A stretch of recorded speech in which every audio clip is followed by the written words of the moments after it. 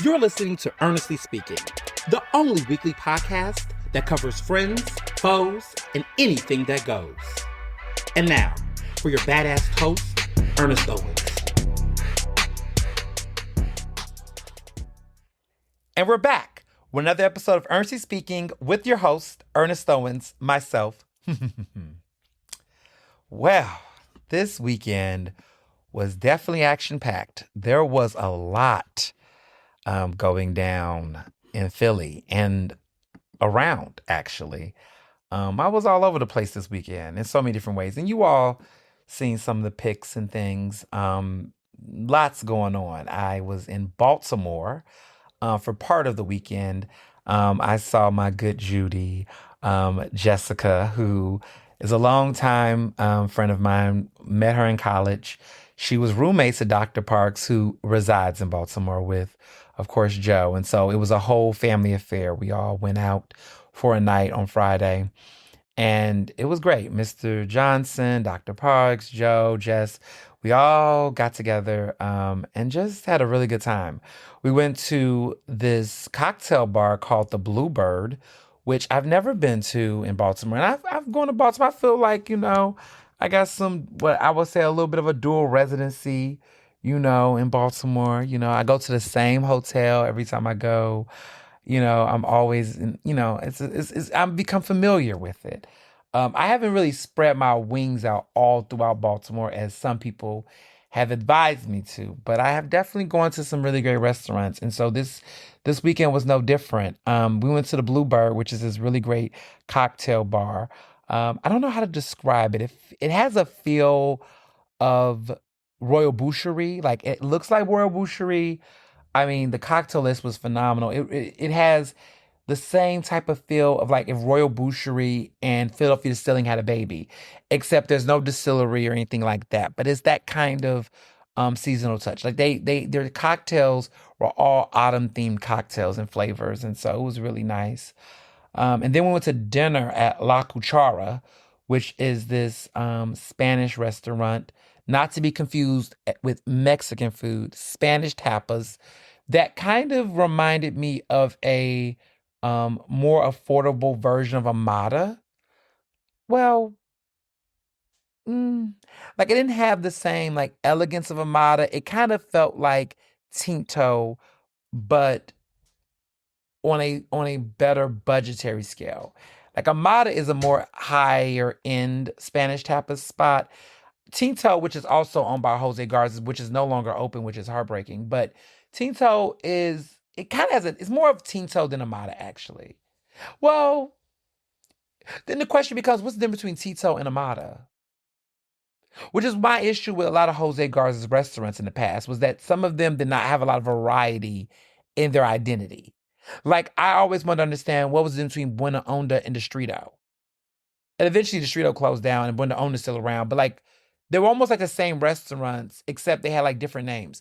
I guess the argument for like Buena Onda is that it's like Baja California fish taco elements, even though they have meat tacos, but it was like more of the fish taco energy, and it was more fast casual. But then I kind of felt like that was Distrito towards the end, except Distrito was like Mexican.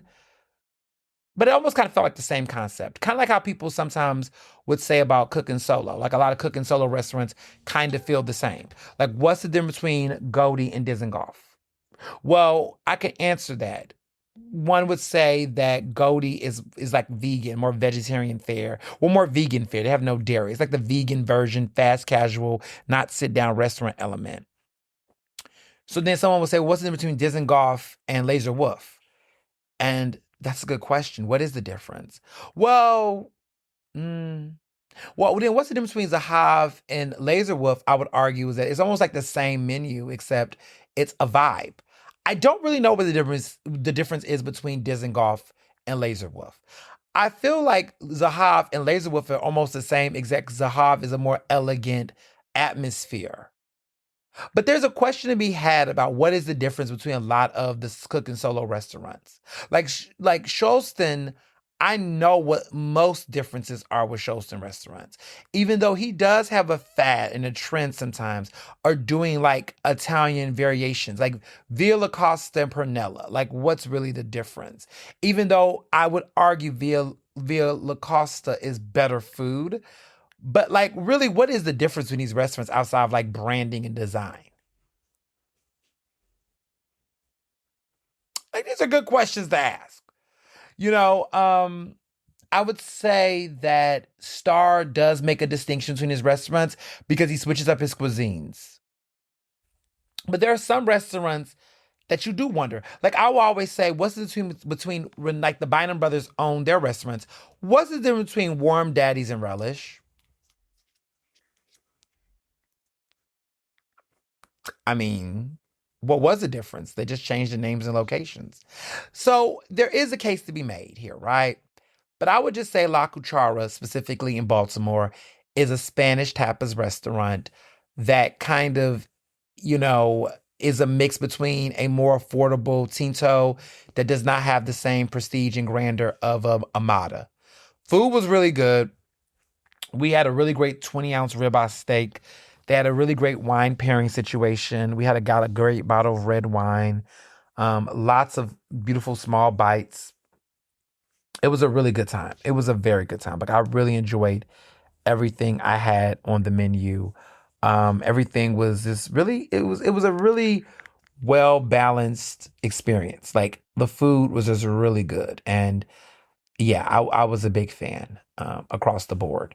Um, I just really enjoyed the food. Probably one of my favorite restaurants. Um, it's probably one of my favorite restaurants I've had in Baltimore. I like the Charleston, but I know a lot of people had their different comments and thoughts about the Charleston. The wine was really good, right? The Charleston wine was fabulous. Um, I will say that the Charleston restaurant was definitely fabulous. Really great wine as well. I think that menu is, some people say the menu's a little bloated. It has a lot of entrees.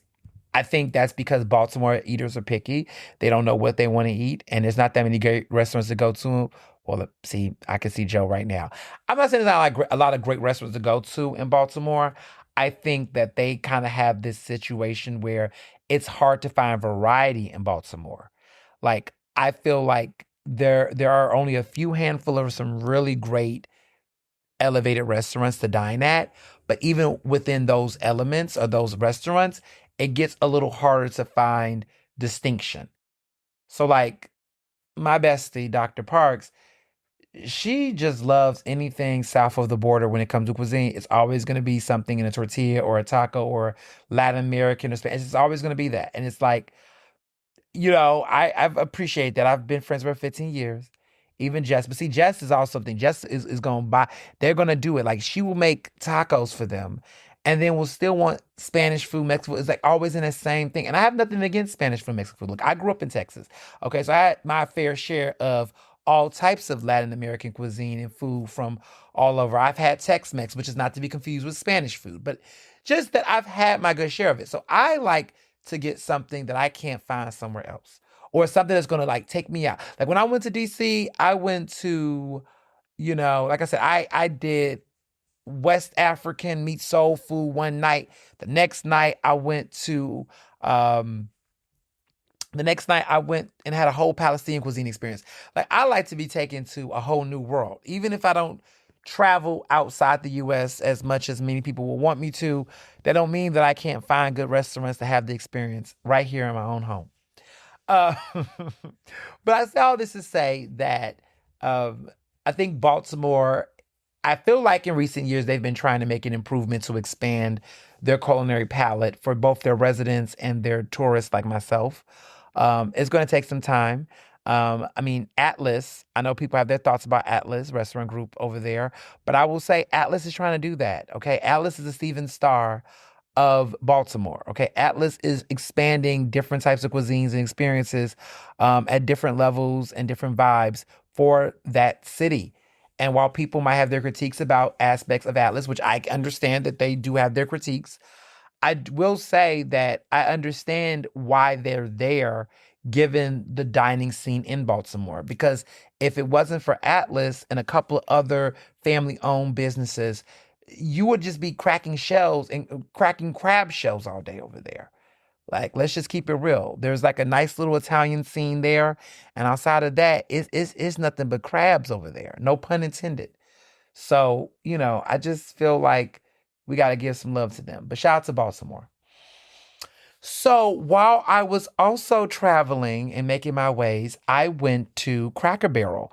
I sure did. I went to Cracker Barrel in Maryland, okay? And there's Cracker Barrels all over. There's some in, I think there's one in Plymouth Meeting, there's parts of Riley Park in Jersey. There's a lot of Cracker Barrels around. But I have not been to Cracker Barrel in I don't know how many years. I'm now 34, maybe 16 years. I think the last time I went to Cracker Barrel I was like 18. And I went in Texas. I have not been to a Cracker Barrel outside of Texas. So this is my first experience in years. Mr. Johnson, of course, was driving. It was like almost like a little, I wouldn't call it a road trip. We drove to Philly to Baltimore and back. And on our way back to Philly on Saturday, I was like, oh, I kept seeing the billboards coming from Maryland to Philly. And I just kept going, we should stop here. Why not? Because he's never been to Cracker Barrel. And, they've been in the news. We talked about on the show a couple of weeks ago about the logo changes and all that controversy, all that stuff. I mean, they've kept the logo, the same logo, whatever. But I was like, I have not been, but I've always heard good things about it. I heard the food was still good. And it was a staple growing up. I mean, to be clear, and this is what I had to tell one of my frat brothers this, like, what I need people to understand is that Cracker Barrel is not soul food. It's country cooking.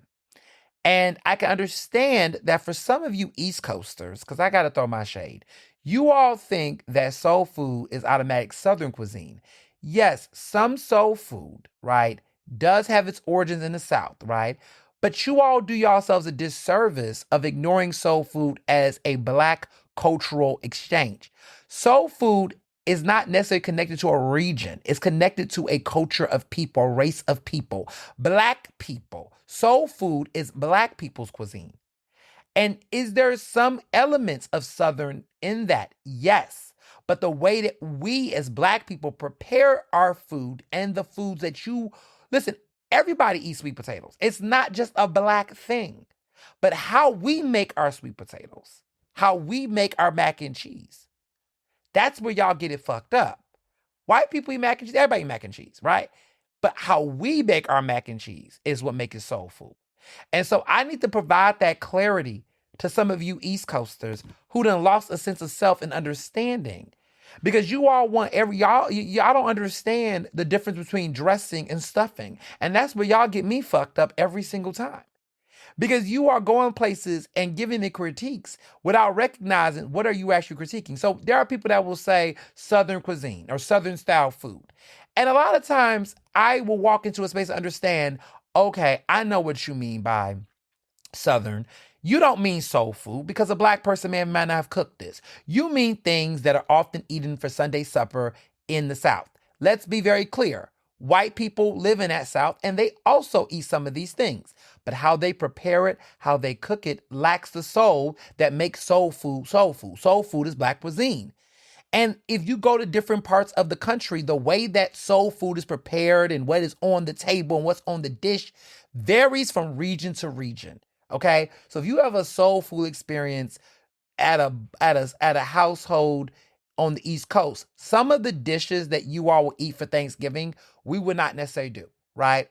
So I'll give you an example. Some places, and I'm not even going to name the region, right, will not do deviled eggs as a starter dish or during a holiday like Thanksgiving. Like deviled eggs will not be on the list for folks in certain parts of the region. That doesn't mean it's not soul food, but certain soul food dishes and parts of the country will not do that, right? Certain cities will not do, for example, when they do their greens, where I grew up, you doing hog mog, you're doing some type of pork.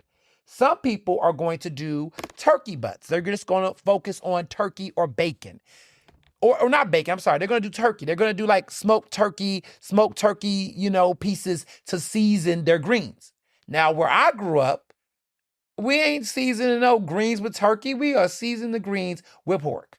Okay, it's going to be hog mog. It's going to be something like that. Okay, that's just how I grew up having it. And there is a difference in the taste of the greens. Okay, I understand people don't eat pork in certain places. I get that. I'm not judging you. I'm just saying the greens do taste different. And I'm not saying one tastes, well, I'm going to be biased. I think that pork, you know, marinated greens with the hog. Listen, that is how I like my greens preferably. However, on the East Coast, I do a little different the way y'all do it. I am not one to do it. I can appreciate smoked turkey greens. I've been having it like that for the past 5 years or so since I respect it. When I go home for Christmas, sometimes for Christmas, I will have the pork version, and that is my favorite version of the greens. I understand and appreciate both. I'm not going to tell you who's better than what. For me, my personal palate prefers pork. Black eyed peas, I like to have, a hog. I like to have, the pork. I just like the swine flavor. I feel like it gives a level of complexity to those vegetables in a way that I feel like it don't do with the turkey. I'm not saying it's not good. I'm just saying there is something missing for my palate. That's just what I like. There's a saltiness in the pork that flavors the greens in a way that you don't actually need to add salt to the greens. Some of y'all have to add these other things. You don't have to add too much because that seasoning of that pork will do everything. But I digress. Okay? But I want to be very clear that there is a difference. Let's talk about yams and sweet potatoes. Yams and sweet potatoes are very different. I grew up in a yam house. Okay? We didn't mash the sweet potatoes. They were yams. You cut them up into gems. Gems. Okay? They were jewels. They were like little brown, little orange jewels. And that's how you served it. You sliced them in these gems like jewels. Some people like the sweet potatoes mashed. And they like to put that what is that? Marshmallow cinnamon shit. No. That's too much. That's too much. You don't gotta do all that. Oh my God, you East Coasters. The nutmeg obsession. All that nutmeg on top. You don't have to do all of that. You gotta put all of that on it. You don't have to do that. We're not gonna talk about mac and cheese. Everybody's mac and cheese is different, how they prepare it. I'm not even gonna get into that whole debacle. But baked is the answer, across the board baked. 3 cheeses or more, that's how I am. If you do less than 3 cheeses, it's not the same. We gonna do 3 cheeses or more, and you're gonna have to have a sharp and a mild, at least. A sharp and a mild. If you don't have a sharp enough, you cannot use one type of cheese direction. You cannot only use soft cheeses. You got to have a mix because you have to have a flavor profile complexity in the mac and cheese. How you want to bake it, how you want to layer it, I'm not going to get in that argument with you all. To roux or not to roux, that is the question. People have different debates about that. I'm not going to argue about that. But again, those are regional things. Other things I've noticed. Some people don't do cornbread. There are people who don't do cornbread. Again, depending on how your soul food. Some people just they'll go with the Hawaiian rolls. I've been places and cornbread is not served on the plate. They don't do cornbread. They do rolls. They do muffins or whatever the fuck. They do other things. Some people say it don't matter. I'm very much from the school of there is a difference, and I do want my starchy bread and I want my cornbread. I really do. But I've learned to adjust to the Hawaiian rolls, which is fine too. I typically want some cornbread, but sometimes people just don't do that, and that's okay, right? Other things I've noticed difference. The stuffing versus dressing thing, I'm not even gonna waste my energy with it. I've just learned that the East Coast is gonna do stuffing and dressing is a whole different thing. And some people say same thing. No, it's not. No, it fucking isn't. You better ask somebody what the difference between dressing and stuffing is. I'm not about to put it all. We got different people listening to this podcast. I'm not about to put it all. We got to gatekeep some things. You go ask somebody that you know that's black what that question is. I'm not gonna be the one to get into it all here and give away grandmama's recipes. I'm just saying that the soul food experience is very different. But I digress. Back to Cracker Barrel. Cracker Barrel. Freudian slip. Cracker Barrel is a country cooking. It's a country fixing type of experience. It's not soul food. So some of you all, when I was sharing my plate, was in my DMs like, "Oh, what kind of food is that? What kind of soul food?" It's not soul food, y'all. It's not. It's not that. It's not at all. Read the title. It's called Cracker Barrel. Cracker Barrel. That's all. That's the name of the restaurant. I'm just gonna name the name. It's called Cracker Barrel. That's the name of the restaurant. It is a old country restaurant. It is country cuisine. It is Southern. So they got country fried. They got their chicken fried chicken, country fried steak. Mr. Johnson had the country fried steak. I had the chicken fried chicken, which I loved. They had their sawmill gravy, which was really good. The mashed potatoes and we had it with the mashed potatoes. They had their mac and cheese. It was not baked mac and cheese. It is a very creamy, Southern way they do their mac and cheese. It's not baked, right? But it was still good. And of course, we had the biscuits because some people do biscuits rather than do cornbread, right? So it's a very country Southern meal. I had the country fried chicken with my 3 side dishes. I had my peach tea. We had a nice little cinnamon pie dessert. Mr. Johnson had a country fried steak with the mac and cheese and the broccoli, and we had that, and the bill came down to around $37. What a nice cheap day. We had a full-fledged meal, and we was able to keep it under wraps, okay? Let me tell you something. There is something to be said for a restaurant that can keep affordability like that. We're about to see some major things happen in our economy, okay? There is a strong possibility that SNAP benefits is going to get cut by November 1st. They're not going to fix this budget shutdown, it looks like, anytime soon. And because of that, people could lose their SNAP benefits very, very soon. And when I went there, it was very warm to eat at a restaurant and see what many people will say everyday people and their families, what they're talking about at the table, what they're reflecting on, what they're eating, what is that shaping their culture. I love to go to different types of restaurants. It's not just, look, I like a good fine dining. Y'all know I do. But it is something to go to restaurants where you can find good food, right? Because let's be clear, just because something's cheap don't mean it's bad. There are some restaurants that are overpriced and the food don't taste good. Knock, knock, who's there? Amina who? There are places that that are pricey as hell and the food not good and you was better off going somewhere else for less. Knock, knock, who's there? Kitchen who? Kitchen and cocktails? Mm-hmm. I just tell people that don't get price confused with quality. There's a lot of restaurants around town that have really good affordable menus that serve food that's better than some places y'all going to and spend a lot of money. You mix and match it. I always tell people good taste is not about how much you have, but how you spend it. And so I've always learned how to look good. Look, I can go, listen, you can take me to any type of restaurant or store and I will find you value because that's how I grew up. I can go to Burleson's Coat Factory and find some badass pieces up in there and spend less than $100. And you would think I went to some of the most expensive places to get it. I done seen people with money, all types of money, can't dress. I done went places and I dressed better than them and I wore an outfit that cost less than them and they would have thought I spent more money than what they wore. Listen, I tell people style and taste is a matter of vision. You got to have a vision. You got to have a understanding. You got to have a level of thoughtfulness, right? To put pieces together and know where to find them and understand seasons and things. Some people just think that they can just go to the store and just drop money on Gucci and automatically get it. And I'm just like, what? You know what I'm saying? I'm like, what we talking about? So I always tell people, style is there. Listen, whether I was working class or whether I was upper middle class, no matter where I was in life, I always can dress. And if you follow my fashion over the years, I always was sharp. It used to be harder for me back in the day to find good things and go through some stores and put some things together, but I always can make it work, even with food. Listen, before I had the type of money I have now to go to restaurants, I always ate well. I tell people all the time, there's great restaurants to be had. Like, I'm thinking about like one great restaurant that's very affordable but is good. Some of the best food in the city is at Giorgio and Pine. It's a BYOB right there in Center City. It's on Pine Street. It's near the neighborhood. It's called Giorgio and Pine. Listen, the food coming out of that kitchen incredible. I'm long overdue for a Giorgio Pine visit.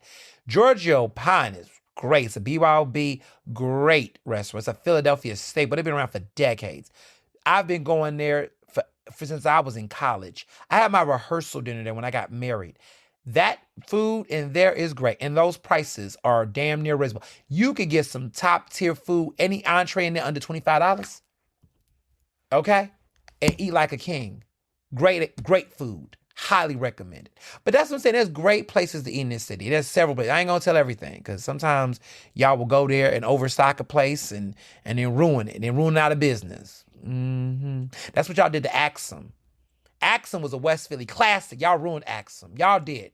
Y'all ruined it. Axum used to be the brunch spot. That was my favorite. That was one of the few brunch places in Philadelphia that was BYOB. We used to go up in there and tear it up back in the day, my girls. Me, Sharon, Dr. Parks, Jessica, Jamark. We used to go there and tear that place down. It was black owned, one of the best spots. And then y'all ruined it. Y'all ruined Axum. Everybody heard about it and just started going in there and y'all just ruined Axum. Y'all ruined Axum. And that's why I don't want to put y'all on anything, because y'all ruined things. You vultures. And I'm not talking about you all specifically, but y'all friends, because y'all got taste. Not you, the listener, but y'all friends. Because that's what y'all did. It's not y'all. Y'all are good. What y'all do is y'all tell y'all friends about it. And it's y'all friends that go in there and ruin it. How do I know? Because when I went to AXA before it really fell down and went downhill, I remember bumping into somebody. Somebody told me, oh, my friend told me about this place and she listens to your podcast. And I said, shit, there goes the neighborhood. And that was it. The last time I went to Axum was actually my wedding. That was like 4 years ago. My wedding weekend, I did like a pre-reception, welcome reception at Axum. We did a buyout there. And we brought everybody overnight. Everybody brought bottles. And we did a bunch of like food. And it was just like a welcome with all my out-of-towner family who came to our wedding. And it was just like, we did it there. We did a lot of cool places. Like, it was all of our favorite places throughout our marriage. Like, the theme of the entire wedding weekend was like almost like a throwback homecoming of like all of the nostalgic places that shaped our relationship. So like one of our favorite brunch spots when we were dating used to be Axum. And so we did our opening like reception there. We did our wedding brunch like after our wedding at Booker's, but we was at the Bayou, which is next door. It's like when they're like private event spaces. Fun fact, we was the first private event at that Bayou. And it was our wedding brunch after our wedding. And then we did our rehearsal dinner. The rehearsal dinner was at Giorgio and Pine, another classic staple. I told y'all all about those places. Now, Giorgio and Pine has been very popular and it has stood the test of time. I miss Bocosini next door, but they've expanded back again. But do y'all remember, anybody remember, OGs remember Bocosini? Bocosini was owned by Crystal Fox. She used to be on Food Network. She was a lesbian chef. She doesn't live in Philly anymore, but she used to be at Giorgio and Pine. But then she owned her own restaurant, Bocosini, which was next door. And it was this really great Italian restaurant that shared the kitchen with Giorgio and Pine. Well, she ended up having to go out of business. She relocated, and then they ended up taking that space back over. So now I think Giorgio and Pine has expanded. They got both of those two restaurants right next to each other. But this is just some Philly restaurant history. But nonetheless, Cracker Barrel was really good. Still got it. Still good. What I like is that what was funny was Mr. Johnson had an assumption that it was going to be a bunch of, white people there. And while there were a great deal of white people that was at Cracker Barrel at the location it was at, there was also a lot of diversity. And that was how I knew Cracker Barrel growing up. Like, I don't know what you East Coasters get on my nerves with this attitude of you all have these like really like over the top performative stereotypes about racism. And to be clear, some of that is true. But God damn it, it's not happening. Like, let me tell y'all something. As somebody who grew up in the South and has really encountered these cartoonish races that you all are always like romancing about and making a big deal about, the biggest racist, and I'm not doing a dick measuring contest on who's the bigger racist here, but I want to be very clear that some of the most grotesque racism I've ever experienced in my adulthood was not when I was in Nacogdoches or when I was in, Jasper, Texas, even though they are definitely problematic there. It was on the campus of the University of Pennsylvania. And it was not just those Ivy League students and professors.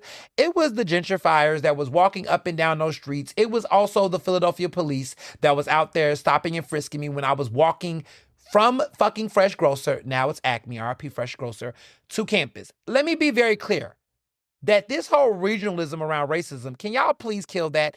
Have y'all not noticed that the one of the most biggest white supremacists in this country is a man who wears a suit all the time, has a red tie, mind you, and went to that University of Pennsylvania and came from liberal ass New York City, and actually has probably never wore a cowboy hat that I can recall of, or never had a Southern accent. I just don't know why y'all keep acting like this racism thing is a regional thing. When y'all tell people, oh, are you, how's it feel to go to Texas? I bet it was really rough for you. Motherfucker, it's rough to be in Philadelphia. Last time I checked, who dropped the bomb on their community? Who did that? Was that in Nacogdoches? Was that in Hot Springs? Was that in Marianna, Arkansas? Where was that at? Because I done been down south. Listen, all types of shit happens. Okay, they hang people. Yeah, they do. It's fucked up. There are people that have done lynchings physically. But y'all do a lot of police raids and a lot of mass incarceration. I mean, that's a lynching by another name. Police raids, breaking into people's houses, just shooting people on sight. I mean, yeah, you don't have a noose, but you're just shooting people in the streets, using police force to just barge people's houses. I mean, NYPD is what is the reputation of NYPD? What city is that in? Oh, okay.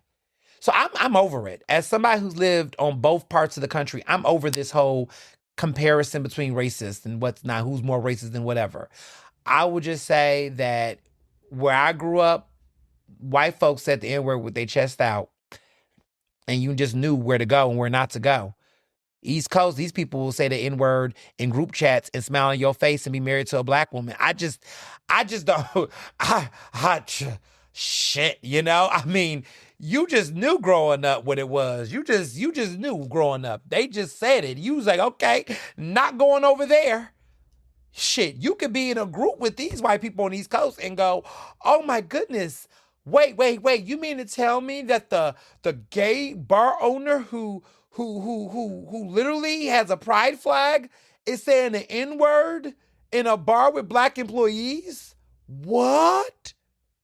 Shut that shit up. Stop. That's part of the problem with East Coast. Last time I checked, Kamala lost all of the damn blue wall on the East Coast.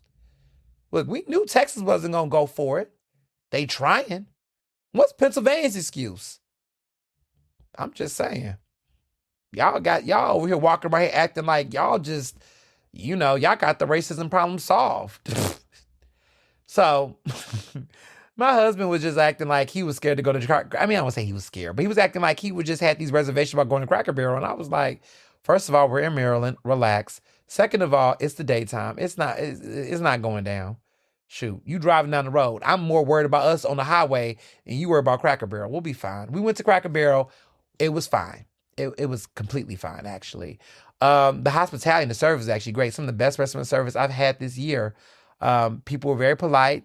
One thing I felt like that I thought was interesting about Cracker Barrel is that even though it's not in the country, the experience still has this like level of Southern charm and hospitality that is kind of like what I would say about that experience dining there is that people just was eating at their tables and minding their business. And I do miss that element of going to a restaurant and people eating and minding their business. I really enjoy I really did enjoy my dining experience there. Like we ordered our food, the server was friendly, checked in on us, but let us be.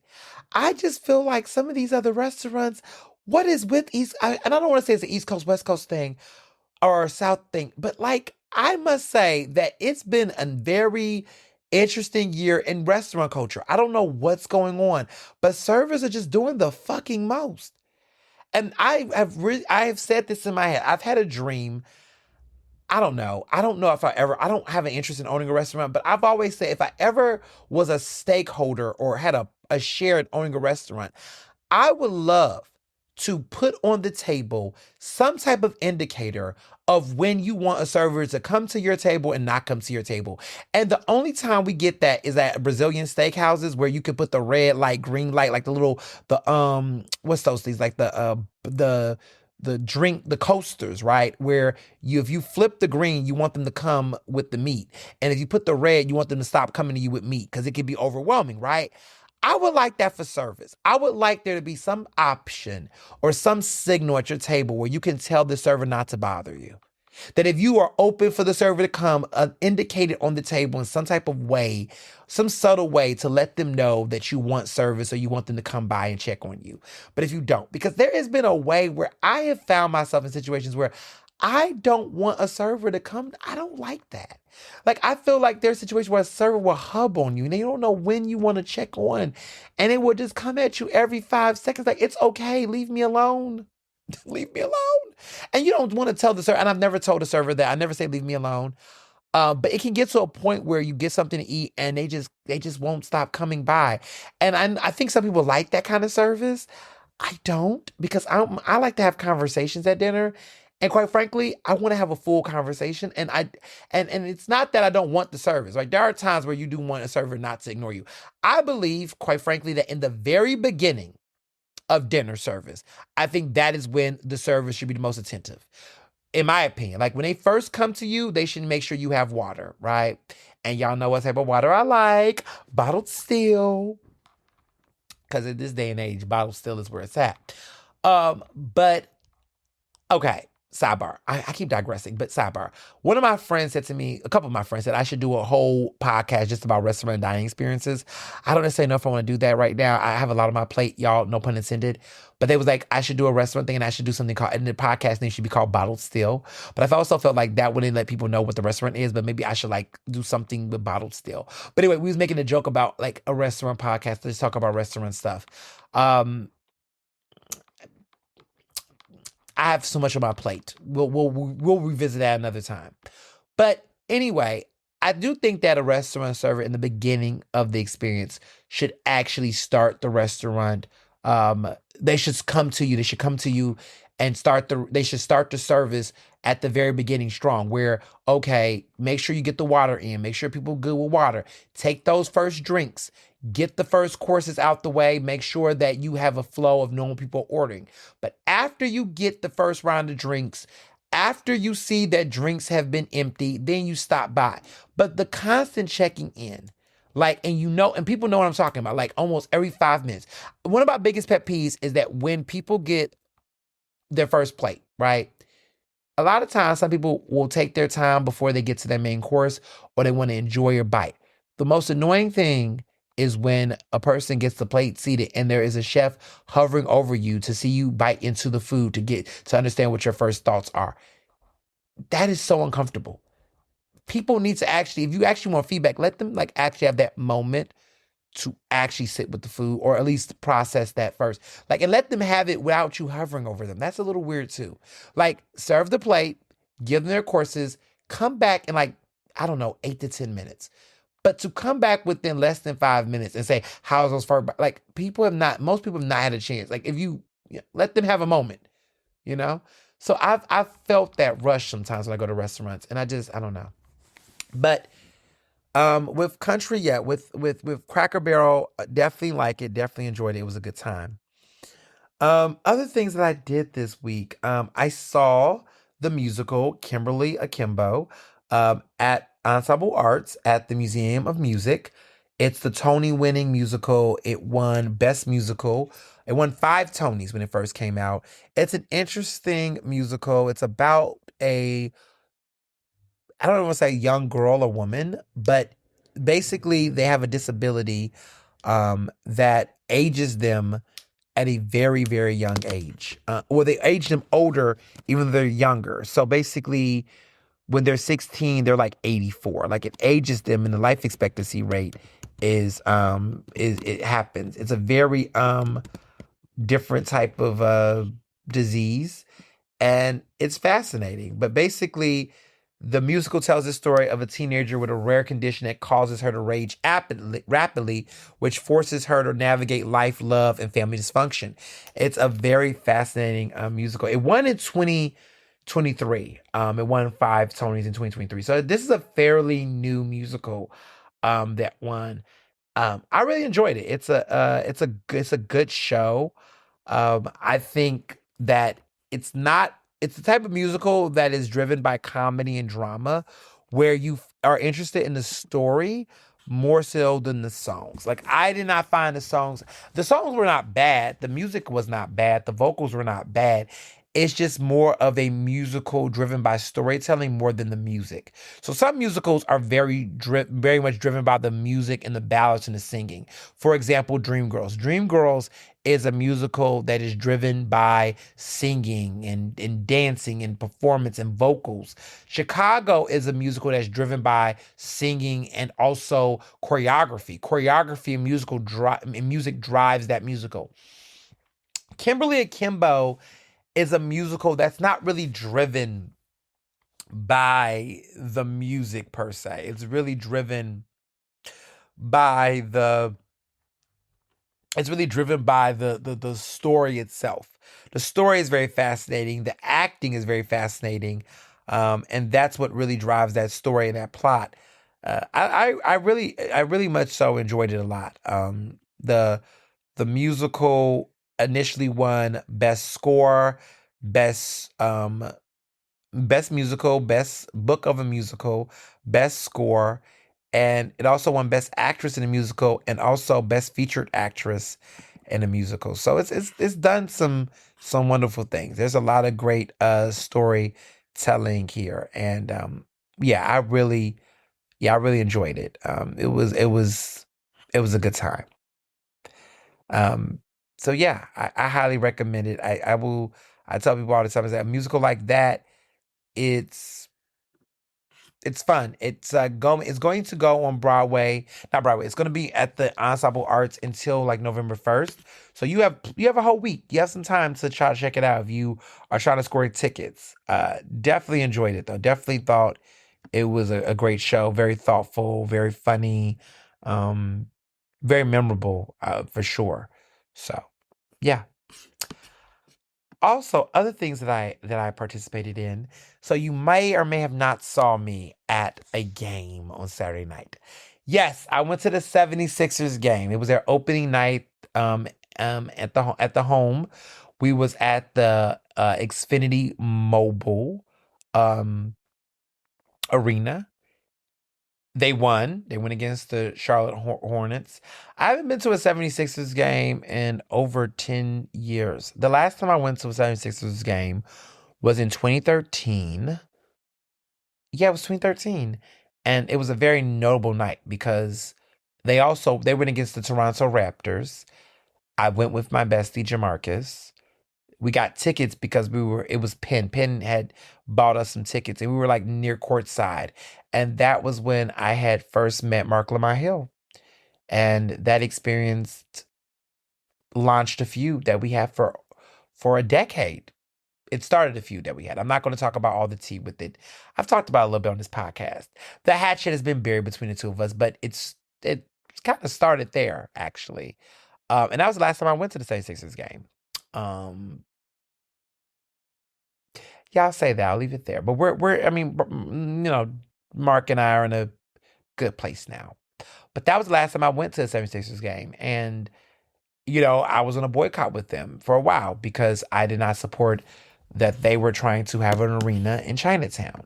Well, look, in the spirit of, you know, merit and in the spirit of, you know, being a person that's trying to be civil and move on and move the peace, hey, look, they're no longer going against, they're no longer trying to encroach on Chinatown. They're not trying to, do that. So, my beef with them has been resolved. We can all move forward now because if they would have had that arena in Chinatown, if they tried to do that, yeah, I would have not gone to the 76ers game. I was not a fan of them. I was not going to support, that team and their franchise and their whole, everybody involved in it, because I just felt like that was a bad decision to make. Well, fortunately, I had the pleasure of breaking the news that it was not going to happen early this year. And so my thing is, do you just keep a beef going when, said harm was not done and we've moved on? I don't believe in that, right? I believe once the situation has been addressed and the beef has been addressed or a problem has been addressed, you're supposed to move on. So that's what I did. I went to the game and, you know, they seem to be winning. Looks like that's what the people want. Like they've been having a good season thus far. And so I consider myself a good luck charm. I feel like every time I go to a 76ers game, they win. So, that's what it looks like when you're not out here doing bad decisions and ruining communities. You can actually do the right thing and win, right? So I think that's what it's about. I think we should all lean into that. Now, some of you all might say, well, what about other situations, Mr. Owens? Well, I'll answer that actually. There are some situations where I do believe that once you have a conversation and you can find a resolution, you can be able to fix certain issues. I went to that game and there was someone there that I had a disagreement with on social media. We met in person. We had the conversation at the game and we was able to come to the same page and realize that there's no beef. I'm not going to share who that person is, by the way, on the podcast. I won't do that. That's a little too, I'm trying to, but it was a certain man who, you know, we've had a couple of spats on Facebook in the comments on Facebook for a while. And they just always wanted to pop out and always wanted to argue. And I'm like, why are we doing that when you got my number? They always had my number. I didn't understand why they felt like they had to go online and want to be and having a public argument when we have a number. They're a decent man, a decent father, a decent husband. Their wife I really like. She used to be elected. See, I'm telling too much. But I'm just saying, look, you meet people, you sit down with them, and you have a conversation, you move on. A lot of y'all faves that y'all will go up for don't want to have the mature conversation, don't want to sit down and be an adult and have a real one-on-one conversation and come to an understanding. They just want to keep the beef and the feuds going. Well, listen, I ain't about to sit up and lay on my ass and let people come at me a certain way. But we can have the conversation, we can move forward. I'm all about that, if that's the intention, right? But when you ducking and dodging and running from accountability, then you can't move on. Or you can't find that resolve, right? Because sometimes apologies need to be given. Sometimes people do certain things that's fucked up and they need to acknowledge it and apologize. I will always accept an apology. But you got to do that though. You just can't sit up here and just walk over people and then don't acknowledge what you did. That's why we have the problems that we have. There's certain people that done had me fucked up, did certain things that were just downright low down and dirty and messed up. And then people just say, oh, wow, well, why can't you just work it out with that person, whatever? That's not how accountability works. It don't just go, okay, well, you fucked me over, you lied on me, slandered my name, you did me dirty, blah, blah, blah, blah. And I'm just going to just say, hey, we're cool, yay, no, bring that ass back.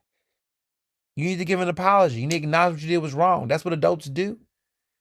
And if you can't do that and your pride and ego will not allow you to simply acknowledge when you're wrong and apologize, acknowledge it to move on, then how did we move on?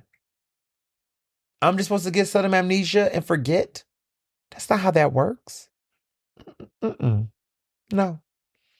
So if you find yourself in a situation where you're wondering why I may not talk to a person or work out a situation or may not have reconciled, because some people do not actually want you to reconcile. They just want you to forget. And unfortunately, my memory is long and I'm not going to forget things that caused harm to my life or to my community or to my space. Unless you are willing to apologize, acknowledge you did something wrong, and correct said behavior moving forward, then how do you get to a resolution if that's not going to be on the table? Do you know how some of y'all sound when y'all say that shit? Yeah.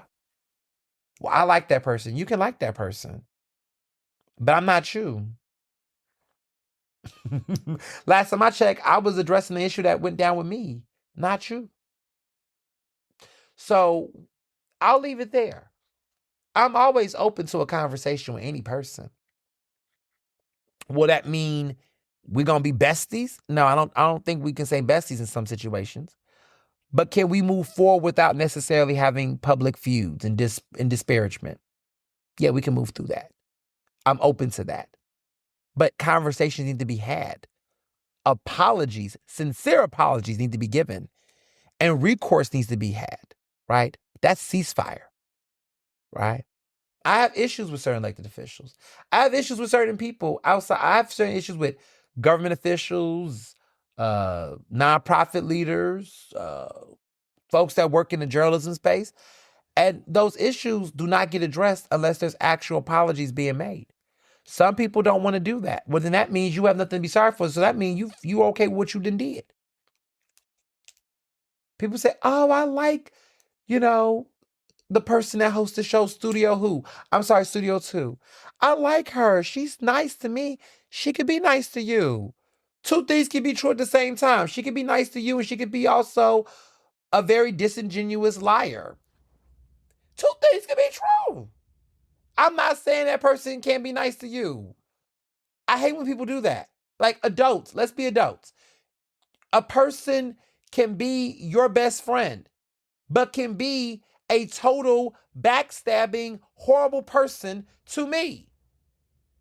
I don't know why y'all act like these two things can't exist. And that it can be a personal indictment to everything you believe in. We're going to talk about that later in this podcast. I don't know why y'all don't act like those two universes exist. You just got to decide whether you give a fuck or not. Some people don't. Some people don't give a fuck. Oh, I love Chris Brown. But Chris Brown is also an abuser. He was an abuser to a woman. Yeah, but he's nice to me. Okay. You're cool with a man who also abuses women, but he's also nice to you. That's fine for you. For me, it's not. But for you, it's okay. Well, what does this mean? I don't know. What it means to you is you're okay with a man who's had a history of abusing women, whether verbally, physically, or violate their restraining orders. You're okay with a man like that. Okay. And you see things that about that man that you also like. You're okay with you like that he dances and he sings. Fine. That's your opinion. I think what I've learned through time is that folks have a problem with dealing with the grief or the shame of the things that they do. They don't want to have shame for what they do. If you feel shame based on what you're doing, then maybe you shouldn't do it. If you have no shame about it, then do what you do and live your best life. But I just feel like some people want to be absorbed or absolved of the things that they participate in. There's no absolving. If you feel like you're doing something wrong that should be shameful, or you feel shame behind it, then own that. But it's not my responsibility as the victim or the person that's offended to absolve you of that guilt. Only your maker can do that, or you can do that. But you got to figure that shit out. But that's not my responsibility. I can't stand when people will come up to me and tell me, oh, I don't like that you and my fave don't get along. Well, what the fuck do you want me to do about it? Tell your fave not to be a piece of shit. Or tell your fave to come to the table and have a conversation. People tell me this all the time. I hate that you and Krasner don't like each other. Listen, I hate it too. But Krasner is a person who has been dodgy and deflective, and until he decides not to do that, then I don't see no pathway to a respectful conversation. My door is always open to have an honest conversation with Krasner. But Krasner needs to be honest, and Krasner needs to be real. And when it comes to me, he's not real. He's not honest. He's not transparent. And in some ways, he's very problematic. And that's my issue with him. You can like him. There's a famous Southern rapper that has a song called You Can Have That. You can have that is what that rapper said. I like that song. It's really good. You can have that. You can have that. You can have that. And that's okay, right? And I think that that's the problem. We got to have a level of transparency. You know? We could tell people that. This is one of those moments. You can have that episode. You can have that episode. You can have that. And we can tell people, we tell people that these folks be out here just always feeling like they gotta make something fit their universe. Sometimes it does not work that way. I've dealt with family members like that. There are certain things that certain family members in my personal life that will accept certain bullshit that I don't have the patience for. And you know what I feel like? I say, you can have that, but I'm not going to do it. I'm not putting up with it. It's not for me, or it's not something that I'm going to co-sign. We always talk about accepting people's differences of opinion. Well, accept some people's differences of opinion. And if you got shame or you feel guilty about it, then maybe you should reevaluate why that's the case. Or maybe you should challenge or critique some of the people that you're going up for and figure out what's up with them and why they are the way they are. But stop going around here victim blaming people and shaming victims and forcing folks that's been harmed to have to make you absolve you of the guilt that you fucking have. No, sit with it. Sit in that discomfort and reflect on it. Just saying. There's a lot of that going on out here. So, other things I want to discuss before we get to hot topics. Dr. Alicia Marshall it's official. She is the seventh president of CCP. She's no longer the interim president. She is now president, Madam President, Dr. Alicia Marshall. I am super excited. I'm proud for her. I'm happy for her. I'm proud of her. I'm happy she deserves this. She's been a really great president for CCP over the years. I mean, she's been a great member of CCP for many years. But for the past several months, since what happened to former President Dr. Guy Generals, she has really done great work to keep CCP going in the upward direction it is. And I mean, people say, well, do you have some personal bias? Yes, because I am a member of the faculty at CCP. I'm a proud professor there. I'm an adjunct professor. I'm also a fellow right now. And I really have had a great time at CCP. And a lot of that has come from her leadership, you know. When we wanted to have the Emerging Media Diversity Convention, and I had this very bold idea to do it this year, I gave them the proposal in January. I wanted to have it the year of. It's very uncommon that an event at that scale could get done and executed as fast as it did. Most times professors will or administrators will say, oh, not this year. We got to put in the budget for the following year. You know, that if you propose something in 2025, it will not happen in 2025. It will happen in 2026. But they worked with me to make this dream a reality. I had a dream that it was going to happen in September when students came back to campus. I wanted to do it right in the fall.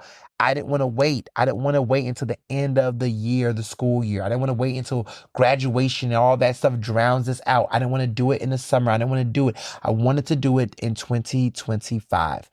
And they honored that. They supported that. They provide the facility, the space, and the technical team and all of that great work. And they were a really great partner in promoting and coordinating student services with the students and all of that. It was and that would have not happened if it not happened for Dr. Marshall's leadership. Once she became interim president, she could have easily said, hey, Ernest, this was a great idea. Unfortunately, when this initially was thought of under Dr. General's plan, when he gave you the initial thumbs up or support or interest, unfortunately, because he left, that is not a part of my agenda right now. I don't have the time, or I got other bigger fish to fry. We had a strike in the spring. We had all that stuff going on. They could have easily said, not now. And they could have said next year, Ernest. They really could have. And you know what? I couldn't even been mad. But they really kept at it. They honored their word. She really, really encouraged the staff. She really pointed me in the right direction each time. She did not waver on this. And so I just have a lot of respect for her personally just for doing that.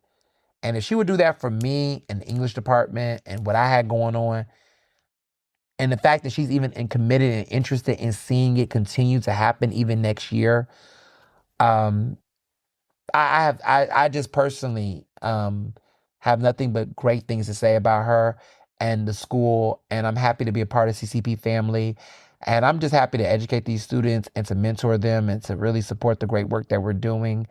And yeah, right? I just got nothing but thumbs up and kudos.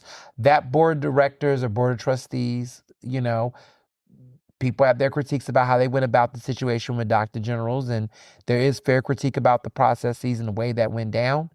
But I will give them kudos for making the right decision here to resolve that matter.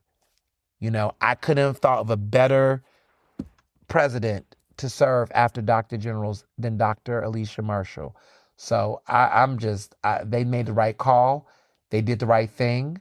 There were other worthy candidates that applied for that job, but she was the best option.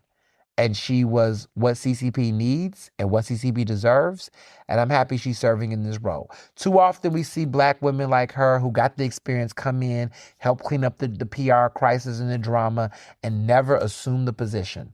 She came in and did a lot of great work, with the Cheney collaboration, with the Google jobs opportunities, with the solar lab support, with all that funding that she was able to bring to CCP in that short time. She proved that she was more than qualified to take this role. And she was great, and she wants it. She actually wants to do the job. And so I'm just very happy for her. And I'm happy that she is our new president. So I look forward to her inauguration celebrations. I look forward to all of that. I will be there. She's our president, and I have never been more excited to serve under a president than of course, Madam President Marshall. So I'm happy. That's how I feel about it. A lot of y'all have messaged me and said this is good news, this is a good thing. It's absolutely a good thing. It's not a good thing. It's a great thing for CCP. And all the great work that I'm going to do at CCP, I'm staying. If they would have had a different president, I don't know. I don't know. I don't know how enthusiastic I would have been. I don't know. But Dr. Marshall's is there, and it's a new day at CCP. So, yeah. So, moving along, this week, you all saw the list on newsstands, the 150 most influential Philadelphians in Philly Mag. I co-edited that list this year. I've been co-editing that list for the past several years, actually. So the 150 list, I had a role in it. I did some of the write-ups. I helped curate the list. I was in the room where people was voted up and voted down. I was in the room. And so I do have a part in this list. Now, I will say this. I never get into the mythology of how people get picked and what's the process and all. But I'm gonna do several things. I'm gonna demystify some things. I'm gonna clarify some things. First of all, this is not like some lists that be happening out here. This list is no pay for play. Okay, there's no quid pro quo.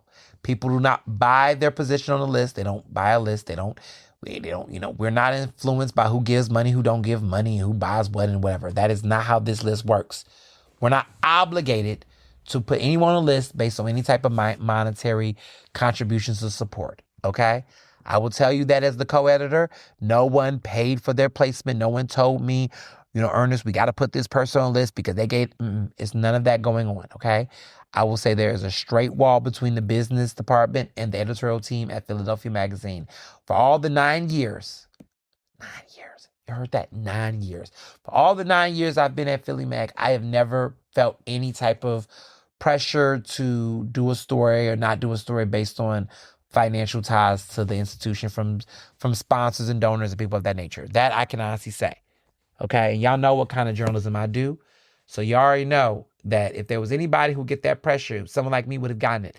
Have not gotten it for this list. Okay, so just want to put that on the table. The second thing is I want to be clear with you all. Titles alone do not define power and influence. There's a lot of people that are so caught up in, oh, this person got this title. This is this, and the third. What I want to reiterate to you all is that you all yourselves will say, purpose over position and title over this and that. So if you're going to use that logic to justify whether or not, you find someone influential, then you're basically being a hypocrite because, like I said before, title does not define influence alone. Now, let me be very clear. There are some titles that automatically you're going to be on the list. If you're the mayor of the city, of course you're going to be on the list, right? If you're the police commissioner of the city, yeah, that carries weight.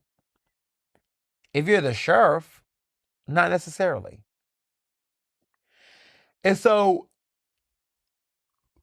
we just have to be mindful that we don't get into the trap of only assuming that people are on these lists based on their titles. Like, not every person on city council is on this list. And that's also because of the fact that some of these members of city council, okay, they have notoriety based on their name, but then the question becomes, what have you done? Like, actual legislation-wise. Not, oh, I spoke out against this, I took on Trump on this. Like, everybody's trying to take out Trump. Everybody's criticizing Trump. Like, what makes you stand out? So I think a lot of this is based on the fact of people not actually naming what they've done and can we see it, right? It's not that these people are begging, like some of these folks that are on the list are begging to be on the list. It's just that we see them. We see them loud and clear. They're very visible. You know, they're making moves in ways that can be detectable. It can be monitored. It can be tracked. Whether it's certain financial monetary contributions to elections, whether it's properties that they're you know, going in on or have business partnership with. Like, there's a bunch of things that shape how we look at influence in Philadelphia, and those things are considered. Otherwise, we would have a list of like over 50-something, 70-something elected officials in a city where all this is going on. If elected officials had that much influence in the city and that much power, there should be so much more legislation getting passed than what is. So there's a reason why someone like Ryan Boyer is number 4 on the list, but someone like Kenyatta Johnson is 25 slots down from him at number 29. Because the question becomes, who has the most influence in that situation? I'll tell you a fun fact. The council president needs Ryan Boyer. Ryan Boyer does not necessarily need the city council president as much as the city council president needs him. The relationship between those two powerful people are symbiotic, but they're not equal. You see what I'm saying? Most elected officials in this city make their moves based on how they feel Ryan Boyer is going to feel about it. Who's the person that can make a phone call in the city and everybody's going to stop and answer that phone call?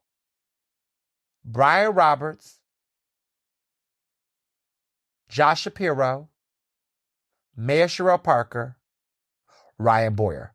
That's the big 4 right now. That's the big 4. That's the big 4. The big 4 is the CEO of Comcast, the leader of the building trades, the mayor, and the governor. Those 4 people, if they called your phone, you stopping everything. And some of them are stopping everything if they get the phone call from one of the people on the call. I would argue the 2 most important people out of the 2 people named are Ryan Boyer and Brian Roberts. I would even put Sherelle and Josh Shapiro as the one in the big 2 out of them. The big 2, honestly, is Brian Roberts and Ryan Boyer.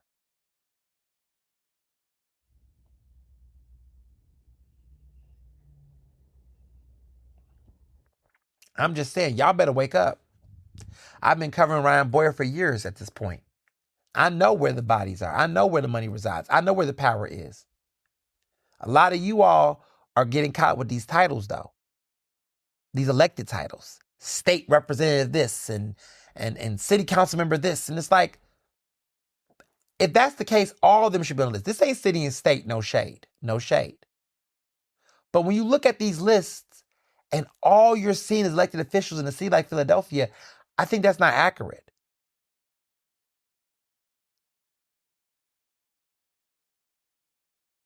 So it's important to look at all of the variety of people in the city that shapes influence. And some people will look on the list and say, I never heard this person. I don't know who this person is. That's a good thing. That means that 1, we're keeping the list fresh.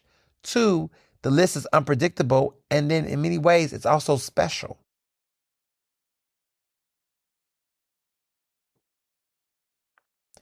So those are my thoughts on that list. You know, those are my thoughts because we got a lot of work to do on that front. So many of you all watched the episode of Fatal Attraction I was on last Monday, and it was a great show. It was a great show. It was, of course, it was a tragic. It it's always a murder case, so it wasn't a great show in regards to the unfortunate death of the woman we was discussing in the case. But it was an episode that had a lot of me in it. They really definitely included me a lot. A lot of you all noticed that. It was kind of funny because when I was checking the DMs and messages while I was watching the episode live, and I saved it to DVR. A lot of you all kept messaging me, being like, "Did I miss you? Did I miss you yet?" And then they'll say, "Oh, I just saw you. I just saw you." And it was like throughout the show, and so the footage they used of me in the interview, my interview portions, I mean, there was a lot of me in that episode from the beginning, the start of the show to the end of the show. There was lots of me. They definitely, put me to use. And there's a lot of me in this season of Fatal Attraction. So there are some other episodes. I taped several episodes during the summertime. I can't talk about what the episodes are and what will happen, but I'll be on a couple other episodes throughout this season. So stay tuned, look out for it. But this week's episode was definitely one for the books. And if you haven't gotten a chance to see the episode, I mean, they do a lot of reruns, but I think there is availability on the DVR side of it, so you can DVR yourself and DVR information. And I'm just very, very just thrilled. It was a really interesting show. And for those who want to know the pattern, when there are Philadelphia cases, like specific Philadelphia cases that involve anything in not just Philly specific, but also the surrounding counties. To be honest, I would even argue Pennsylvania, but normally anything in the Philadelphia area, the suburbs, they'll ask me to be a part of weighing in on the case and doing all that jazz. So make sure that if you hear of a Philly case or a crime case or something, it most likely be on Fatal Attraction. Some of you all asked me what the Kada Scott case going to do. I think first of all, we have to see that whole thing play out. We don't know all the details related to it, so we can't even assume that. But again, the episode is from season 16, episode 11, Deep Rooted Evil. And that is the Ebony Pack case that was in Montgomery County. So it's a true story. All the episodes are based on true actual events. Sometimes some of the people involved, they don't name their correct names for legal purposes, but the major figure who's involved, or the person who had the quote unquote fatal attraction, who was fatally killed, that story they use. So Ebony Pack, this is a true story of a woman who got caught up in this very bizarre love triangle, where the person who killed her was someone that she was romantically involved with. It's a whole story. I won't get into all the details. I don't want to tell the episode for you, but it's on TV One. So if you haven't seen the episode, I know DVR allows you to go up recent episodes. So even if you didn't necessarily record it, it's the most recent episode. Again, season 16, episode 11, Deep Rooted Evil. You can find the episode there. So make sure, you check all your stuff, but it should be there. So stay tuned on that. Speaking of new episodes, I also was on an episode of Piers Morgan Uncensored.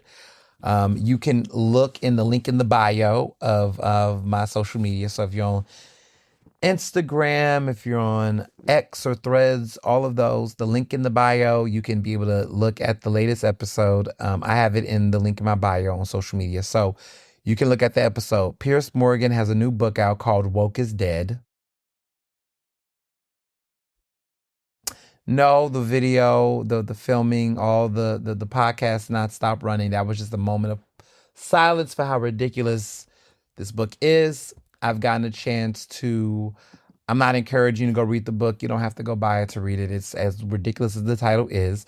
But pretty much he invited people that he found to be woke, right?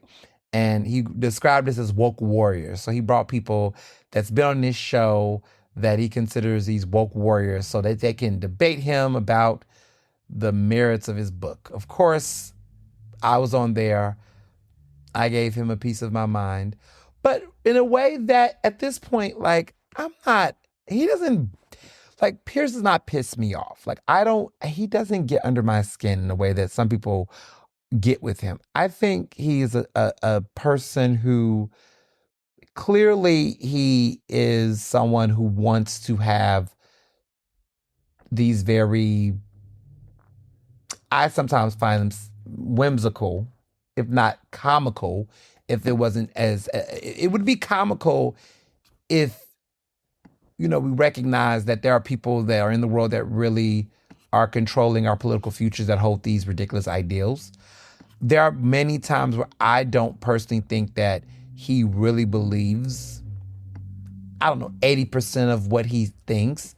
I think he is a white man that is mad that the world that he, in many ways participated in, like turned its back on him. Like I think, my sense that I think Piers Morgan is a white liberal, essentially. I don't think he's a progressive. I don't think he's progressive, but Piers Morgan is a white liberal who I think, for the most part, felt that he was on the right side of history. I think that I don't think he's a homophobe. I think that he does hold viewpoints that are slightly homophobic, but I don't think overall he wants queer people to be killed or anything like that, right?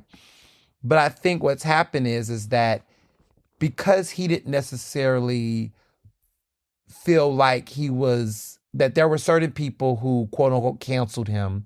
And I say cancel with the slightest sense of cancel because I don't really feel like Pierce has been completely canceled in the world, clearly, right? But because he was arguably canceled at a certain aspect of his career for certain things he said, he now has jumped all the way in on entertaining the far right and trying to engage with them because in many ways he's leaned into his white privilege. And people like that are disappointing because they are problematic. I mean, Piers Morgan is problematic, clearly. But I'm not fully convinced that he is as problematic as he wants to present himself. I think he's just a white man that is mad. I think he's a white man that had good intentions for many years, but because he got his hand slapped down and he was told that he wasn't, that he was wrong, his ego has been shat on. And I think he is reacting in the most immature ways based on it. Now, this isn't to say that he's a good guy. I'm not saying he's a fully good guy. I just don't think that he is as mega as he might want to appear. I don't even think he can't vote in the U.S. He's not a U.S. citizen. But if he was to vote, I don't think he would vote for Trump. I think the problem with guys like him, right, because this reminds me of the Charlemagne the God situation, right, is that because he is upset that he's been humbled in such a way, he will still use his platform and be contrarian because he's a little bitter that he has been. And what to do with those types of voters? Those are the voters, in my opinion, and I'm not thinking about Charlemagne, but that's who I think the undecided voters are. I think that those are those people that, I don't think they're going to vote necessarily the wrong way on things, but I don't necessarily know if they're going to be 100% on board with voting the right way either. These are the type of people that might sit out an election. These are the people that might feel like because they're not catered to a certain type of way, which one you could argue is selfish, right, that they will withhold their votes in certain ways. And so I think he's that person. I never really understood who was an undecided voter, who wasn't.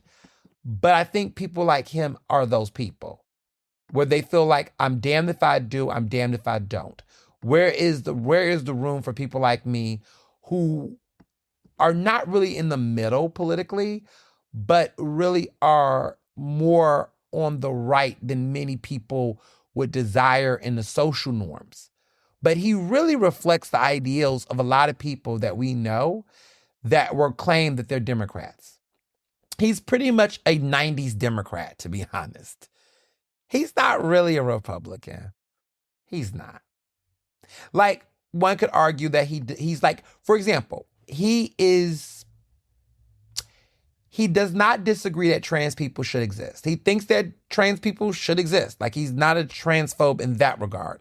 However, he does not support the idea of trans sports. Like, he does not support trans people playing in sports with cisgender people, right? And there is transphobia behind that, absolutely. But he's not an extremist. And I think people want to ask the question, what do we do with these types of people, these Piers Morgans? Well, to be honest, Piers Morgan is a lot of people.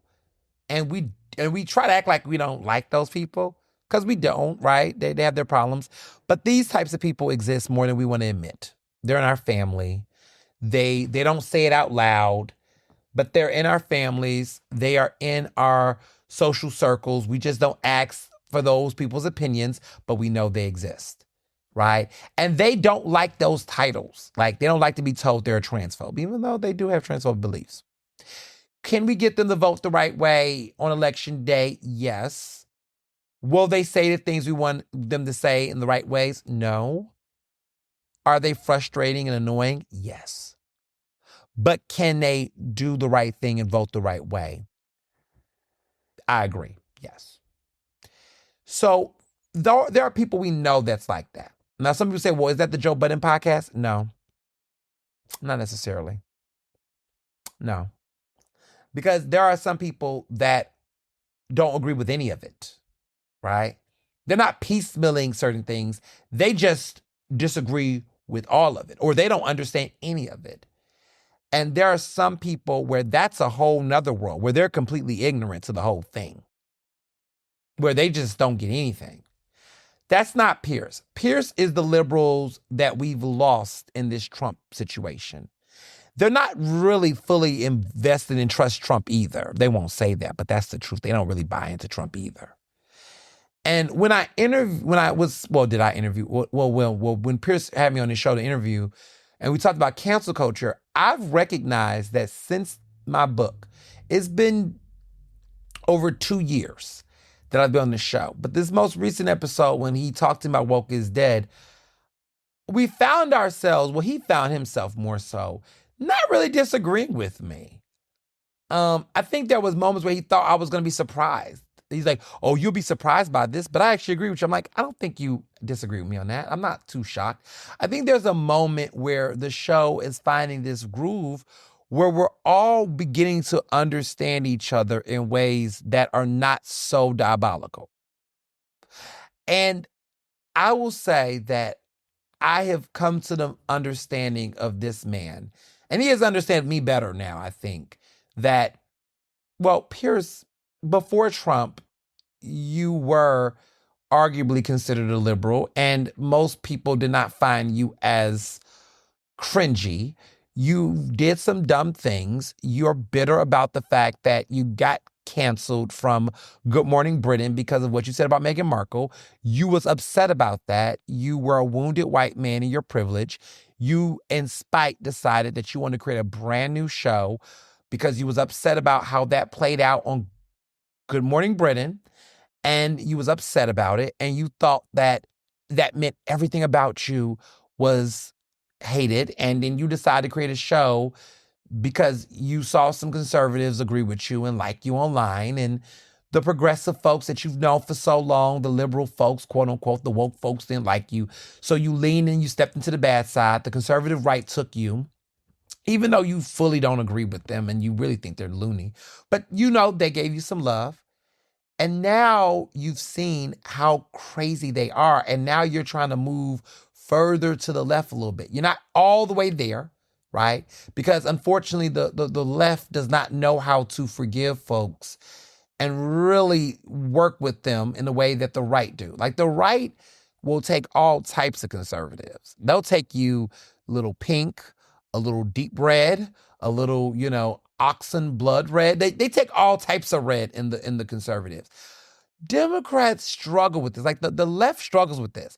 We don't take light blue. We won't take a little bit of cotton candy blue. We won't take, we want deep, deep blue, but then we debate on what type of blue and how it was imported. Like, we don't, we don't know how to accept, different shades over on our side, right? So you got to be a deep blue, Democrat, or you got to be a complete progressive. Even progressives fight each other on spectrums of progressive. And it's so annoying. We're just so picky on the left. And so somebody like him, I can see how he dabbled with that shit, especially as a white man, because white men can have variations. Now, black folks, unfortunately, we can't even play with that conservative shit because they're so racist. They won't even let us. Like, Candace, girl, we see how they do you. Honey, we saw how the Daily Wire did you, sis. Like, girl, you know, they don't even like your ass. Look how you getting chewed up and spat out for even defending Charlie Kirk, girl. They don't even like your ass over there. So black people can't play with it. This is a very white issue. Like, white people can dibble and dabble. Unfortunately, the political parties on both sides will not allow us to have be picky. And the only space that we get a little bit of that is in the progressive spaces, but even we don't even get a full voice there. Unfortunately, black voters, for better or worse, are not allowed to have that type of option in shopping. And the ones that try to act like they can never do, right? Like Charlamagne the God tried to act like he's trying to be an independent voice. Man, shut up. Like, look at you, moderate a book tour for Kamala Harris. All that shit you said about her, and look where your ass is at, your black ass is at. Like, you see, there's no space. There's no space. So this is a very white person thing. This is a very white male thing, what Pierce is doing. Because society only allows there to be that type of nuance for voters like him. But I have come to the conclusion that Pierce Morgan is not Tucker Carlson. And even Tucker Carlson is having an interesting moment right now. But he is definitely not that, right? He does have some problems with his understanding around race, LGBTQ issues, but he is not that. He is not a Trumper. He is not that person. I just think that he is a white liberal that made a bad decision, got his ass handed to him, couldn't deal with that, and because of that incident, that situation, I'm not gonna call it a mistake because he was a grown ass man who made a deliberate decision many times over, but because he made that lapse in judgment, he literally felt like he could not make that mistake. See, there I go. It was not, I won't say mistake, because he did make the decision, right? He did choose it, right? I mean, is he apologetic about it? I think there's some sense of remorse there. But because he made that lapse in judgment, it was a bad decision, right? But because he made that bad decision, I think that he felt like, which is again, as a white person, this is all white privilege, that he could not do that and then still consider himself a liberal. I think he felt like he had to go the other way. And I think people make that decision for him. And I think that's what happens in these political extremes, right? Is that people feel like they make one move. And I'm not talking about a move of a political move. Like, he didn't make a voting change, right? Like, he didn't change his political voting decision-making at that time. But because he made a personal pop cultural decision or a choice in that regard in the cultural space, people dictate his politicalness by that. And we got to stop doing that across the end. I don't think this is how Democrats win.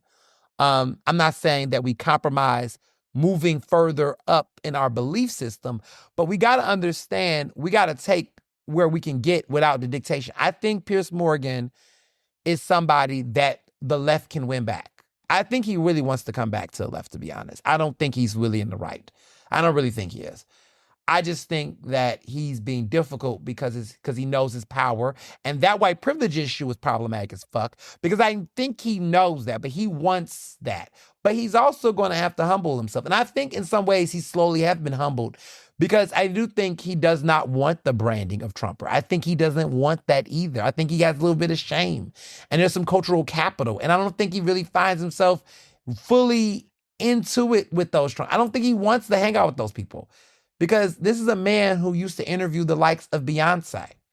Now you're out here interviewing Tommy Lauren, and you're hating to admit that you agree with the likes of Ernest Owens, which he does really much agree. He agrees with me with most things. I think he is now going to finding the most extreme, like, liberals, like progressives. Like, he's going and talking to the most far left people in his show, because most people who are liberals, who are Democrats, agree with Pierce on most things. They don't really find him that bad. His audience is pretty much Democrats who want to be around someone who have unpopular opinions. Now, I am a little bit clearly more progressive than the average Democrat, clearly. I don't agree with some of his things. However, I can hear them. I cannot gag, no pun intended. He's not making me gag on anything. There's nothing to gag with Pierce about, to be honest, on so many different levels. I'm not gagging on Pierce's show. This show does not give me a gag whatsoever, like no any type of fronts. Literally and figurative. There's nothing to gag on over there. Because really, I'm not shocked by any of this shit. I just find this is that there's a white man that has had a 2.5-year temper tantrum based on the fact that he was checked about certain beliefs he had. And rather than we just say, look, dude, you got checked, now come on home, he is still whimpering. Y'all could have did that to Don Lemon. Don Lemon, as a black man, a black gay man, wasn't going to let y'all. Y'all were pushing Don to the point where Don Lemon could have been a total sellout. The way that y'all used to go ham on Don Lemon, y'all wanted to throw Don Lemon out there to the wolves. And that black queer man was like, nah, y'all not going to do that to me. Because sometimes Democrats, respectfully, and I'm realizing this more and more, are trying to create a performative person. That's what y'all fucking want. Y'all want performative ass politicians. Y'all gotta divorce yourselves from the notion of performative politics. That's y'all fucking problem. Y'all want y'all white liberals to be so fucking performative to the point that it's so disingenuous. And now what y'all realizing is all these performative ass white people still ain't saving this country. Still not saving us. I have realized I am over performative people. Just vote motherfucking blue, y'all. That's it. Just fucking go to the polls and deliver us from motherfucking Trump. I don't give a fuck whether you believe Black Lives Matter in your personal life. I don't give a fuck. Just vote blue, please. That's where I'm at. I'm sorry. Unpopular opinion. I don't give a fuck no more. Whether you understand Pride Month or not, I don't care. Whether you really understand white supremacy, I don't give a fuck. I just need y'all to stop voting the wrong way. That's it. Fine. That's where we're at, y'all. Fine. You got it. You can have that. I'm not about to sit up here and you know, I'm just at that point now. Because if your ego is so fucking fragile that y'all will go and vote on the wrong side of history for it, then fuck it. I don't got time. Just vote blue and shut the fuck up. Because I need to keep my rights. I need to keep my rights. We need to elect better Democrats, but we need to make sure that we are leaving these fucking voters alone. Okay? We should not have our voters modeling the same type of ideologies of the elected officials we're voting for. They will never match them policy for policy. As long as they vote the right fucking way, and we know what the right way is at this point, then I'm okay with that. We'll duke it out in the primaries, but come that general election, I just need you to vote the right way.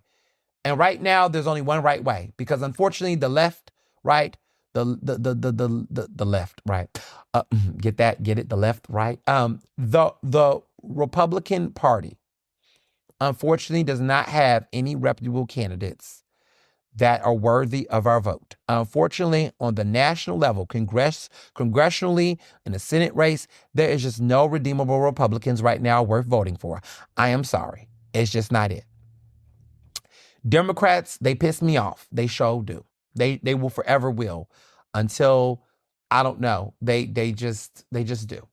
But we have silvers of hope, right? In the Mondani, in the general election for mayor in New York City, we have a Mondani, right? We have other folks that give us hope. We do have hopeful folks, right? But we cannot sit up here and look for perfection right now. I'm not saying we sell our souls completely, but we cannot sit up here and act like we can withhold our votes any further. Because y'all, SNAP benefits is about to hurt working class families. And for all the people that said they were part of the working family and they support working family folks and people like that did not vote and withheld their votes and did not vote, voting for Trump and not voting at all is how we got to another government shutdown where working class family people are going to suffer. Now is not the time to play these silly ass games, because now we're getting hurt. We're getting hurt.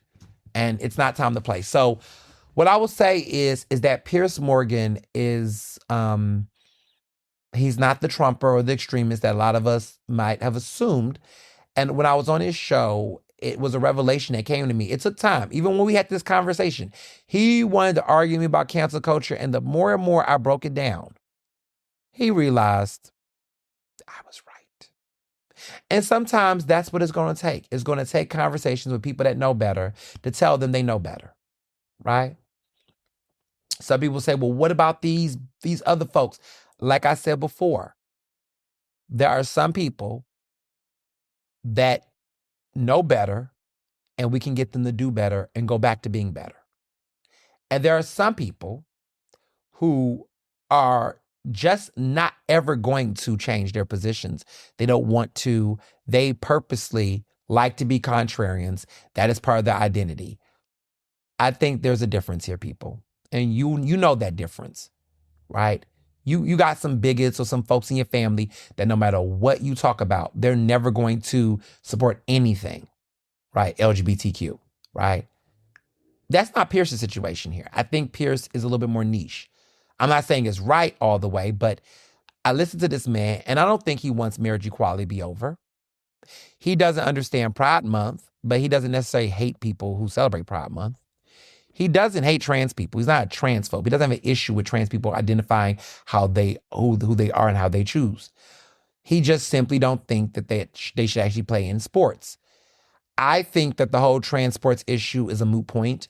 I just feel like it's a stupid debate. I just feel like it's just not that big of a deal, and I don't know why we keep talking about it, because it's not that many trans people that want to play in sports at all, and there's not that many actual trans athletes in the NCAA or in these leagues. But like, to make this a big old hot topic, I feel like it's just blown out of proportion. It's like such a real non-issue in the larger scheme of things. But yet, this is one of those things that Republicans do where they find that one divisive issue amongst liberals and they amplify it to try to win people over. And it's sad that these are the types of things that we cancel folks over when there's so many other things we agree on, and we just should not make this a thing. Like, I just really wish we just stop entertaining it and giving it oxygen. And I really hope that I would even say in the trans community, in my opinion, even as a gay person, I will say this: we got to know when to pick and choose certain fights. Because what's more important to me is transgender people getting access to health care. What's more important to me is trans people having the right to actually have self-identification legally on their papers, that they can get the proper gender reassignment surgeries, that they can get the proper means to actually have a job, that they don't get workplace discrimination, right? That's the stuff that I care about, more importantly. Whether or not some people care about who can play a sport or not, is that really the most important thing here, right? Like, I think about, even when I think about LGBTQ rights, like in general for like gay people, right? I think protecting marriage rights is important, right? Because that impacts people's quality of life and living. Do I care about Pride Month being acknowledged by the government? I don't really give a fuck, to be honest. I don't need you to acknowledge a month that recognizes me as a person. I don't fucking care. That is a very, that is a very different thing. Do I care about the legal protections that you don't discriminate me legally as a gay person where I work? Absolutely. Do you discriminate me from housing rights? Those are the things I give a fuck about. Basic human rights. Because Pride Month is a novelty. Whether you give a fuck about acknowledging my pride or not as a government official does not matter to me. Because when I go to the bar and I spend my gay money and drink my drinks with my gay friends, that is my pride. When I am with my family, when I'm with my friends, when I am with my people, and I am doing what I do, that is my motherfucking pride. Whether or not the government wants to acknowledge it as a fucking month, who gives a flying fuck? Y'all, priorities. Priorities. Trans people are fighting for health insurance. They're fighting to make sure that they can take their hormones and their medications so they can live.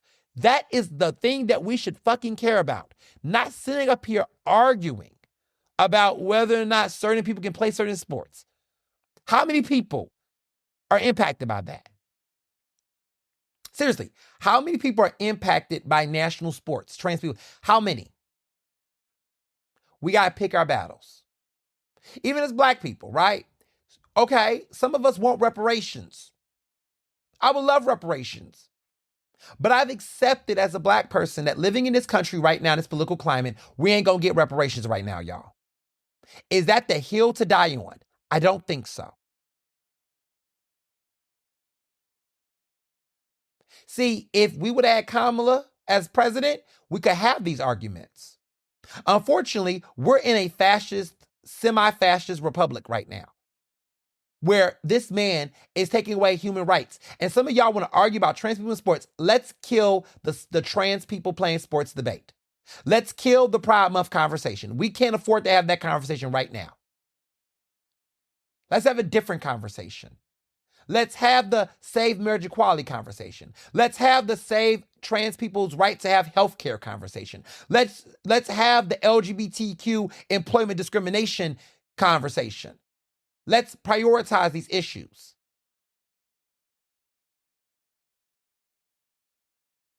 Respectfully, if we are having a conversation, if I'm having a conversation right now on LGBTQ issues right now, I am not having a conversation about whether or not you think gay people choose to be gay now. I don't give a fuck what you care about. I don't care.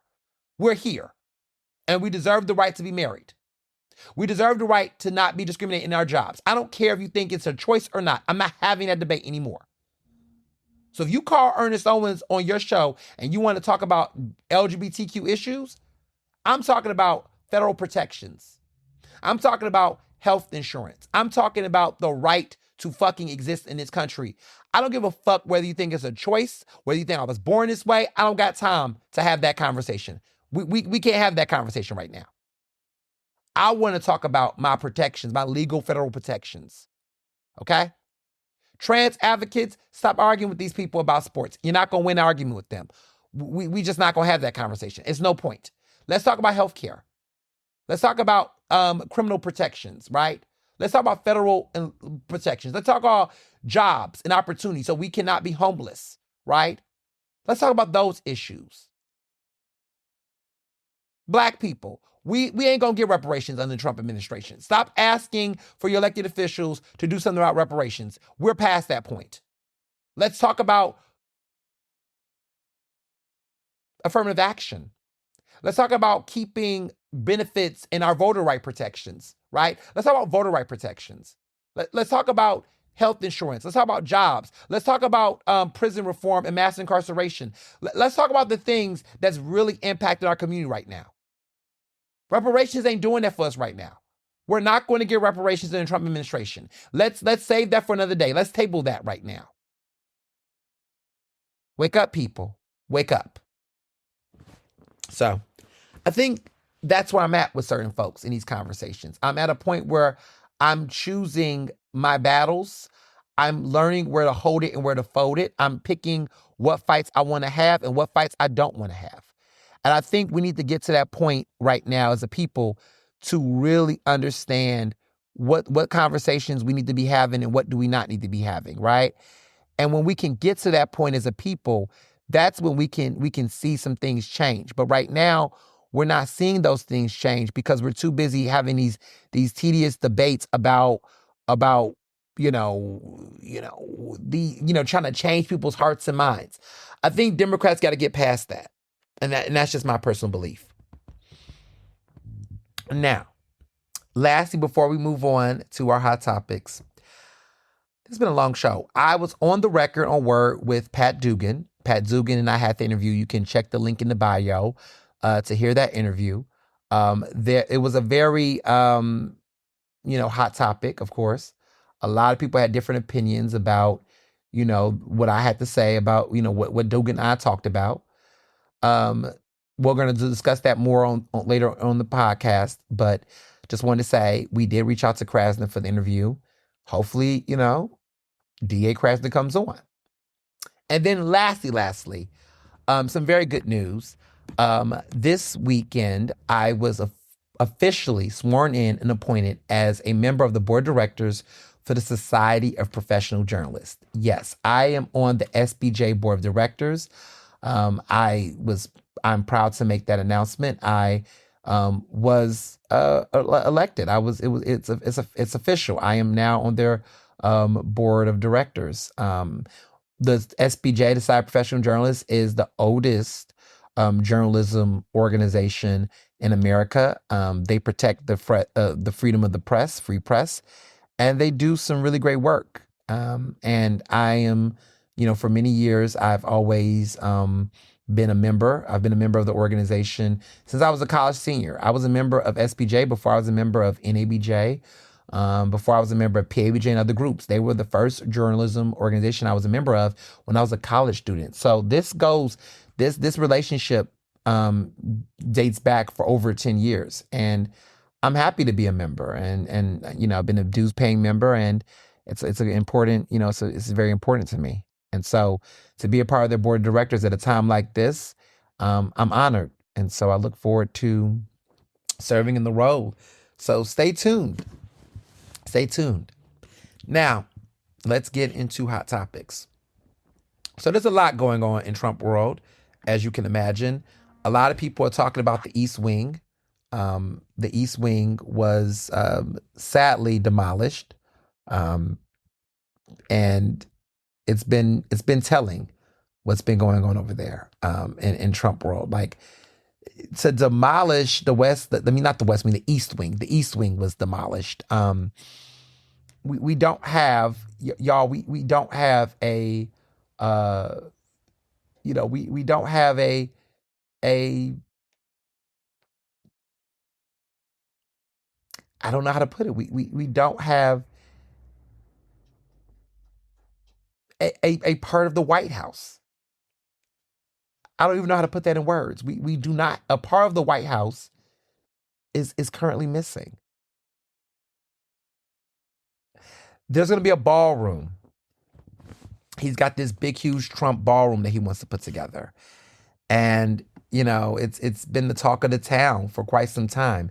Even the construction company that demolished it is getting heat for being a part of this. A lot of people didn't think it would be possible. A lot of people are, quite frankly, disgusted. This man is trying to build empire. He is literally building a legacy that will permeate him. There are some people that think Trump is going to get a third term. And it's a lot going on, to the point that even, even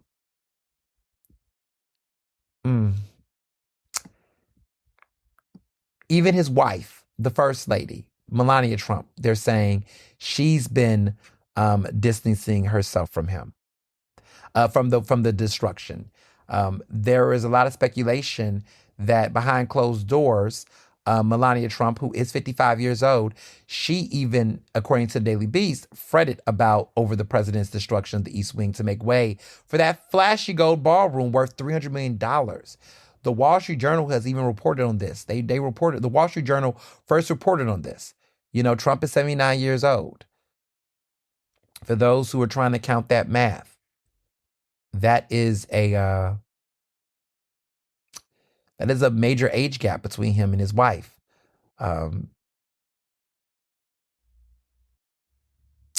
That is a 25-year age gap. He's about 25 years older than his wife. Just to put that in perspective. 25 years older than Melania. But according to the Wall Street Journal, they said that she's absolved herself of any future blame by telling associates it's not her project. She's been emphasizing that. It's his pet project. And the historic East Wing used to be the office of the First Lady. Just for people to know. The East Colonnade, the Jacqueline Kennedy Garden, that's Jackie Kennedy, Jackie O. Its damage is even visible from space, they said, that you can even see the difference if you are above atmosphere.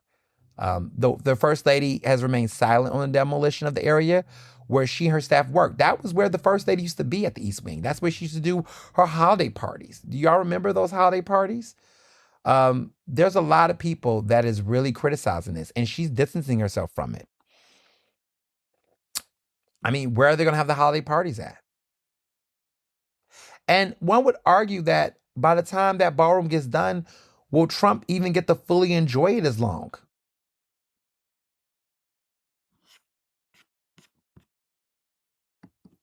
We're in some interesting times. There's a lot of conversations about the flaws that are emerging in his design. You know, this new ballroom that he wants to build, there's a lot of construction issues. The New York Times said that this is a hurried process, potentially. They said that the miniature mock-up of the 90,000 square foot annex, which he revealed on Wednesday, has some bizarre architecture features. They're saying that there's a staircase leading up to the south lawn that dawn directly into a brick wall, that it's leading up to a brick wall. They're also saying that there is a staircase leading up to the south lawn that they say is misaligned. There are two misaligned windows that appear to open out onto one another. Yeah, it doesn't look like this makes any sense. The plans are not fully looking like they're going to be executed. There's a history that used to be there. The White House Theater, we don't have that anymore. He's been giving conflicting figures on how many people will be able to fit inside, quote unquote, the most beautiful ballroom in the world.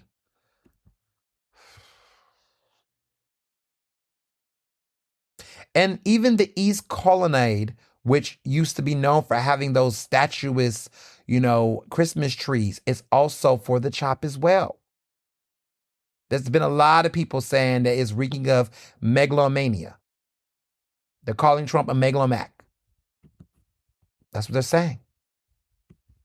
They're saying it's giving, all types of tyrant types of work. Soviet despot Joseph Stalin, he's being compared to. North Korean tyrant Kim Jong-sung is also he's being compared to. This isn't looking good. But, people voted for this, or their lack of not voting led to this. Let's be clear. People who voted for this and the people who chose not to vote, it led to this. There are some concerns here, as we can imagine, right? Yeah, not looking good. Not looking good. But yeah, we have now lost a piece of the White House. Okay. Mm, mm, mm.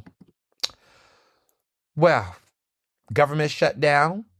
It's close to a month. We're getting close to a month, which might be a really, really, really scary situation, right? Because the government shut down.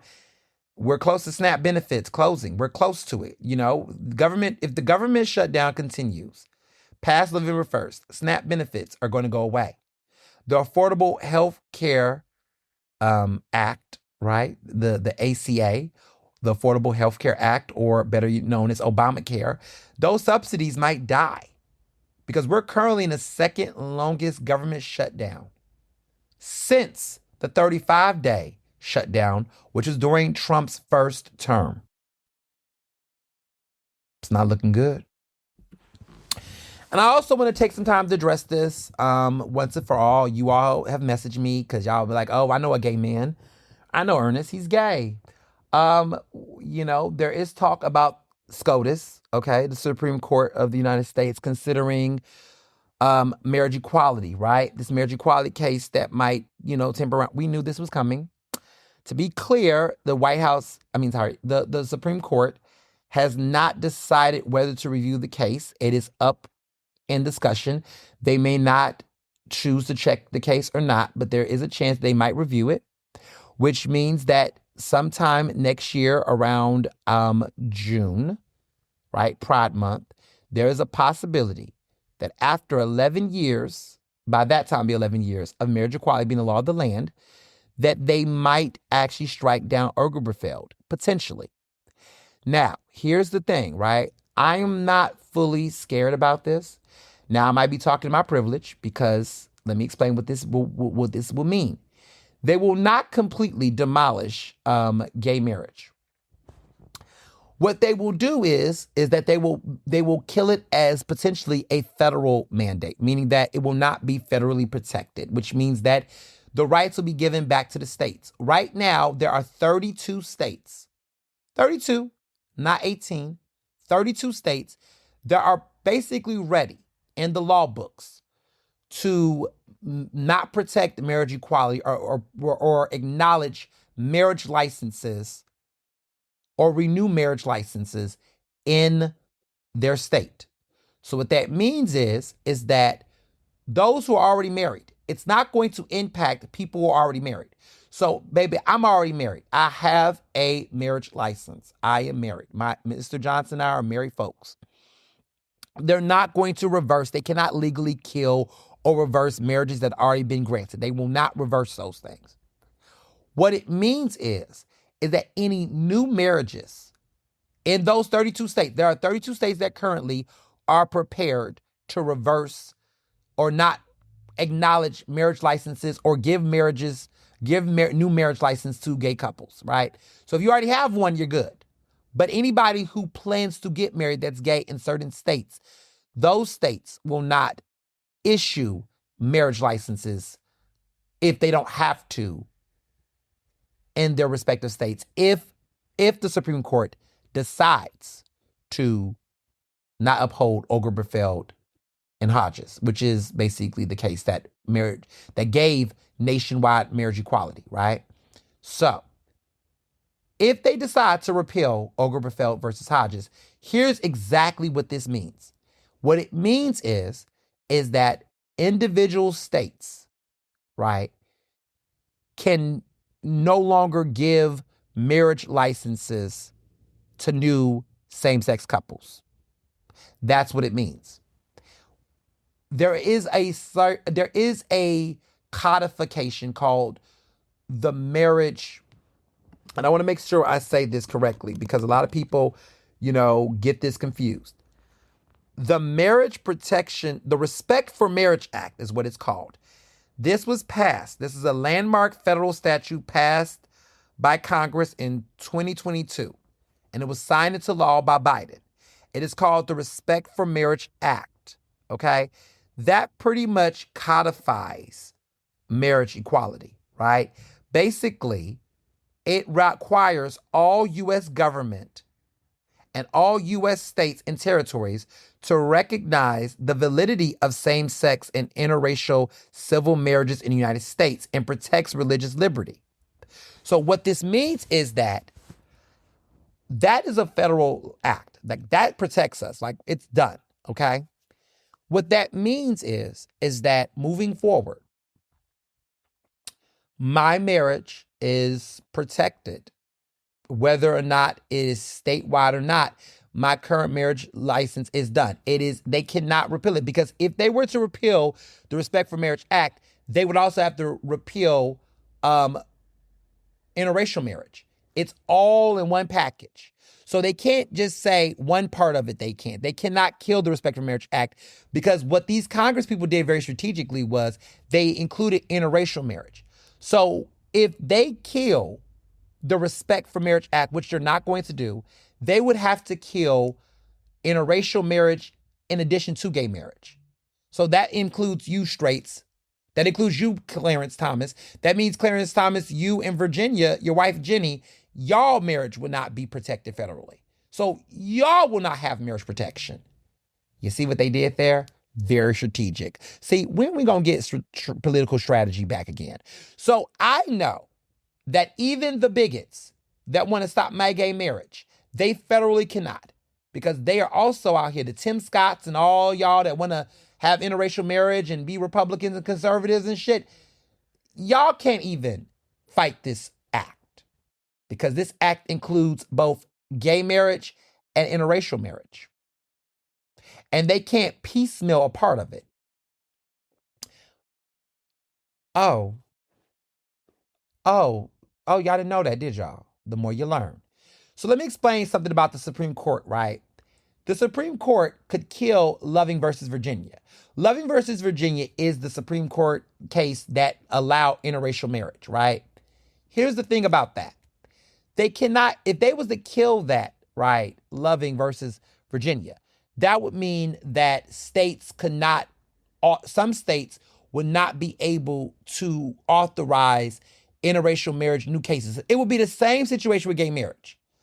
But the protection would be under the Respect for Marriage Act, which means that if you already got a marriage license that's interracial or LGBT or gay, right? Your marriage still exists. They cannot cancel that. It's already been done, basically. Thanks, Biden.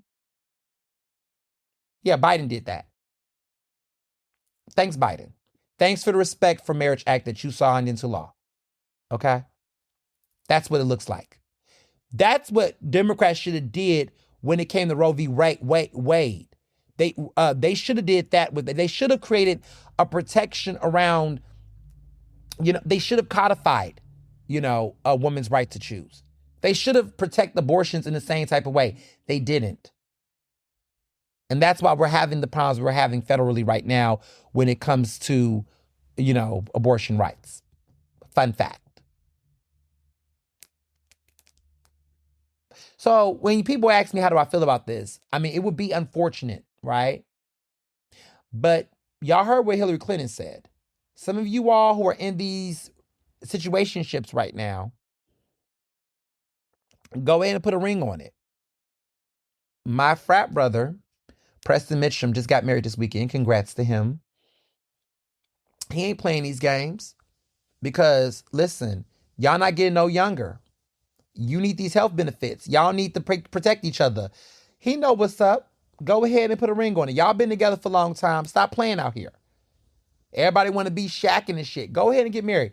And here's the thing. Don't worry about weddings. We can get to the wedding later. We can get to the ceremony part later. But get the legal part now. So all of these long-time gay couples, y'all worried about engagement parties and fuck all that. Get married legally so that you can have your healthcare benefits and your protections. And listen, if it don't work out, just divorce. Shit, just have a divorce. It's easy, okay? But you don't want to be in a situation where, because we already know in Pennsylvania, we're one of those 32 states. We already know in Pennsylvania, the moment that Obergefell and Hodges gets shut down, we already know that these Republicans in the Senate are going to push this bill. They're going to push their policies. Now, whether Shapiro signs it or not, we know that they are going to be ready to start trying to reverse, our rights. So if we are already married and already have our rights, you're not going to have to go down to Maryland. You're not going to have to run down to Illinois to get this changed. You're not going to have to run down to Vermont and Massachusetts. Why put yourself through all of that? Having to relocate and shit. Why do that to yourself? Just to get married. Do this shit now. Just do it now. Let's get married. Just do it. Because you're not going to want to deal with the legal jargon and juggle. Look what's happening right now with abortions. People are having to travel through all parts of the country in order to have the right to a safe abortion. That's ridiculous, but that's what happens when you don't protect people's rights in a preemptive way. People just assume these things are just not going to happen. So I don't know what the Supreme Court do. They may not pick up this case. They might pick up the case. They might fucking kill Obergefell versus Hodges. But I think all the fake dramatic mongering and emotionalness, we got to stop all that shit. Just do what needs to be done. Be proactive. We ain't got time to sit up here and cry. We knew this shit was going to happen. Kamala told y'all asses last year when she ran. We knew this was going to happen. Y'all didn't believe her. I believed her. I believe black women. But I move on. Democrats, Mondani is his final debate. We see a lot of snakes and we see a lot of people changing. After I don't know how many months and weeks, Hakeem Jeffries, the Congressman Hakeem Jeffries, the one who wants to be the next Speaker of the House if the Democrats win the midterms, he has decided to finally endorse Mondani for mayor of New York City. He did so at a significant time. Mondani, early voting has already began in New York City. They've had their final debates. I watched that debate. I watched both of the debates. I will say Mondani whooped that ass in that final debate with Cuomo. Cuomo definitely had a moment or two. I'm not going to listen. He didn't lie down easily. But Mondani definitely got him together in that final debate. I was very impressed. It was quite a long debate, but it was a good one. I mean, I think it's safe to say that Mondani's going to win. I mean, at this point, it's been a long time coming. We knew this day was going to come. He's going to win. And that's just going to be that. I think all this whining and whimpering that we've had lately, I think it's time for us to have the real conversations. And I think it's important. You know, really want people to take some time to reflect, right? To reflect on their views, to reflect on how we move forward. There's been too much Democratic infighting, but I wanted to make sure we didn't lose sight of that. Eric Adams, shocking to none, endorsed Andrew Cuomo. Eric Adams did endorse Andrew Cuomo for mayor. After all that talking about, calling, Cuomo a racist and all these finger points and all this bullshit, this motherfucker turned around and still did it. Man, Eric, fuck you, your legacy and everything you stand for. You could have at least held on the principle and stayed out the race. Once you dropped out the race, you could have just stayed out. But for you to turn around and endorse this man, like, you just a total sellout. Like, at this point, I believe all the rumors. I'm convinced that this corrupt bastard is going to turn around and work for the Trump administration. I wouldn't put it past him. I just, like Eric Adams, man, it be your own people. It really do. It be your own people. You was trash through and through. That's why I tell people, black people, like this, what are we doing? What are we doing? I'm not saying, I know that black politicians, unfortunately, are in a world where there's a double standard. We always say, where are our Mondanis? We can't get them, y'all. White voters, sadly, unfortunately, will not vote. There's too many white voters that dictate our politics in America. I mean, that's the problem with America in many ways, right? That, unfortunately, we cannot get black. If a black Muslim man ran for New York mayor, they wouldn't even make it to the primary. We got to acknowledge the colorism and the double standards. That Mondani's having a hard time getting certain people to vote for him. But like, if Mondani was a black Muslim man trying to run for mayor in New York City, he would not win. We got to be clear. Even progressives and white liberals won't even vote for him. They wouldn't even take him seriously. They will question his viability. They wouldn't even believe him. Even with that platform, he would not win. We got to be real about how we don't allow black electeds. Like, look what happened to Jamal Bowman. Look what happened to Cori Bush. Look what happens to black progressive candidates and the difference between them and their non-black counterparts. They can't be like Helen Gim. They can't be like AOC. They can't be like Mondami. They can't be like Nikal Saval. Look how they do them. Look at the shit that Nicholas O'Rourke in Philadelphia had to deal with to finally get elected. Look at how Kendra Brooks get disrespected and get discarded. Like, they go through a different type of plight. To be a black progressive and a progressive agenda, they already think black elected officials are radical even when they're the most moderate of the moderates. Have y'all noticed that? Like, they were out here talking about Kamala Harris, right? Who is a very clear liberal-leaning moderate Democrat, right? This woman's a true blue Democrat up and down, right? She was a prosecutor. She was with law enforcement. She did all things. They would say that Kamala Harris is the most radical, called her a socialist. Like, are we fucking kidding? Like, that's how you know that we can't have a black progressive. Because even a woman like Kamala Harris, were on policies liberal and more safe than not, even she's considered a radical. So, yeah, we just, sadly, we got to be real about that. We got to be real about that, unfortunately. Even Democrats trying to act, it's just the racism, man, the racism. So, moving along, Karine Jean-Pierre's new book, Independent. I've taken a chance to read the book. I read the book for you all. And I'm going to report back to you all my thoughts. And here are my thoughts. The book is trash. I was disappointed with the book. I wasted my time. I wasted my time. I can't get my time back, y'all. The book is trash. I'm disappointed in the book. It's a waste. It's a waste. There's nothing to learn from the book. It does not know what it wants to be. It's petty. It's pointless. We didn't need this. And I want to be very clear. We're in this era where this happens every election cycle, where there's going to be a bunch of people that are going to write books that we don't give a fuck about, that's going to try to give us their side of the election or explain things to us. I think this is probably one of the worst in the batch. This book just did not need to be written. It does not tell us anything. It's pointless. It has no real flavor. It has no real direction. It's just a bunch of bullshit ass excuses, time in and time out. So let me put this in perspective. You know, Karine spends a great chunk of the book making the case that the reason why she decided to go independent is not because the Democrats had failed policies. It's not because the Democrats went morally bankrupt on an issue like Gaza.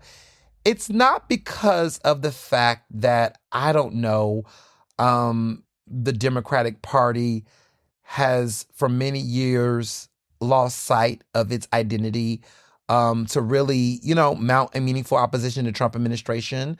That they keep running candidates that are too old, past senior citizenship, to lead the party. That they're not trying to expand, access to health care or, protect immigrant rights, to, really tax the wealthy, that they're not actually, they don't know how to get over their non-committal hump. Like, there's so many reasons, right? That they don't really have a true political vision at this point. No, that's not her reason. Her reason was really about the fact that she did not like the fact that the party turned their back on Biden, and in many ways that led to him being pushed out of his reelection chances. She didn't like that. She was upset by that. She was upset that she didn't get a second, shot at working for him. She wants to defend the fact that she felt like he was mentally astute to do the job. Child, it's not true. That's just not true. We all saw that debate. We all saw the interviews. Like, was he as bad as people said he was? I don't know. But I think it's safe to say that given what we have now seen in his health, Biden was not fit physically and health-wise to lead the country. And I'm not saying Donald Trump is either. I don't think neither one of them are. That's the problem when you got all these old-ass elected officials. Trump is 79 years old. Biden's, 81, 82, about to be 82 soon. They both too old to be in the White House. Neither one of them should be in the White House. Kamala Harris, who is in her 50s, is more, actually, is Kamala... Is she now 50? How old is she now? I think, let me look that up. She's 61 now. Okay, she's 61 now. She's 61. She's like in 61. Just turned 61 like a week ago. But she is fit, mentally, physically, professionally fit to be president. So, I don't know why we waste our time having these debates, But Karine wants to state her claim. She wants to have her little moment. Now she's an independent. Okay, girl. All right, fine. Congrats. You're independent. Book is a waste of time. Don't read it. Don't recommend it. It's just not hitting, y'all. It's just a pointless piece of written gerbil, to be honest.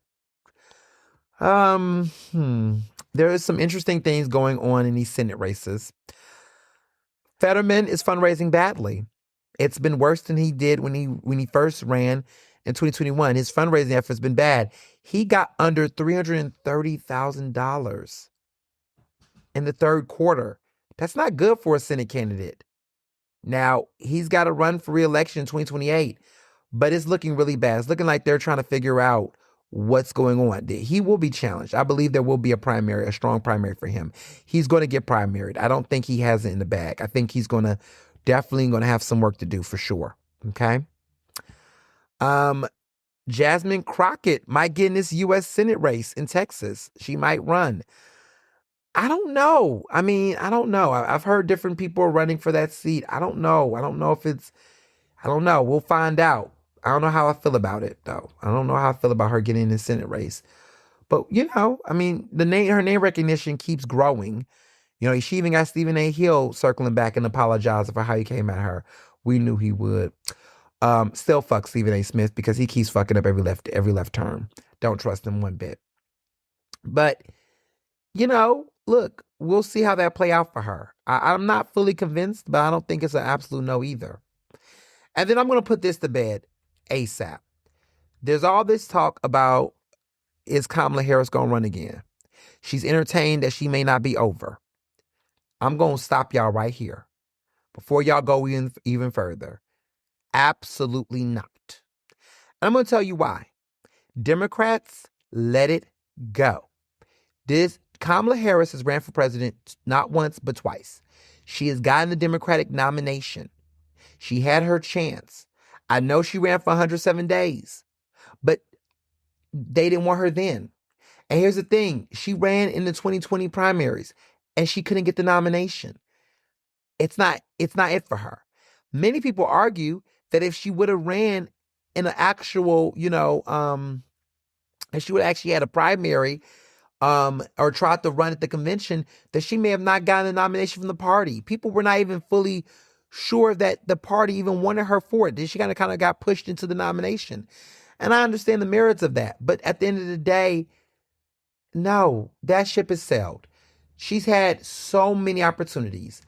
She's gotten the vice presidency. I think that is going to be her historic marker. She was the first woman vice president of the United States. That is a beautiful historical thing. But it is time to move on. It's time to move on. It's okay, Kamala. Hillary has moved on. I remember when people wanted Hillary to run at one point in time again. And people had to sit that down and say, Hillary, enough. Hillary ran for president twice. Kamala ran for president twice. Kamala got to be a running mate. Okay? We didn't see Obama make Hillary his running mate.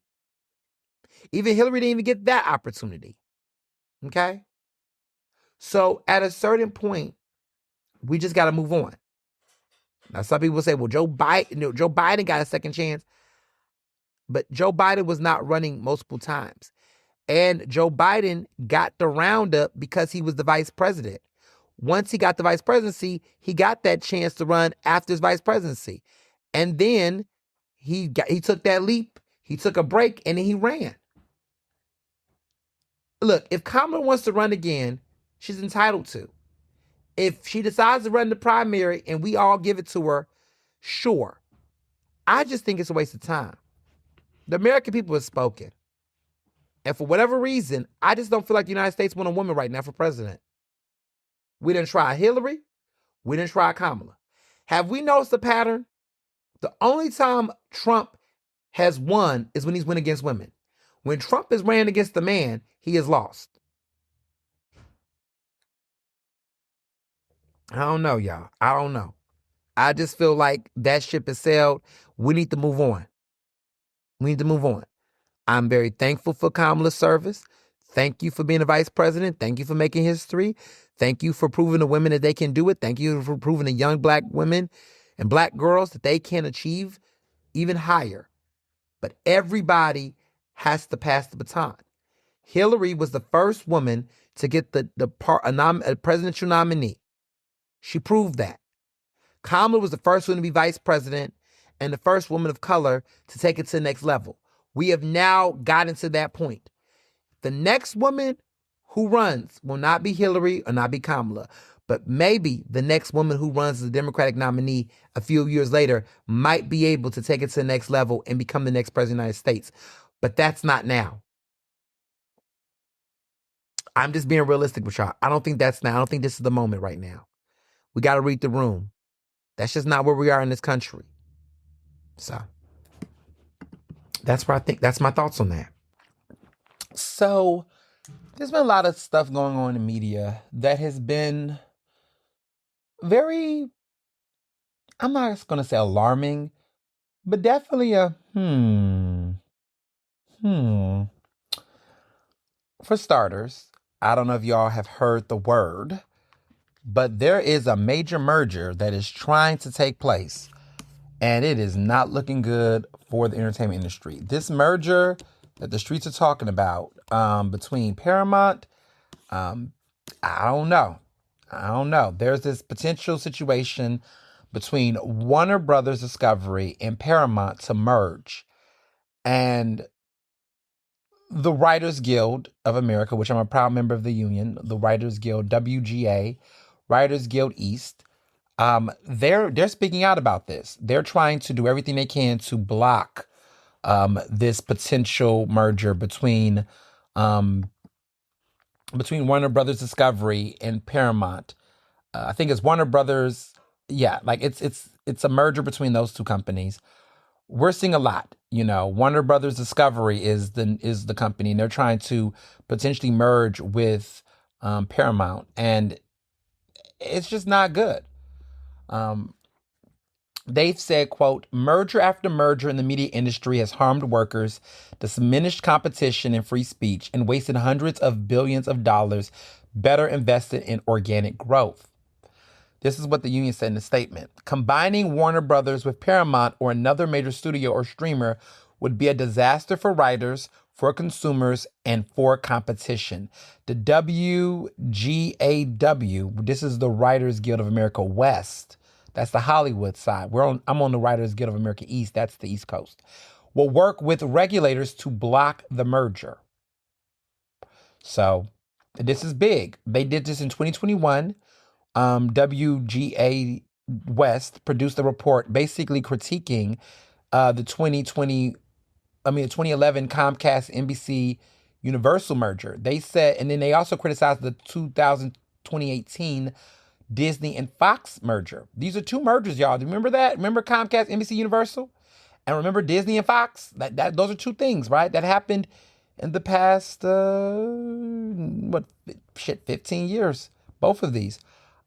They said in 2021, they said merging companies promise benefits and downplay harms, but acquisitions repeatedly hurt and foreseeable anti-competitive outcomes that hurt consumers and workers. 2 years, the union doubled down on that stance, calling for the lawmaker and regulator action to protect the competition entertainment industry. They basically said, again, deregulation and mergers have laid the groundwork for a future of increased market power that can soon leave just three companies controlling what content is made, what consumers can watch, and how they can watch it. It's true. It's true. If these we're going to have a situation where we're going to have only three conglomerate companies. Like Warner Brothers and Paramount is going to be one company if they merge. Fox and Disney combined. NBC Universal with Comcast combined. You got three media companies that's going to dictate pretty much everything that we watch on TV. Like every TV station that you can think of is connected to that. CBS with Paramount, right? HBO, where they at, right? Warner Brothers, right? Peacock, that's NBC. Hulu, Disney. Disney Plus, Disney. ABC, ESPN, National Geographic, Fox. They're all there. What's independent? What's left? What's left? We're going to have all of our media and all of our content going through three major companies. And they can charge us whatever rates they want to because they won't even consider it competitive. That's a red flag. That's a red flag. I don't know if that is a democratic ideal or principle. I don't know. In a free market economy, is this actually free market? I don't know, y'all. But it's not. Is we'll see if this merger happens, but it's not looking good. And think about all the jobs that's going to get lost, all the copyright, all the, I'm just saying, consider all these things.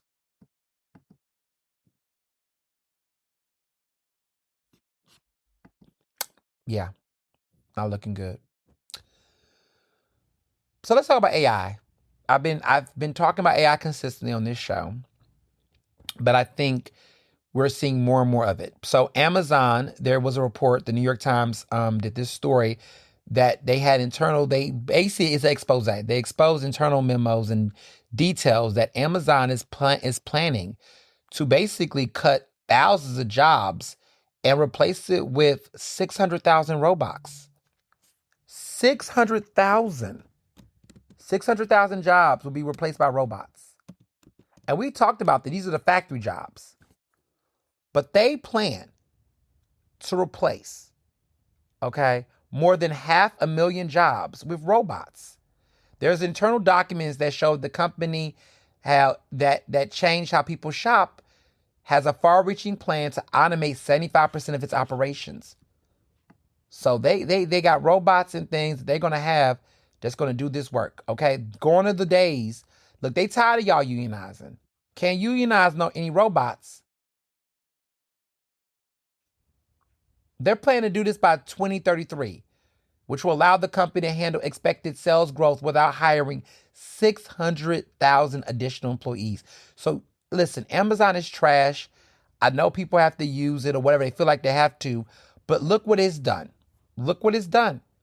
So who gonna have these jobs? Where they gonna go? I remember when people were talking about McDonald's. They used to say, oh, just get a job at McDonald's. Ain't no jobs in McDonald's anymore. Listen, I walked past McDonald's on 40th and Walnut. That McDonald's, listen, I thought that one was going for good. They turned around and just built a brand new one. And all those jobs, there ain't no one in there except some people in the kitchen. There's some people in that kitchen. There is like one front, maybe a cashier, maybe. Most of all of that McDonald's that used to be done with staff and people picking, most of them jobs have been ate up. They got kiosks at the front. When you go inside, I went there when I was getting my hair cut, and I stopped by to get me a little sausage egg McMuffin. And I kind of walked in. I hadn't been inside of the new McDonald's. It has been years. And listen, I don't eat the burgers. I don't really eat the fries. I barely eat the fries. I don't know last time I had some McDonald's fries. I used to remember on a drunk night many, many years ago. Many years ago. I'm talking like shit. It ain't even happened in the pandemic. I probably slipped up and got some nuggets late. When they used to have a big old, like 20 nuggets for $5 or whatever that was. Listen, that used to be a staple in my college years, which I ain't been to college in like 15, 13 years. So it's been a minute. I remember when I was in college, Jamarcus and I used to go out partying, and late at night, that McDonald's used to be open. And we used to go over there. And we used to, there was a guy who was there. We called him the trade. He was definitely the trade. But we went there at night. We used to always try to get ice cream. But the ice cream machine would break. So then we would be like, okay, what do y'all got? And they used to have them goddamn nuggets. The only thing that was fresh and hot, we never got burgers. Now, we never did that. That was a little scary. But we was like, okay, they got them nuggets in the back. They're going to fry them damn things hot, hard as hell. And then we're going to have some fries because they were hot and like those are the things we can get immediately hot and fresh and fast to eat.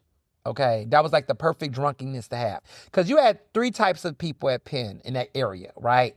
You had the type of drunks, the folks that would party that would go to McDonald's. Okay. That hood McDonald's on 40th. It used to be hood. It ain't that hood anymore. But that McDonald's on 40th. Or you had the ones that would go to Wawa. But see, I got over Wawa real fast. I stopped going to Wawa many moons ago. I'm not crazy about Wawa. I found Wawa to be just so generic, but this is not a food review. But my freshman year, I think I stopped going to Wawa like my freshman year. Like I stopped going to Wawa like that. Like when I was younger, like my first year, like my first semester, I used to go to Wawa like after a party, a campus party or something. Got over that really quick. So you had that crowd. And then the other crowd you had, this is the honorable mention.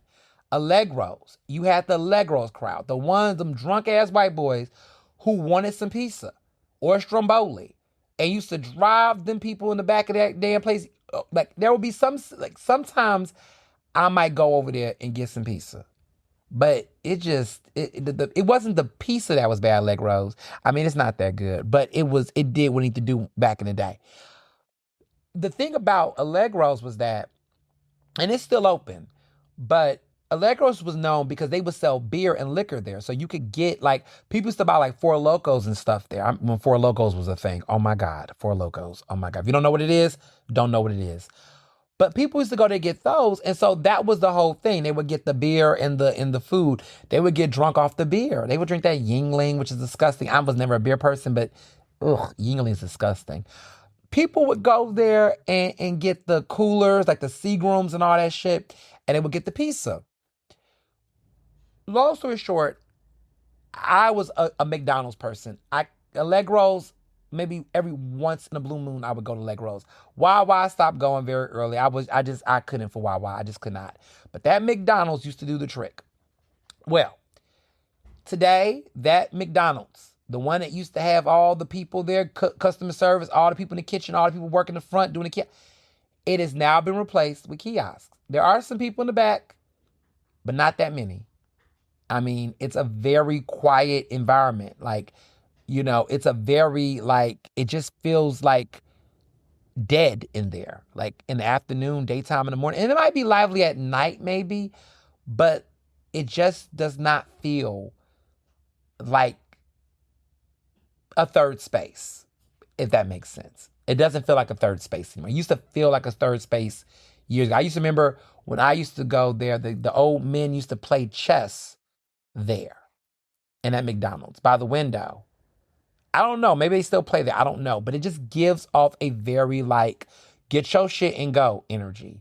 It does not feel like they want you to be there no longer than 15 minutes. Like, they want you to go in. The seats are so uncomfortable.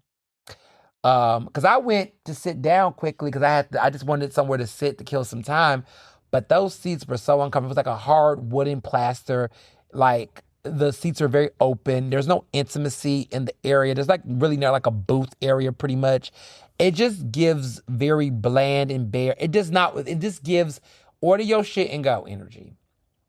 And there's reasons for that. I mean, there's all the talk about how there's a lot of flash mobs and apparently the kids out there acting bad again, bothering folks and people. So it's almost like they're trying to push folks out.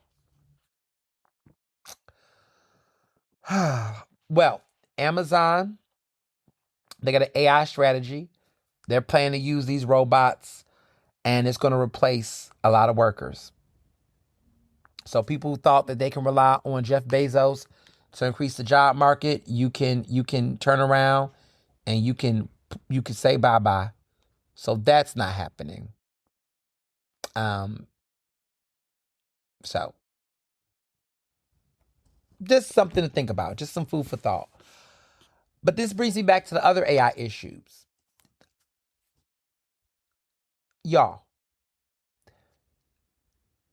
we've gotten to that point already in the AI journey that so many of you all, not me, because I'm anti-AI, have been using AI so much to produce papers and writing and content that now we're at that 50% margin where AI is now generating its own AI shit.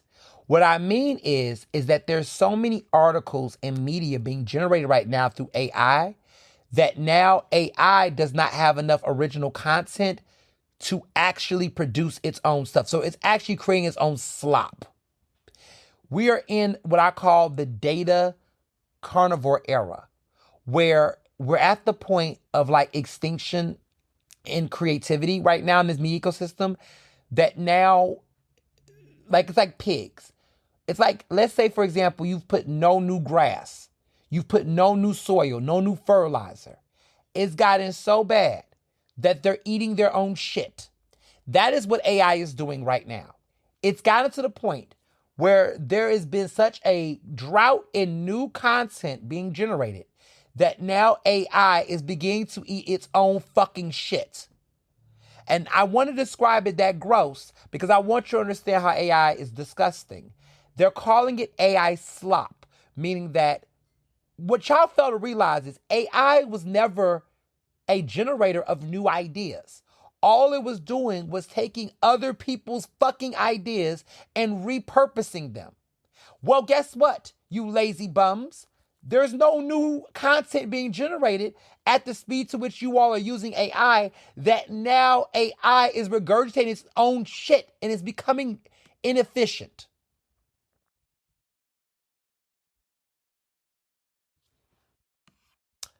I knew it. I knew it. And so what does that mean? What does that mean? What does AI slop mean? That means they need people to be able to help them. So, several reasons why I mean by this. Wired. There's an article in Wired, and they're saying real estate is entering its AI slop era.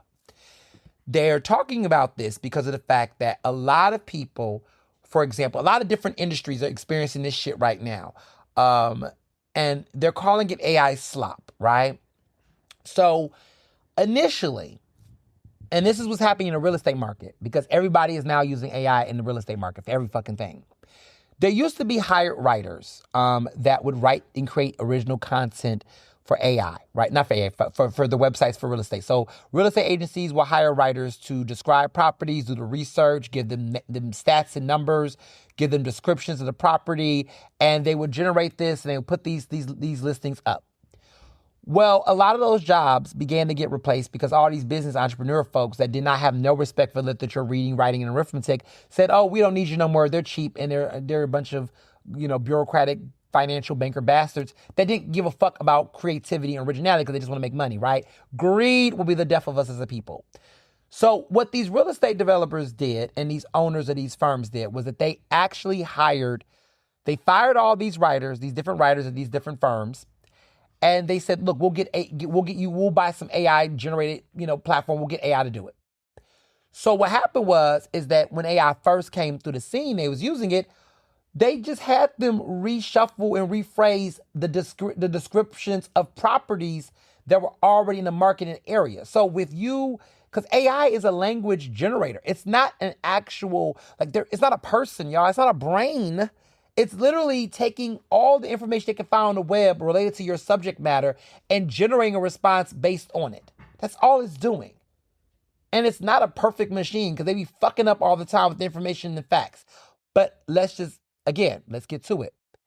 So what they were doing, so initially when this AI was happening with real estate properties, they were getting all that written data, all that human created information, and they just repurposed it as content to describe properties and things like that with the real estate market. Okay, so in the first year, right, most of these listings and properties were all settled. But then what happens when you get new properties? You get new listings. You get new numbers. You get new things, right? Certain properties are in areas where the area is gentrified, where whatever that area used to have, they don't have anymore. So let's say you put a property up and say, "Oh, it's a very sunny, beautiful house that's right next to the Potomac River, blah, blah, blah, blah, blah." You wrote that shit a year ago. Let's say that there's not a Starbucks there anymore. There's no other property there anymore. Guess what? AI is not going to be able, because those writings were written by a person. They weren't edited. They weren't fact-checked. They weren't done. So now what's happening is that AI is regurgitating the same fucked up slop shit from the last listings and have not updated the content with the new information because they're not generating, there's no updated information anywhere for them to find.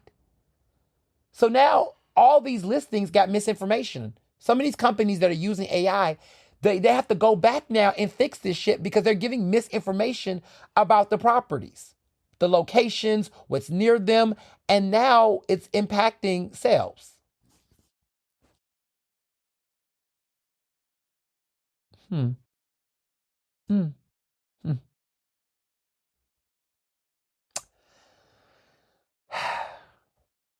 I have a feeling that AI might be the modern day Y2K bug. There's going to be this big implosion, right?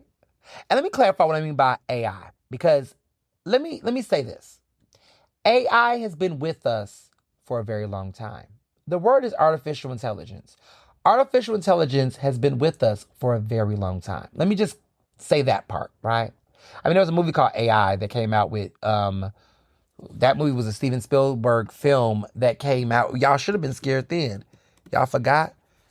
So, you know, there was a film that came out by Steven Spielberg, I believe. And it was that Minority Report?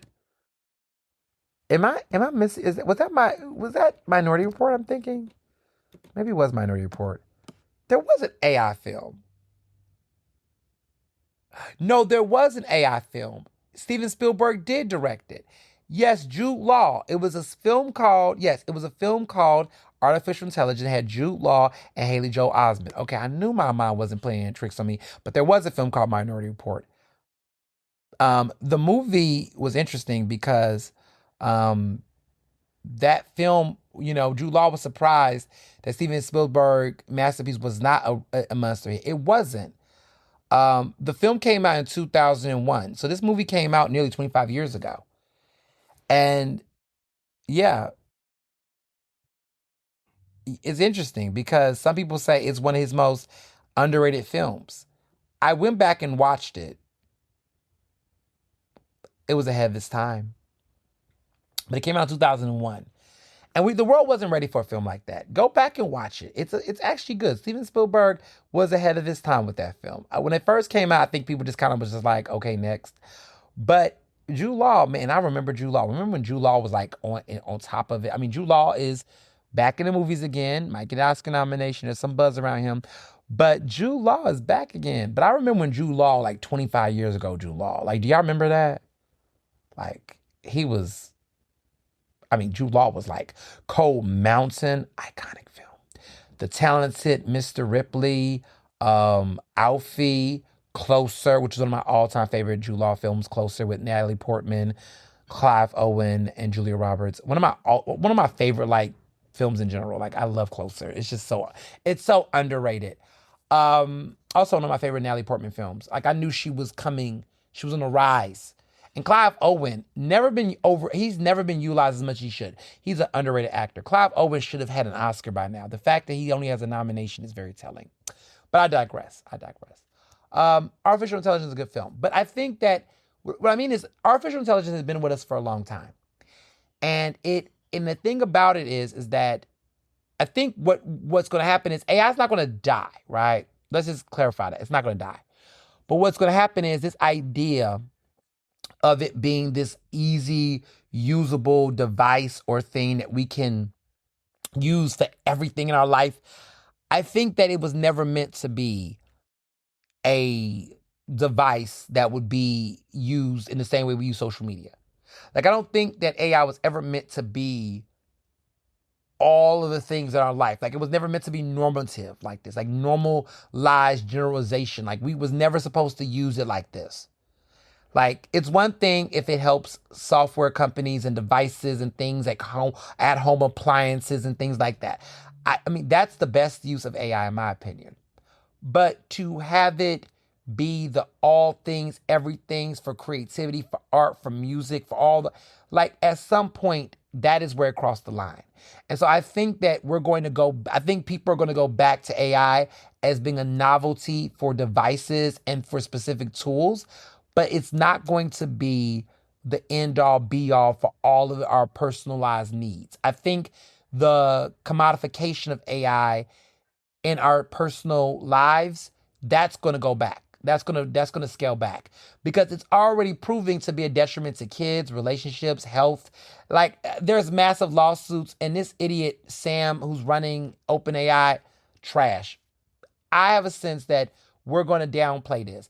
It's the same way that people wanted to do remember Metaverse? When it was supposed to be this whole thing about us going to have these virtual interactive realities, virtual reality shit. Remember how they were trying to push that on us? And then it kind of went like, yeah, let's leave that alone. Because something was wrong. I think that it might have been a situation where it might have been inducing psychosis in people. They won't say that out loud, but I have a sense that they might be trying to push psychosis in people and generate a level of mental problems that would create other liabilities. Like the capitalists are going to always capital at the end of the day. But at some point, they know when it goes too far. And so I have a feeling that virtual meta reality stuff was going to create all kind of issues that they didn't want to tell us, and that's why they didn't push it. Because there was a period of time where it seemed like, Zuckerberg was like really trying to talk about these new realities, and then all of a sudden those things just kind of went away. They just kind of just put that away. I feel like with AI, there's going to be something. There's going to be a big, massive class action lawsuit, some scandal that's going to really put this all away. I'm prepared for it, to be honest with you. I'm prepared for that reality. I hope they do. I really do. So that's my predictions. That's my thoughts about it right now. So, local politics. I will be remiss if I did not talk about the concerning situation that happened at Lincoln University.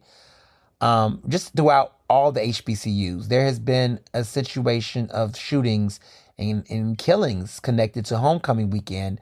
Lincoln had a tragic shooting that took place, that one was dead and several people were injured. Howard's homecoming had the same situation. There's people that have all types of concerns about, what that was going to look like and what that was going to mean. People have had all kind of concerns about the ethics of not just the ethics, but the potential politics. Like, what does this mean? You know what I'm saying? What does it mean?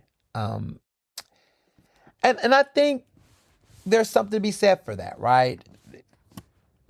The stereotype of, is this going to give Trump the ammunition to now bring a National Guard to Philly or harass HBCUs in this way? I struggle with this, right?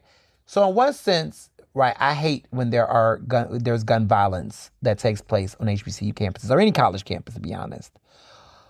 But I want people not to use these moments to legitimize fascism.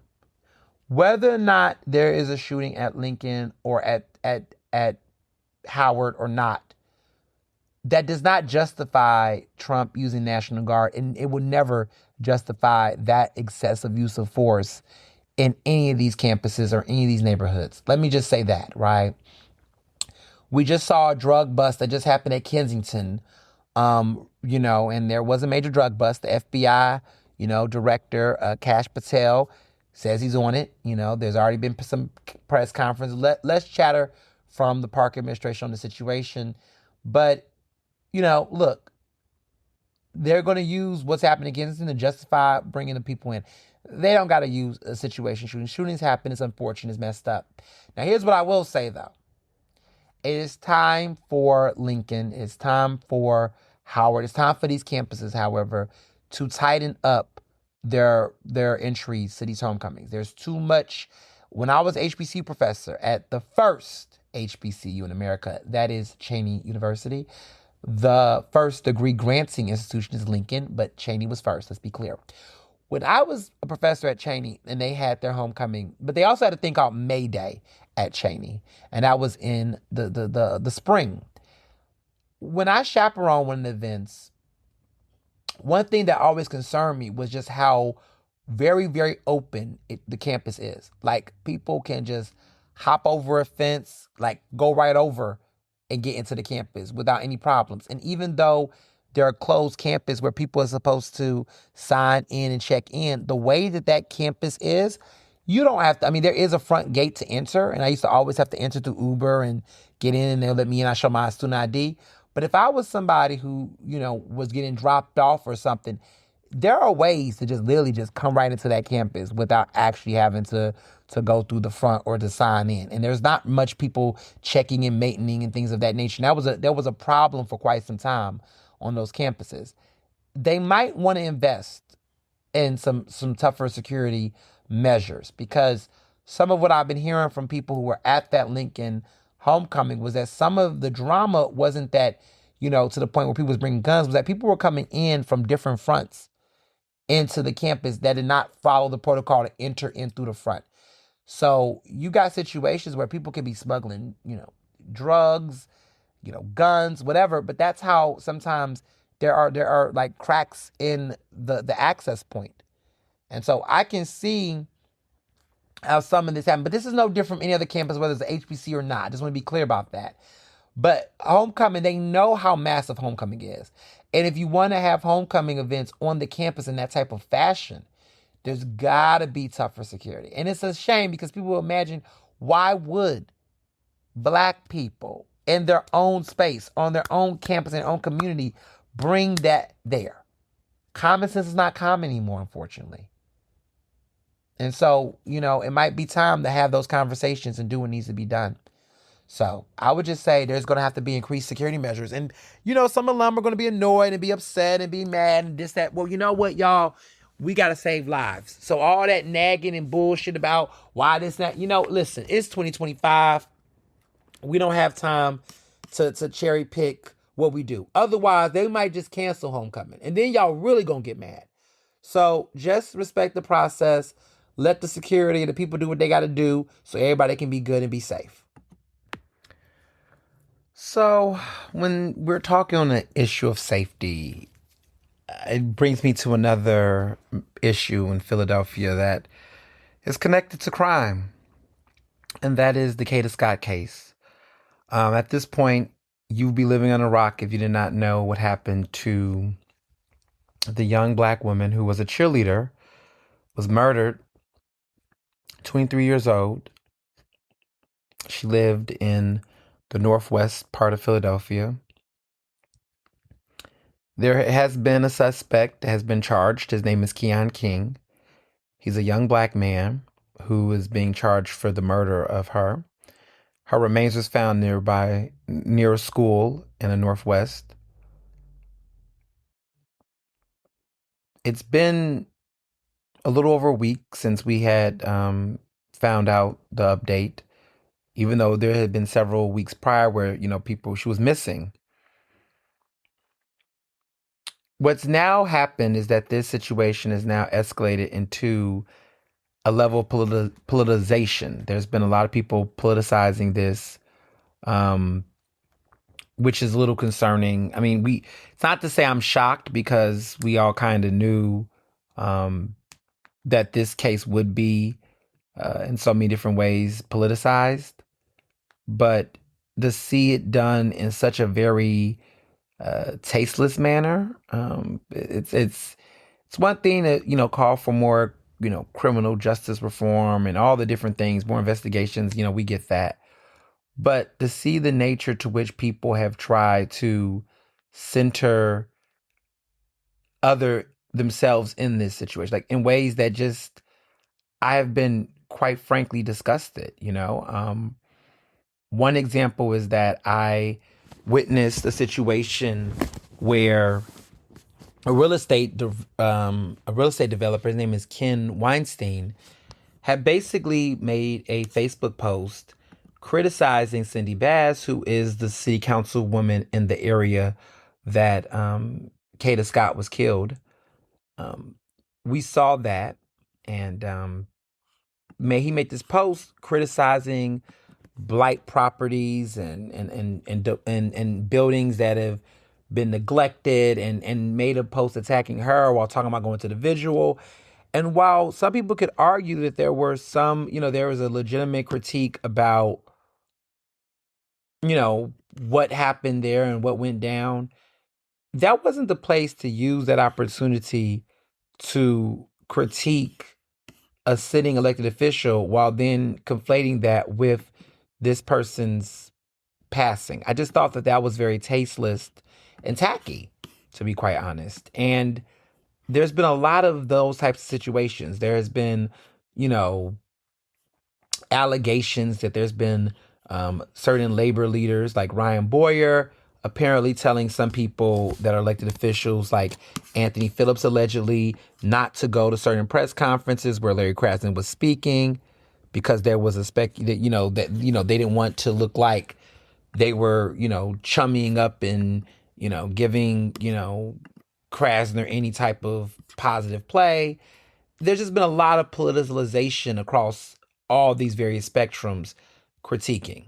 And I think that that's a problem that even if you agree with Krasner, don't agree with Krasner, don't like him, this shouldn't be the space for that.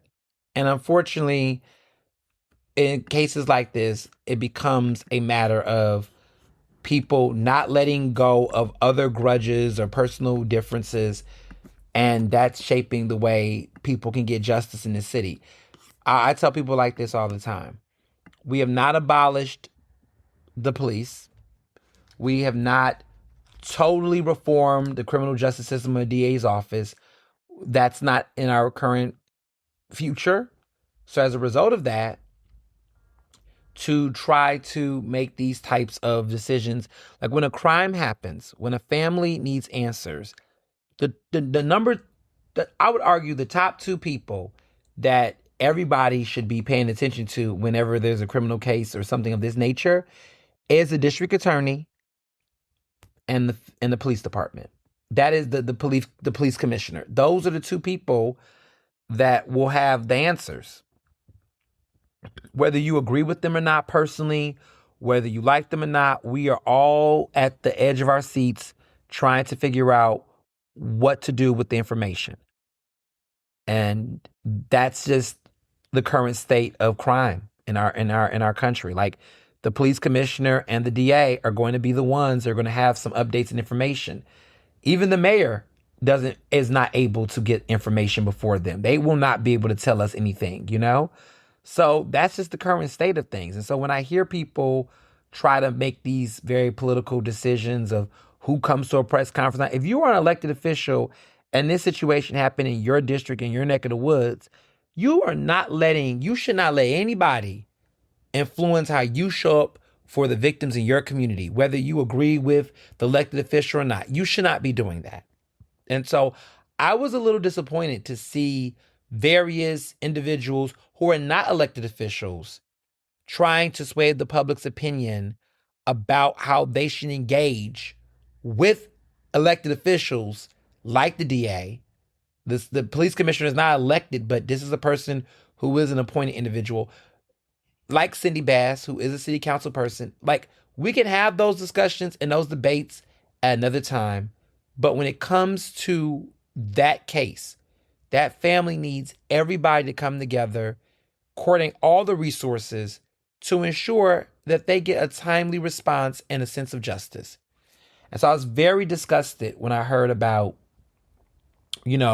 some of these politicized statements and remarks. I was not fond of it. But furthermore, there's been other conversations that was going on throughout this campaign. Some of the stuff that I was hearing in other sectors pertaining to this election. And that has been quite telling. So Shaka Johnson, who's an attorney, and I'm not saying election is case because I was thinking about another election. We'll get to that in a minute. But Shaka Johnson is a criminal defense attorney that is representing Keon King, who is the man who's being charged for the murder of Kada Scott.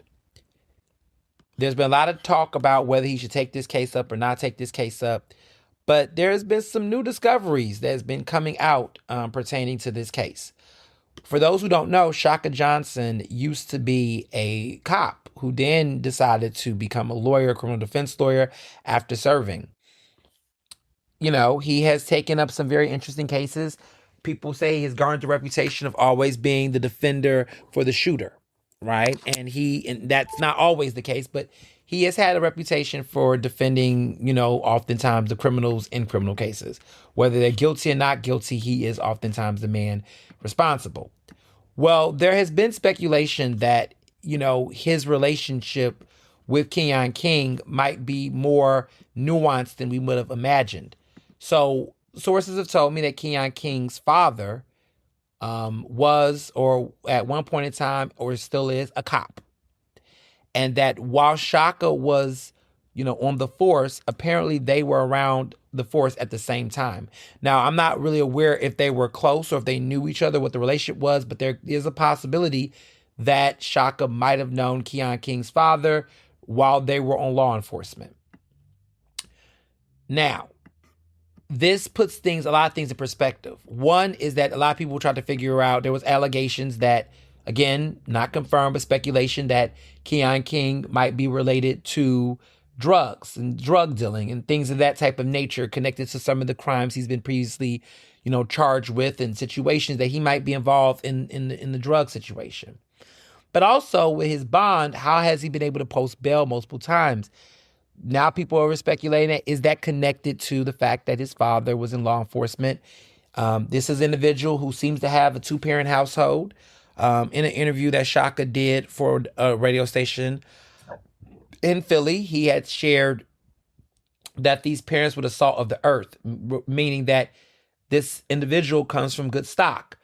Makes you wonder, how well does he know that family? How well did he know them to be able to speak about them in this way? He represented Keon prior to this incident. This is not the first. He dealt with him, I guess, around the kidnapping situation, allegations around that time too. That was the case that eventually would get dropped based on a technicality. So there seems to be a rapport that Shaka has with Keon, and the nature of it has now been called into question.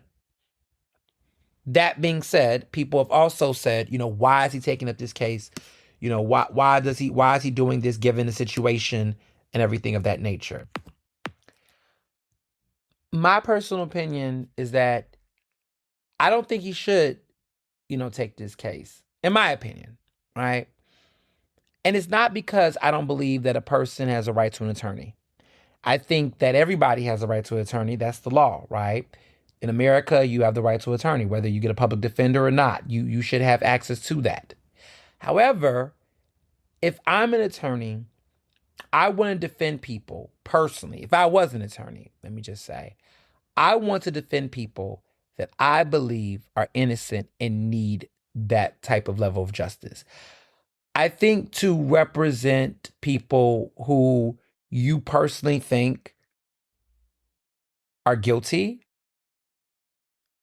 I don't know. I don't think, in a case that's high profile like this, I don't necessarily know if I would personally want that scrutiny unless I want that attention. Like, I would look at the law as an opportunity to defend innocent people or defend people that I do believe, got in a situation that's innocent, that is not something that is, intentional. Like, if you have agency to choose your cases, especially high profile cases, right? Where let's say, for example, a young person, stole from the store or had a situation where it was a copyright infringement or something of that nature. I want to be clear to make the difference between guilt or innocence, right? I think heinous, violent crimes that are just outright problematic, I don't necessarily know if I would want to defend somebody who did a senseless, reckless crime, an adult, right? A young person that might be in a case like the Menendez brothers. I could see how someone could defend the Menendez brothers at the time, right? I can understand the nuance of that case. But this situation just seems to be, I don't know if there will ever be a motive that would justify what happened to Kada Scott. I don't think there is, quite frankly, in my opinion, based on what I'm seeing. I would not want to defend somebody who strongly appears to have played a very horrible part in this young woman's death. I don't know if I would want to bring myself to it, especially if I have a reputation and a choice. And I think that is what annoys me with the interview that he did, is that he plays it off like, oh, I'm a lawyer, this is just my job. That's why people hate lawyers. That's why people are skeptical about the criminal justice system, because everybody wants to play like they're beacons of hope and, morals and ethics and all these things. And then they like to go into this whole objective robotic mode of, I'm just doing my job. I don't know what fuck that. That's bullshit. And as somebody who could easily be a coward and say the same things as a journalist, you can choose what stories you choose to do and how you choose to do it. You can choose the way that you frame certain stories.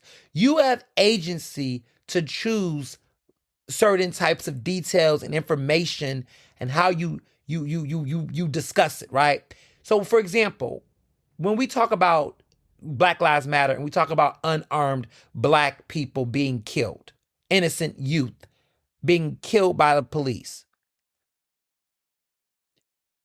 journalists that will share information that is irrelevant to the public's inquiry about a person, like the narrative of Trayvon was no angel. Who said he was? What point are you trying to make in trying to describe aspects of his life that's irrelevant to anything regarding his death in the current state or in the situation at hand? What point are you trying to bring up? What does this have to do? Are you trying to shape a perception to justify a death that isn't necessarily relevant? Like, what's the point there, right?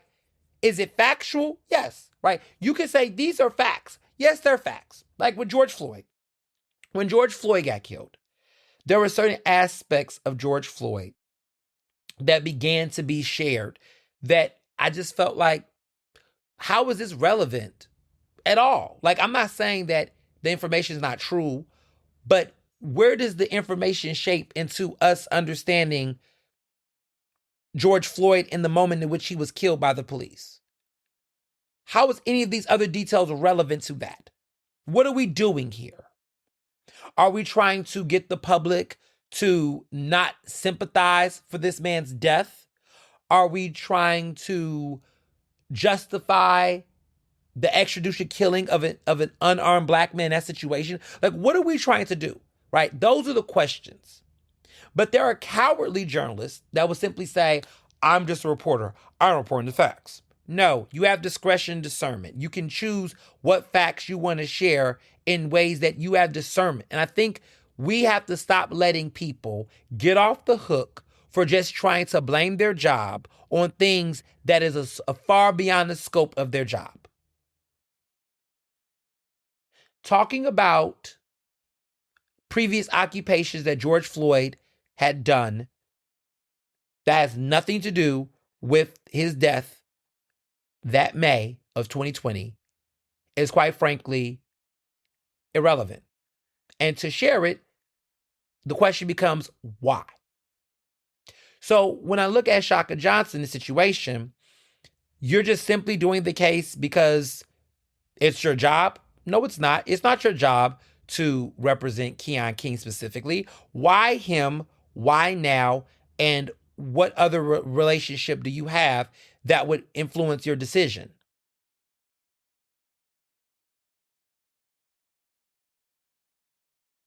Yeah, I didn't think his response was filling because I think there are some questions that need to be answered or more clarity. And the fact that he would even do the interview this premature just shows how there is a sense of opportunism here.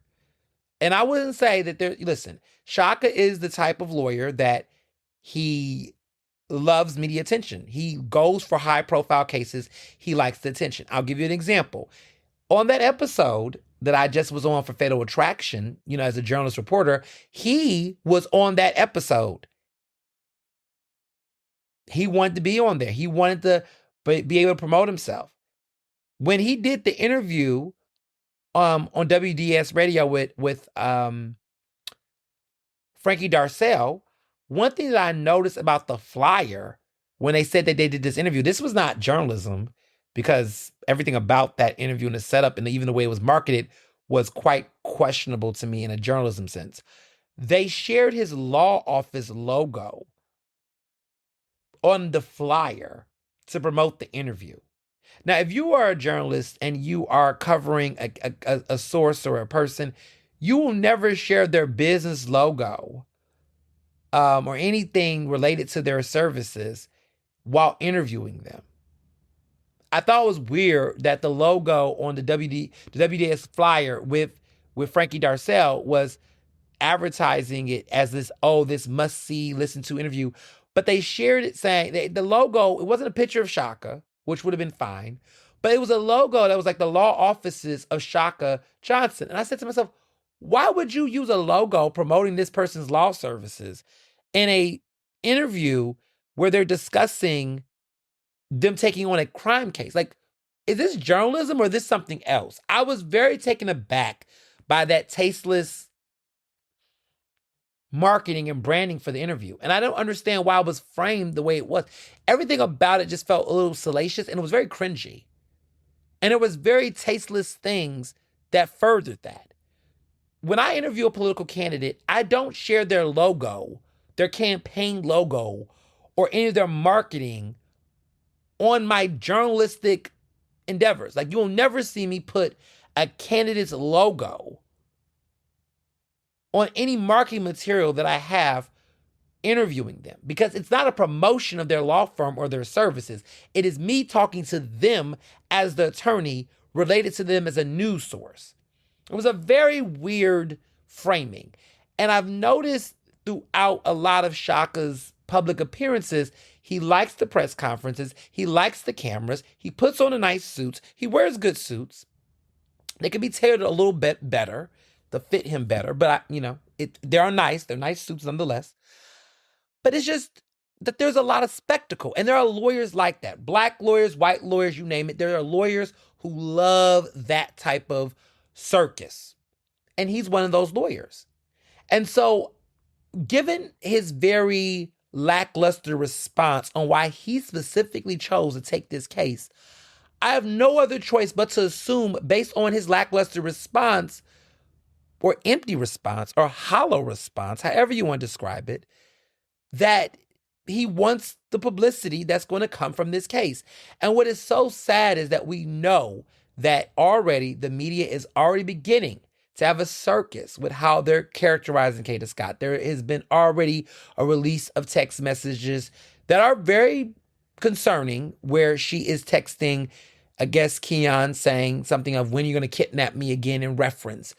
And that is raised alarms to the community, where the public on social media is beginning to already go after and attack her online. She's dead, but they're beginning to weigh in and act like they're forensic studies and have all these opinions about her and the relationship between her and Keon and what that's about, and already forming judgments.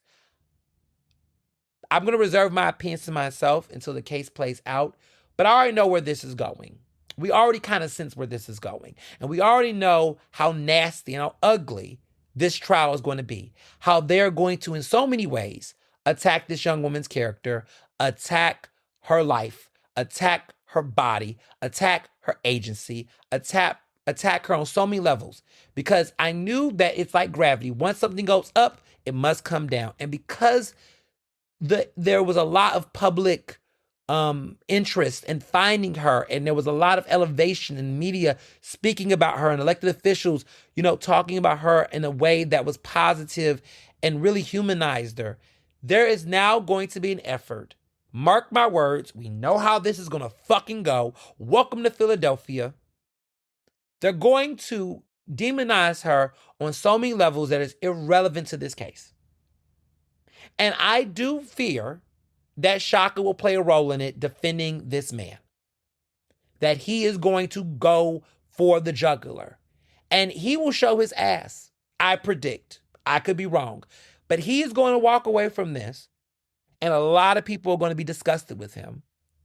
And this is a choice. Because to be quite frank, this would not be the kind of case that I would want. Because if I had a daughter, and there was a man who clearly has something to do with her death, I don't know if I would want to represent that person. I will let a public defender do it, find someone else to fucking do it. But if I had a reputation to defend innocent people, or to get justice and seek justice for people who made mistakes, this motherfucker right here would not be the one I would do. So that's how I feel about it. But you know what? My opinion don't even matter. He don't care what our opinions are. Go make your fucking money. Go make your headlines. But we see you. I don't got no respect for it.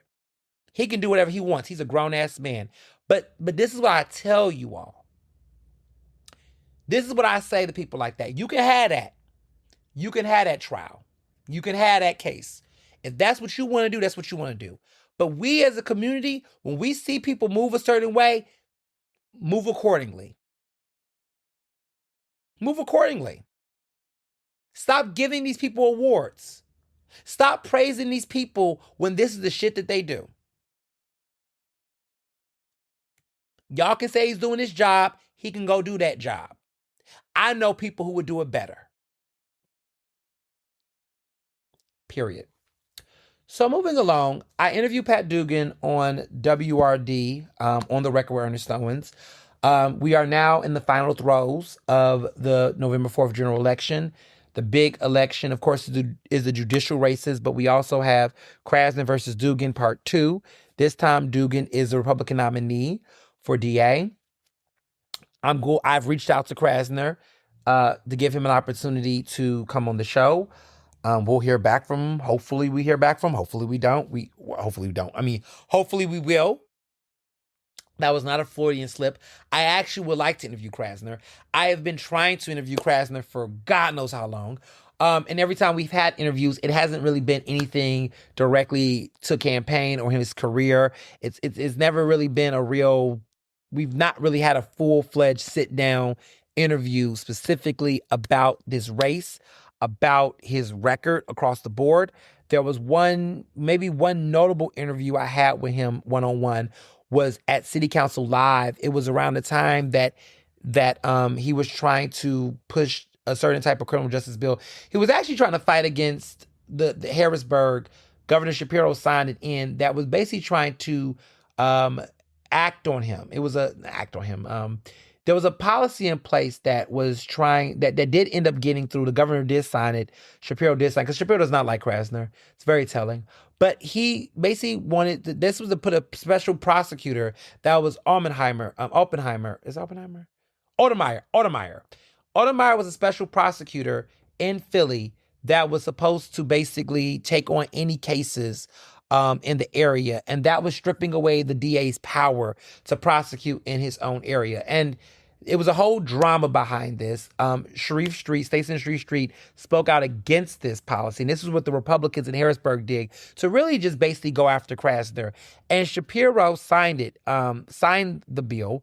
And basically a lot of other colleagues in Harrisburg did not fight against it. They tried to talk about how it was going to reduce mandatory minimums, all that other, shut up. Y'all were cowards. Y'all knew what that Republican bill was going to do. It was not a criminal justice reform matter. It was it did some criminal reforms, whatever, but it was really going after Krasner because they see him as a threat.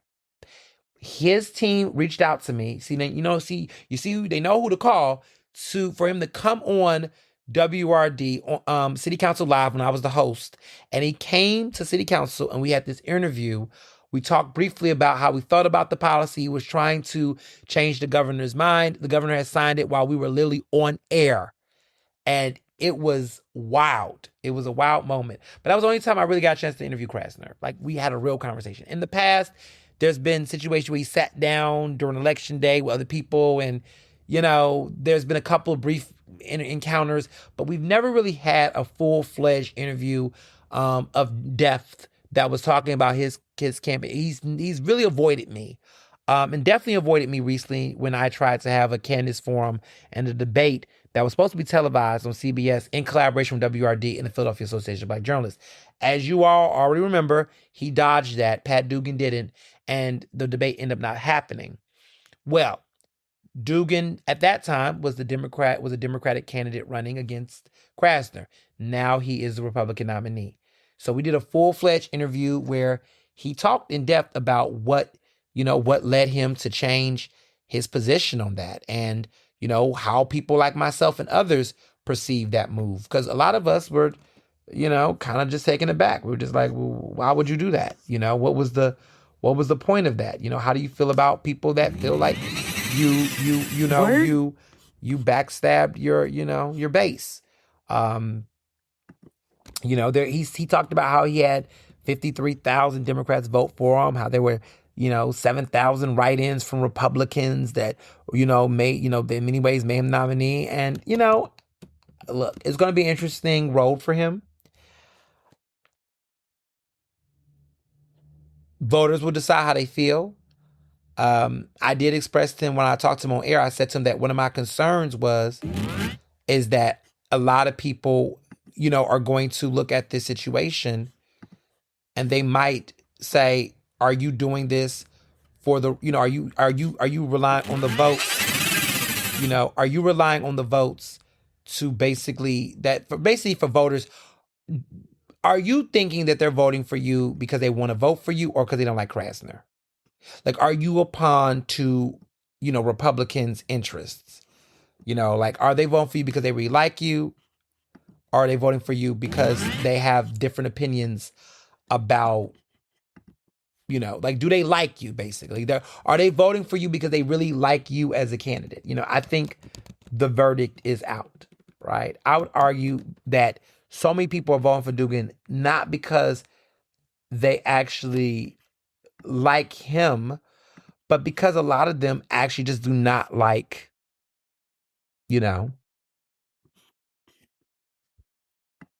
Krasner. And so the question becomes, is this a situation where you're just the candidate, insert whoever goes against Krasner, we're going to vote for them? And will that be enough to win the election? So it's a very telling time, but that's something his campaign is going to have to work on and figure out. It's very telling, Want to talk about some other things, moving on. The NBA gambling scandal has been taking waves. Everybody's been talking about it. I don't really have much to say. I mean, you all know news broke that the Portland Trail Blazers head coach Chauncey Billups, who used to be an NBA player himself, and the Miami Heat guard Terry Rozier were arrested in connection to separate FBI gambling probes. Yes, that FBI director Cash Patel seemed like he finally went to work. He had a news conference outlining the case, and he basically said that Rozier, who is currently playing for the Miami Heat, intentionally removed himself from a 2023 game due to injury after a suspicious number of wagers were placed on under props for his various stats. So basically, this happened in March 2023. Apparently, he removed himself from a game due to an injury after a suspicious number of wagers were placed on under, quote, props for his various stats. After the bets cashed, he apparently received $200,000 at his house. Now, for Chauncey Billups, the FBI has claimed that the Portland coach was involved in rigging underground poker games backed by some mobster families, the Gambino, Genovese, and Bonanno crime families. Now, this is wild, though, because these bombshell allegations dominate the headlines on Thursday, of course. Billups had just been coaching the Trailblazers the night before his arrest, and now Rozier is set to rank in over $20 million this year from his contract with the Heat, but now the NBA has suspended both of them indefinitely. So the Trailblazers currently don't have a coach, and the Miami Heat currently don't have a guard. You would think with all this money in NBA that these dudes would not even waste their life, waste their reputations doing this shit. But here we are, y'all. Here we are. For those who don't think protests do not work, I am here with a great update for you all. 13,000 corporate jobs apparently have been cut by Target. Target has there's been several major cuts in Target right now. Target has had massive cuts that have been taking place, due to what's been going on. They plan, let me back that up. Let me back that up. I think I said 13,000. I mean, it was 13. It's 1,800 corporate jobs. So there's several job losses here, but they're saying it's actually 1,800 corporate jobs that were done. There's a lot of people that had different numbers out, but apparently they're planning to cut 1,800. Not 13,000, 1,800 corporate positions. These are corporate positions, okay? So these are not the everyday staffer jobs or whatever like that. There's a lot of problems here. A lot of people are concerned, what does this mean for the future of Target, Listen, People are not going there as much. There are a couple black people that are sneaking their asses over there. I've seen some Instagram videos of people calling people out. Listen, you can't save everybody. But one thing that I've told people for a while is that when boycotts matter, the case for cancel culture, I try to tell you all that we are in an age where people are over it. They're sick and tired of being sick and tired. And now we're seeing and we're witnessing in real time what happens when community, speaks up and speaks out. So this is an important time to watch. A lot of things have been said, and we're definitely encouraging people to continue that boycott because Target seem like they still want to play. And then lastly, there was an $85 million settlement that Wells Fargo had to cash out. There was a massive lawsuit because, and this is just to talk about DEI, apparently, well, I guess it's now a fact, Wells Fargo was out here doing fake interviews with black employees, black and brown employees, to get diversity numbers. Long story short, they were putting up jobs. I don't know if the jobs were fake or whatever the case were, but pretty much they were interviewing candidates and applicants that were not qualified. They had no interest in hiring. Job positions were already going to be filled, but they were doing these interviews, wasting these people's time for jobs that they were not going to hire them for, that often went to white employees and others and white candidates in the pursuit just to say that they did interview a black candidate, Latino candidate, or whatnot. Yes.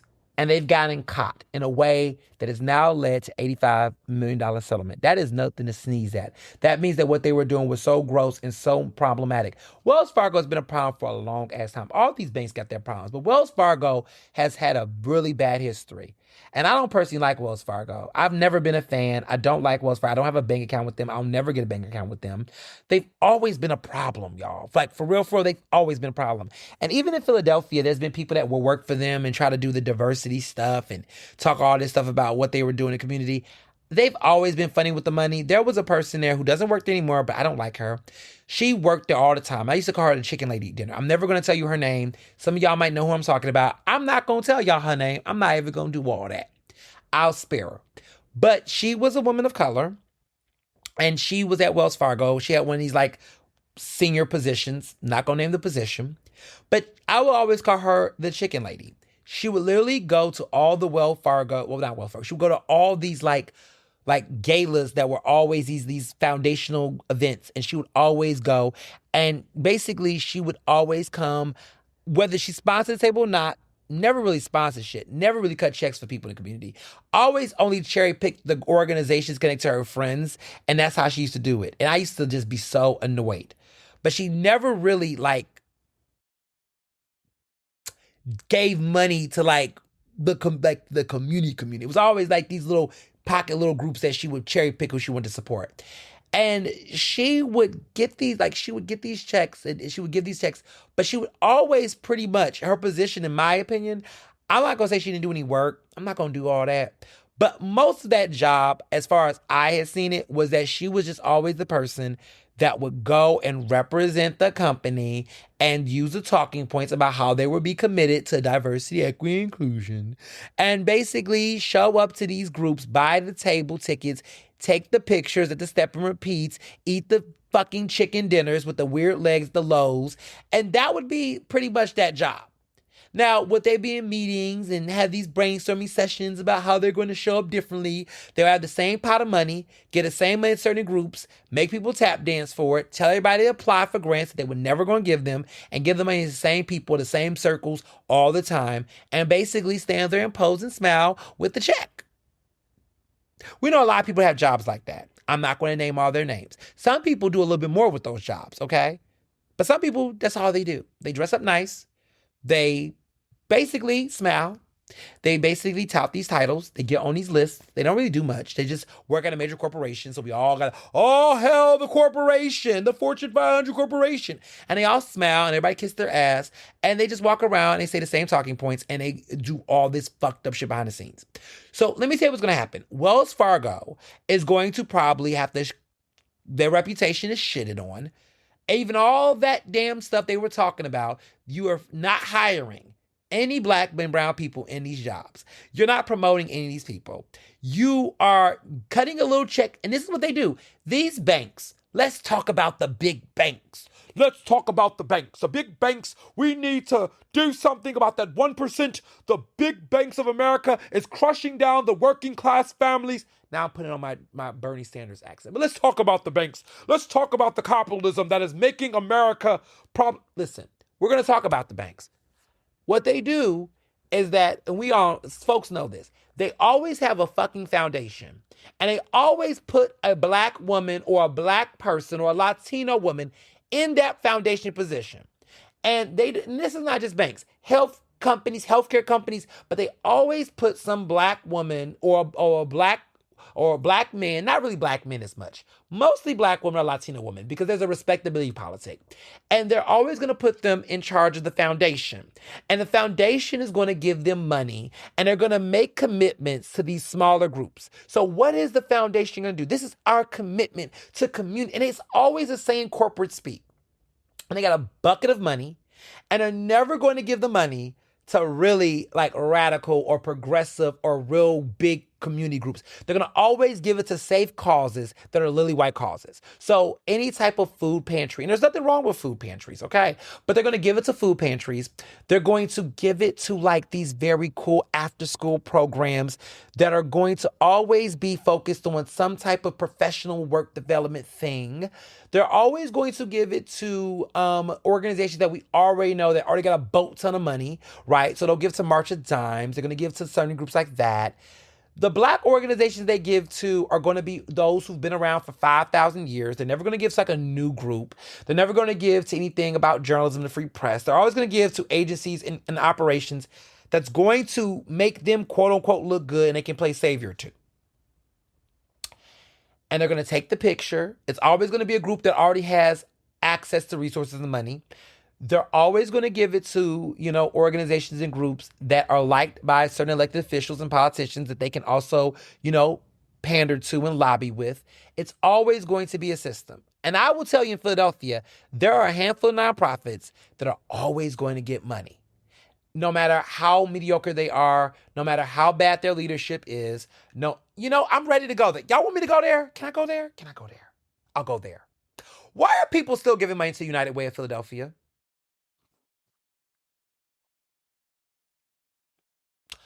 Listen, this is Ernestly speaking. Why do people still give money to United Way of Philadelphia?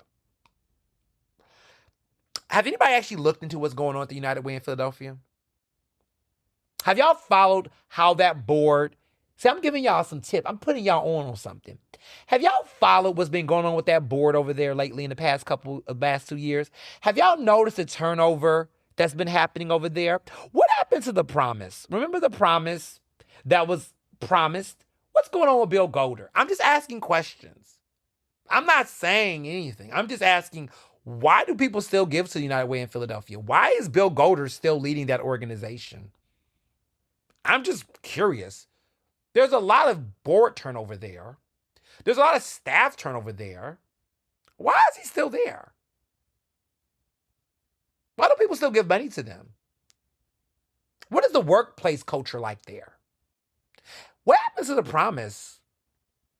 What happened to those people that worked at the promise?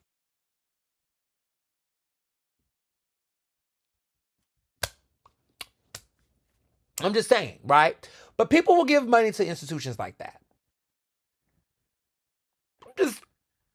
A lot of you all listen to, this podcast and you're connected to these groups. Why don't y'all ever, y'all listen, we will come all day for the black organizations, criticize them. Look, I'm all for critique across the board, right? No Mo Foundation, people talk about Ricky Duncan. There's people online saying Ricky Duncan need to pay them. Okay. Critiques are made, right? Y'all got critiques for No Mo Foundation. Some of them are warranted, right? That's fair. But y'all never talk about these other ones that just keep getting money and resources. City done pumped so much money into the United Way. Why? Why? Why is that? Why?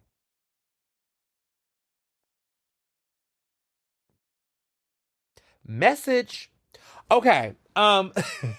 So I just, I say all this to say that I look at these banks and I look at Wells Fargo and I look at some of these people that run these foundations and the people that have in the past or whatever. And all I'm going to say, and this is something that is almost like a no shit Sherlock Ernest, duh, you know this already. But I just want to take time to say on this podcast that there's a lot of these institutions that consistently get this money and it's very performative. It's no metric. And a lot of groups that are really doing this work and this service oftentimes are neglected. The organization I lead, the Philadelphia Association of Black Journalists, I don't even play these games with these groups. There are some institutions that do cut the check and do support what we do, and I am very grateful for it. But there's a lot of these other groups that play personal politics. They are gatekeeping these resources and this money for their own interests. They're not really team players. I have gone in spaces and these people will smile in my face and they will always say next year, next time. And I even just talking about for me, but for other groups, similar stories. And yet they have all this money, but then they dump their money in certain groups. And I'm like, y'all keep giving money to the same spaces all the time. You don't even diversify the money. These people are getting city funding, getting all types of pocket money. I have a mindset that if you're going to get city funding, if corporate funding cannot be given to certain organizations, there should be a parameter on like how this money gets dispersed. How come you got certain organizations that get fucking 6-figure grants from the city? And I'm not talking about homeless shelters, but there's certain gun violence groups. Don't get me started. Will get these fat checks from their friends in city council. Because don't make me go there, because I will go there. Okay? They'll get money. They don't even have a fucking board. Some of them don't even have a fucking board. Some of them don't even have an actual full-fledged staff. Some of them don't even have a working board whatsoever. But there's one person running the organization with a little wee story. And y'all will give them 6 figures. But then y'all will make other people go through all types of fucking paperwork just to get fucking $10,000. Don't ask me how the fuck I know. You will make people go through hell and hate water for a fucking $10,000, $5,000 grant. But you will just dump hundreds of thousands of dollars in organizations that have no sense of accountability metrics. None. They don't even produce annual reports. And you will do this time and time again. And then when there's corruption and there's problems and issues with transparency, then you'll go, oh my God, how did that fucking happen? Oh, I could have been told you how it happened. And then you wonder why nobody wants to get the fuck up and get a real job. Because there's so much poverty pimping. There's so much money in poverty pimping. Like, I will tell you, if I had no fucking integrity, I would be a multimillionaire years ago. Would have been a multimillionaire. There is ways that people make rich off of this. Listen, I will tell you the biggest joke. And it's actually kind of sad. What is a crisis in Philadelphia? Gun violence. What's the big crisis right now? Food pantries, food insecurity. Create a nonprofit, make myself the executive director, put it in a former promised land or promised zone in Philly. Let's pick some part of Mantua, right? Set up a shop in Mantua, call it the so-and-so foundation. Let's call it the Owens Foundation. And buddy up with some elected officials, give them some awards that they don't fucking give a fuck about, praise them, prop them the fuck up, and then basically be their linchpin for how they can push their services through my organization. So what I would do is I'm putting y'all on game. Wake up, stay woke. This episode is I'm putting it on the table. I ain't naming names. I'm just giving an example. I will create a nonprofit in Mantua or another area. Let's go to another poverty area, North Philly, wherever the fuck you want to go, right? But it got to be a promise zone. It got to be an area where there is promise zone, like an Obama promise zone when they used to have those. You got to put it somewhere like that, right? A target area. So I will put it somewhere in Mantua. I will, get a space. Let me call my cousins, Bubba and them, so they can do this shit for free. Pay them some stipends, get some tax write-offs. Chum me up to the elected official in the area. Create a community awards program, call some sponsors, get them to sponsor, give them an opportunity to look like they're humanitarian during election season. They get some publicity, they get a red carpet, they get an award, they feel special. Then they turn around and they give me some grants and some money and they cherry pick me.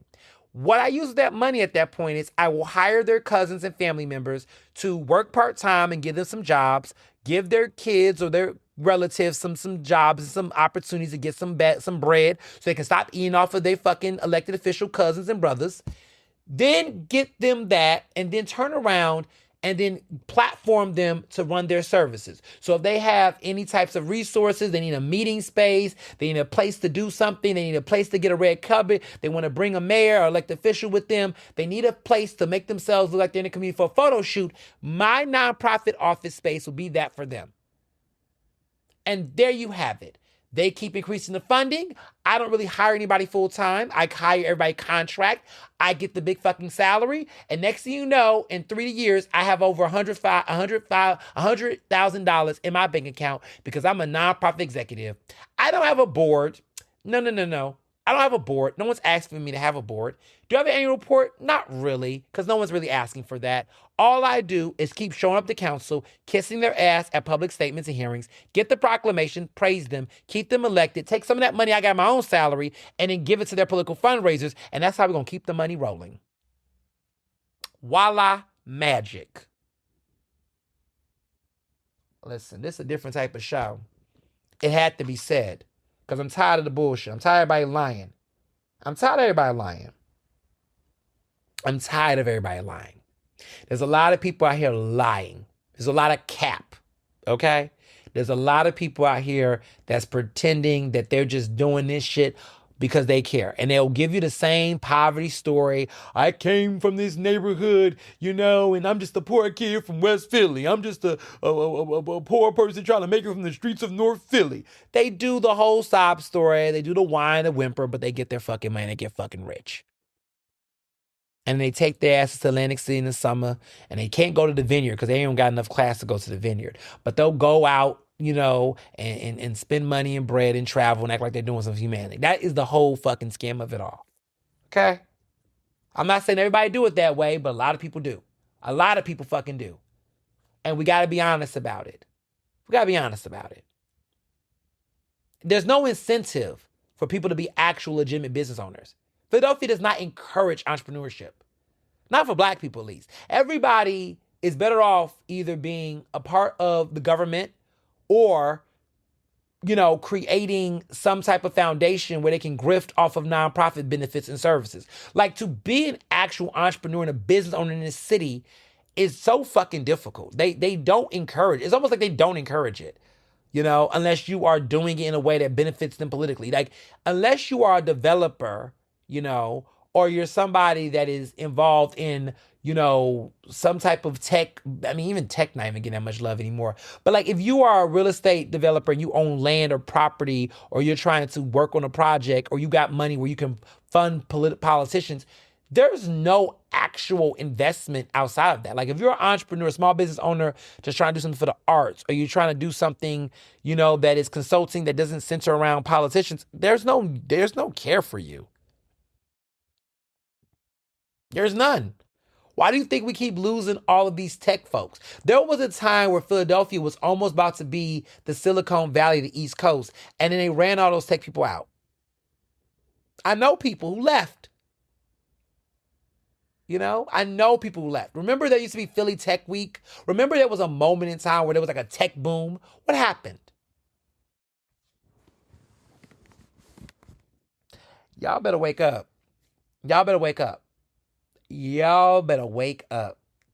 And I'm sad to break it to y'all. I don't know if this mayor is going to change that course. I don't think so. I could be wrong, but prove me wrong, mayor. She's not going to prove me wrong. But pay attention. We've gotten to that point in this show where we're ready to go in deep. Stay woke. So this week's Ask Ernest, you all have been messaging me about, and I'm not going to name names because I don't think that is the point of what this question and this conversation is going to be about, because I don't want to make it focused on the personal in this dynamic, but more of the message about the lesson here. So there is somebody in my industry that passed away recently. There's been a lot of attention around this individual. A lot of people have been talking publicly. Some folks have noticed I've remained silent, have not said anything publicly. Some people understand why I have not said anything publicly. But some people, of course, just, I guess, have some amnesia, and they're like, hey, you're going to say a statement about this? Are you going to talk about this? Are you going to mention this? Um, no, I'm not going to publicly put out a statement and say anything about this person and this individual's passing. I grew up in a world that if you don't really have anything nice to say, don't say anything at all. Or if you don't have anything that you can add to the conversation that's going to be in the desired interest of the person who might be deceased, then you should just keep that within yourself. And so, in a nutshell, I have chosen not to speak publicly um, regarding this person in a very public manner because the relationship I had with that individual was not one that was favorable. Up until that person's passing, that person was very adversarial to me in ways that inflict a lot of personal and emotional distress and harm towards my reputation and my brand, my career, my organization, and other things. Fortunately, no weapon formed against me shall pass. Amen. Nothing ever led to real damaging harm, but there was a lot of mean, cruel things that this individual and others in that person's network inflicted upon me up until their very end, unfortunately. There were a time and place in which I thought that we could get to reconciliation and get to a point where we can talk as adults and find that peace. They didn't want that. They refused. And it got to a point where we just decided that, you know what? I'm going to leave you where you're at and I'm going to move accordingly. And that was the decision that I think was the best because given their age and my age, there was no way that I don't think we could have found common ground in a way in which would have been mutually beneficial. And so I made the decision not to share any of those thoughts or say any of those things in a very public way because, the funeral just recently happened. It's just not my place on a very open, wide end. There would have been nothing I could have said in a very public way that would have added any necessary value or nuance to the conversation. And quite frankly, I just chose to just move on. Now, some people might say, gosh, you couldn't. No, let me explain something to you all. When my biological father passed away many years ago, um, my father and I did not have the best relationship. We, closer to his passing, came to an understanding and found a level of what I would call peace, but it was not the kind of relationship that warrant me going to his funeral. I did not attend his funeral. And what was even more disgusting was I wasn't even invited to his funeral, but that is, that is where it's at.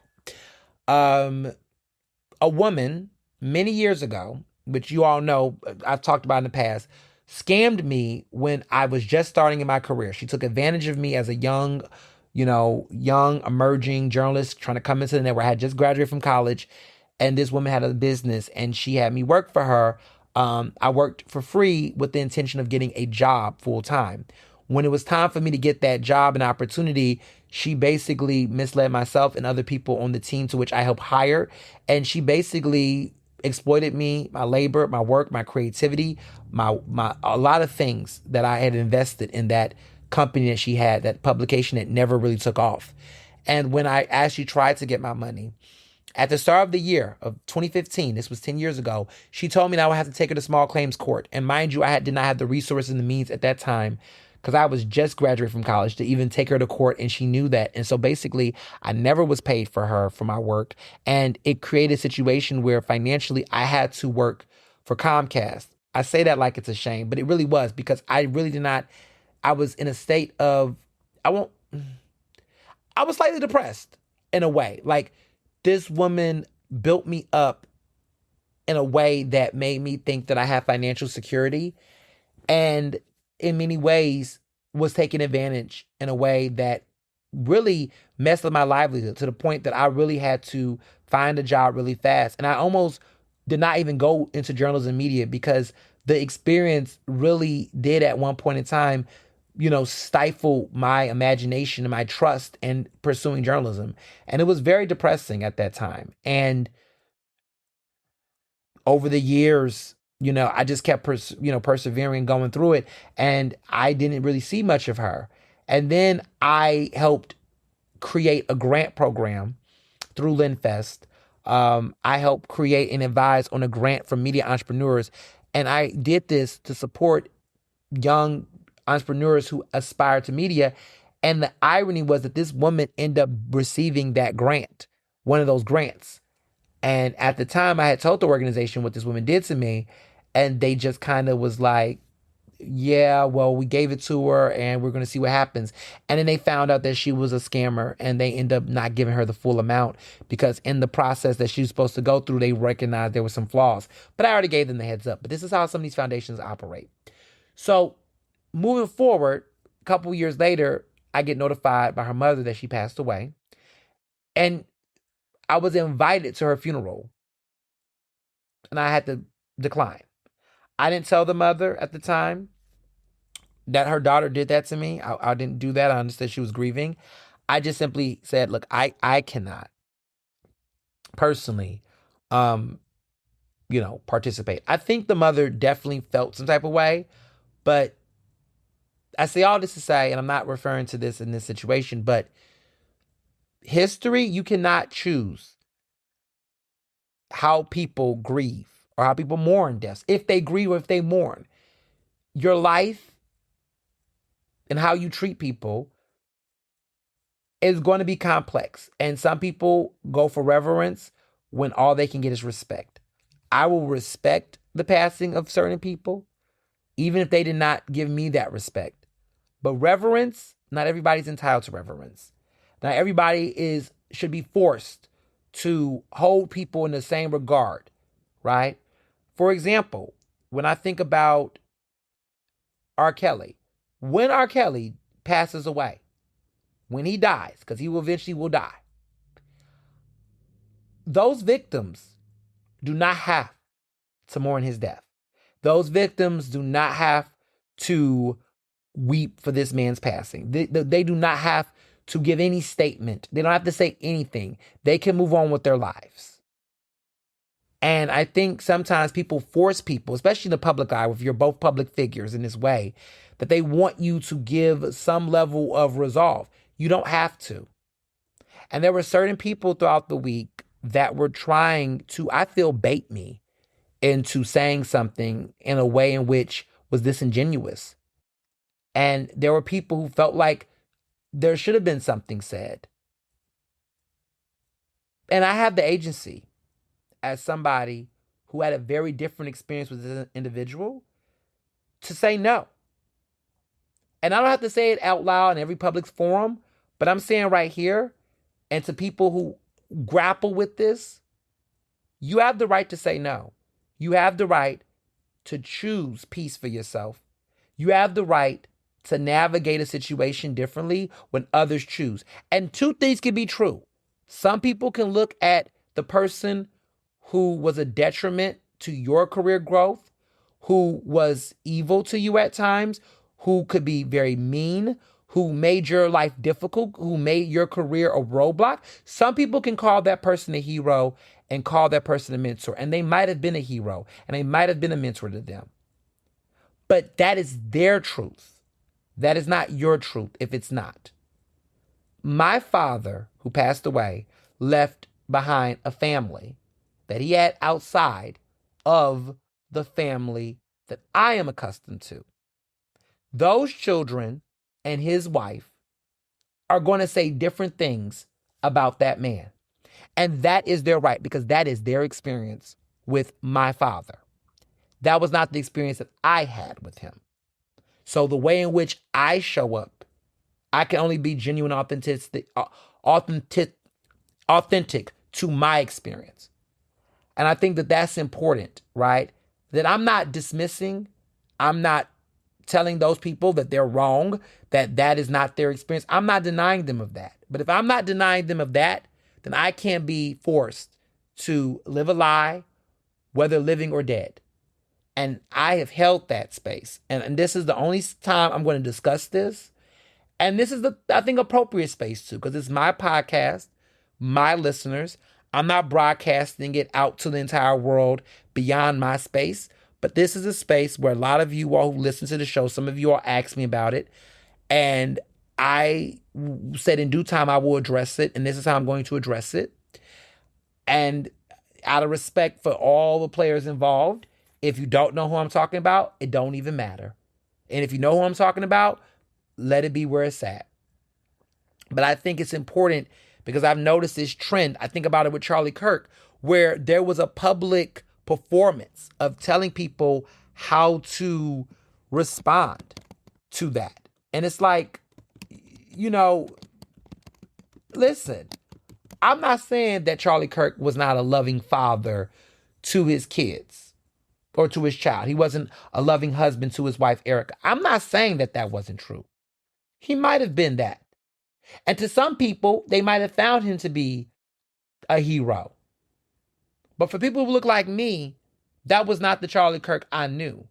And therefore, I am not going to lie, but I'm not going to go out my way to bash or attack or do all those things either.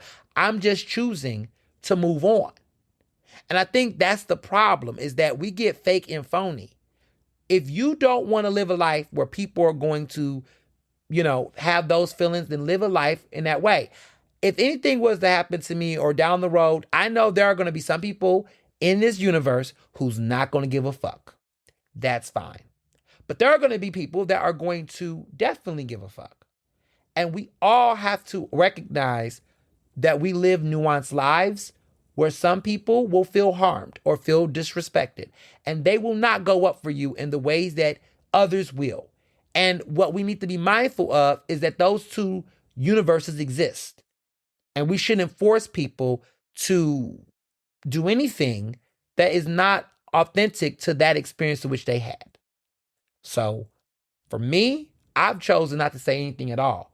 I'm not going to go out my way on my Facebook, Instagram, Twitter, on all the public platforms and disparage this man or to share my experience or to talk about that man. While that man was living, I made it very clear to people in the public eye what that experience was like, what that betrayal felt like, what that harm felt like, what that disrespect felt like, and what that did to my mental health and wellness. It took me a few years to finally get back to myself in this industry based on the betrayal that that individual and others in his network did to me.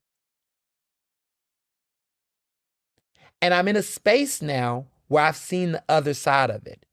I don't hold resentment. I'm not bitter.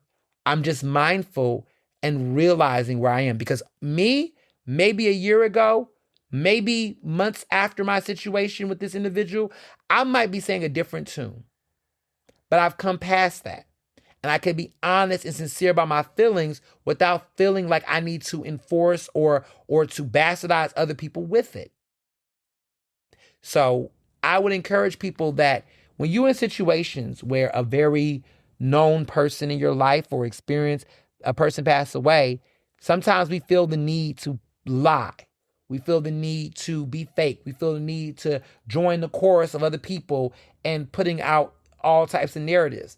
I have learned through time that sometimes there's a time and place for everything, and I am going to know when to hold it and when to fold it. And I'm choosing to not get involved in that public conversation, but respect my privacy, respect my decision and my agency not to do that. And there has been certain people that I've been disappointed with that have really tried to nudge me to speak on certain things. I'm like, that's not, no, I'm not doing that. I'm not doing that. I'm not, no. And I think we got to respect people's boundaries because sometimes we know that if the shoe was on the foot, there would be I'm going to leave it there. Moving on. I'm going to move on.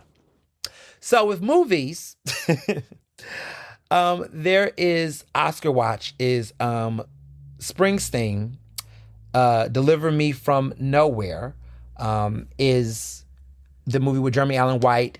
He is playing Bruce Springsteen. I got a chance to see the movie. I got a chance to see the film. I don't know if I'm getting biopic fatigue, y'all, but I need folks to stop trying to force these movie, but I don't know. It wasn't bad, but I just wasn't, I don't know, maybe because I'm not like a crazy Bruce Springsteen, person. Like maybe that's what it was. But I wasn't like necessarily, you know, like feeling like this need to go completely wild out for him. You know what I'm saying? Um, I don't know. I didn't feel like, it was the type of situation where I felt like, oh my goodness, I need to watch this. I mean, Bruce Springsteen is a national treasure, right? But I don't know. It was okay. I mean, I don't know. I don't think he's gonna win the best actor Oscar. He might get nominated. Definitely gonna get a Golden Globe nomination, but I don't know if I can say he's gonna get the Best Actor Oscar. I think the verdict is still out for who's gonna get that Best Actor Oscar. Honestly, I have a sense that, you know what? Like I told y'all, stay woke. Didn't I tell y'all that Sinners was gonna have a comeback? There has been, I mean, Halloween is back. They're putting Sinners out for Halloween re-release, which is genius. But Sinners is coming back in the conversation. And people are going back to say, let's talk about Michael B. Jordan for Best Actor. I think he's a lock in for the nomination. I think Michael B. Jordan is finally going to get an Oscar nomination. What did it take, y'all? It's finally here. Finally Michael B. Jordan, Oscar nominated actor Michael B. Jordan. We will be saying that next year. It took how many fucking years for us to get to this point? I really feel like I have not seen any strong best actors. I really feel like Michael B. Jordan may still have a chance. I really think they need to really ramp up the campaign. He plays two characters. It's a great performance. It's wonderful. And honestly, I would not be mad at it. I really think we need to have the Michael B. Jordan Best Actor conversation again. I have not seen anything thus far that makes me go, he's got a challenge. I really think he might have a shot. It's been a very weak year. Like Leonardo DiCaprio and Another Battle. I mean, okay, it's cool, but it's not Best Actor. It's not lead. I mean, he could get a nomination, but I don't see him getting it. You know, who else is in the conversation right now? I mean, I am hearing about some other films coming, right? We are going to see what Timothée Chalamet might bring to the table with this Marty Supreme film that I've been hearing good things about. But I don't know, y'all. I just feel like Michael B. Jordan might have a really strong shot because nothing's come yet. Now, Best Actress, that Hamlet film, I think we might have the winner for Best Actress already. I think that might be locked in. Okay, what's her name? Buckley in Hamlet. I'm, I don't know. I feel like, that might be the film. I think that might be it. Jesse Buckley in Hamlet. Hamnet. Not, it's based on Hamlet, but Hamnet. I think that Jesse Buckley playing the wife Agnes in that film, Hamnet, I feel like she's going to get it. I don't know. I think she's the lock-in for the film. Paul Mescal, maybe, but I don't think he's the strong. That's not, I mean, he might get nominated, but I don't think he's the lead. I don't think he's going to get the Oscar. I don't know. Michael B. Jordan might, I don't know. I feel like it's looking like it's him right now. He might be back in the lead, y'all. I don't know. I really feel like he got a strong chance. And now that this re-release has happened, it's reminding people how much they really like Sinners and how good it has been. So stay woke on that. I don't know. Something about that just, I don't know. I'm feeling it. There's another film that just came out by Catherine Bigelow. She was the director of the film. She was the first woman to ever win Best Director Oscar. She's now one of three now because Jane Champion and Chloe, who directed Hamnet, Chloe Zhao, who directed Nomadland and won Best Director for Nomadland, they won after her. But I think it's Jane Campion. Sorry. The film she directed, she won the Oscar for. Well, she directed many other great films like The Piano, which was really good. But she did the what was that film? How did I forget it already? It's about the dog. Not really the dog, but Jane Campion directed the film The Power of the Dog. Yes. And she directed The Piano, another legendary film. And also In the Cut, which was good, but people don't know much about that film. But she directed The Piano, which was iconic. And then she directed The Power of the Dog, which she won the Best Director Oscar for. I really liked her in that. I really liked that film. That was a movie, okay? That was a film, okay? An interesting film. And I really did enjoy Benedict Cumberbatch in that film. I mean, Kristen Dunst finally got an Oscar nomination. Jesse Plemons. A lot of people did their big one in that film. Cody Smith-McPhee, who really should have won. I mean, I think he should have won the Oscar that year, but I'm gonna be quiet. But that was a year. That was a year. That was quite the year. That we saw the Oscars do their big one. Coda ended up winning Best Picture and the the best supporting actor that year that won, which was Troy Kotsur. You know, to have somebody, a deaf actor, win was winning. But anyway, long story short, Catherine Bigelow, who directed The Hurt Locker, won the Oscar for Best Director. She's directed this film. Very powerful film. I don't know how it's going to play in the Oscars. Idris Elba is in it. He slays in the film. Really think there's something to be said there. We'll stay tuned. Wicked. There's a lot of Wicked momentum. Wicked, the original Wicked film with Ariana Grande, the first film, because you know Wicked for Good is coming out in November, but they're going to now air it on broadcast TV. NBC is putting big bank on hoping that Wicked is going to be the big box office smash this holiday season. There's been a lot of duds at the box office, y'all. Even this Springsteen film did not do that well compared to what people thought. It's been really weird at the box office. Not that many films have been doing that well, okay? There is a strong chance that Wicked for Good is supposed to save the box office this Thanksgiving. So there's a lot of anticipation there. I saw the first Wicked. I really liked it. It's a long movie. But For Good, I'm really excited about For Good. The second act of Wicked is a tough one. A lot of people, Broadway fans, always say that the first act of Wicked is phenomenal. The second one kind of feels like a dud.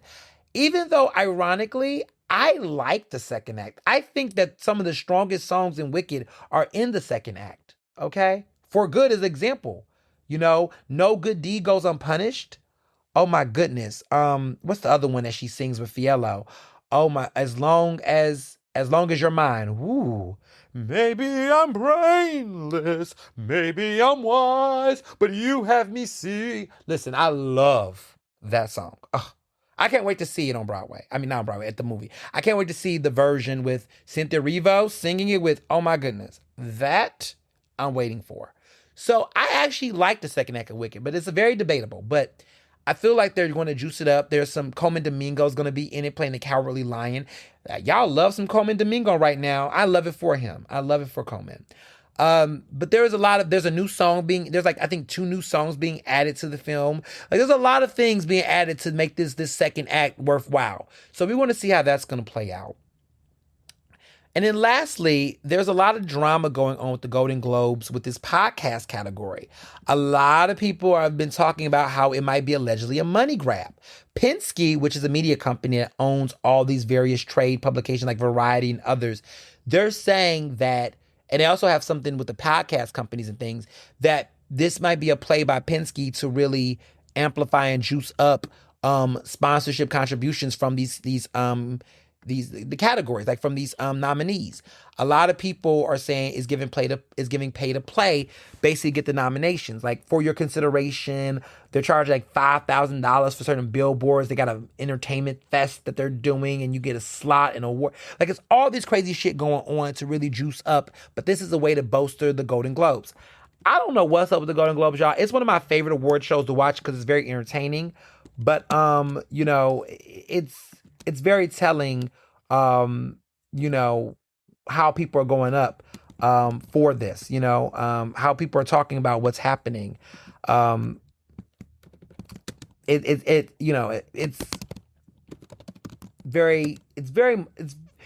really weird because there's always been a reputation of the Golden Globes being pay for play. Given who gets nominated, what films get nominated, who gets the awards and stuff like that. Like I remember there was a whole scandal around Emily in Paris, like how it got all those nominations, and apparently the team, the Netflix team, sent some of the judges or whatever to a trip to Paris. It was like, what? Like there's been all kind of critiques about how people really be giving these crazy ass gifts and trips and things to try to juice up nominations.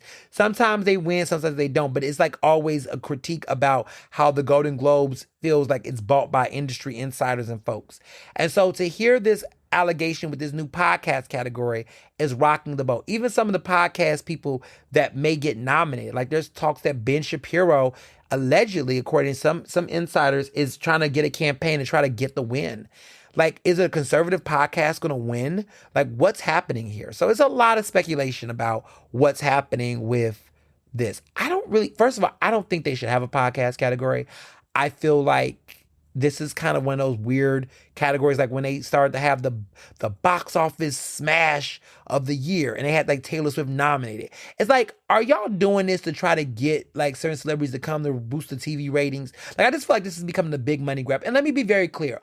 All award shows, for the most part, are money grabs. But like some of this, like think about it. Like when you look at the MTV Awards, or the BT Awards, y'all notice how they have now gotten categories named after corporations. Like, I'm so tired of the Subway Sportsman of the Year Award or the Viewer's Choice Award sponsored by Sprite. It's like, can we give these awards without having corporate logos on them? It's kind of tacky. Could you imagine like getting an award like and it has a corporation logo on it that's not that of the company? I don't know. I just feel like it's just cheesy. And I know we shouldn't take these awards seriously, but come on. You know what I'm saying? Like, come on. Yeah, it's yeah, it's telling. Um, so yeah, it's a lot. Um, it's a lot. That's all I'm gonna say. I'd say people got a choice. People have a choice. I'm not crazy about it myself. So with music, the NFL has found a way to once again get themselves in the crossfires. The Republicans are not having it. They do not want to see a guy like Bad Bunny on the stage. There's talks about an alternative. They're asking for Ted Nugent is some country artist. They're doing like a petition to get him to replace Bad Bunny. NFL's in a bunch of shit. They're trying to stand their ground, defend Bad Bunny and say, look, they're sticking by the artist. They want this choice. I don't have anything against Bad Bunny, but like, is this the hill we gonna die on? Like, NFL, is this y'all way of trying to act like y'all are woke? Like, y'all are not. Y'all are trash.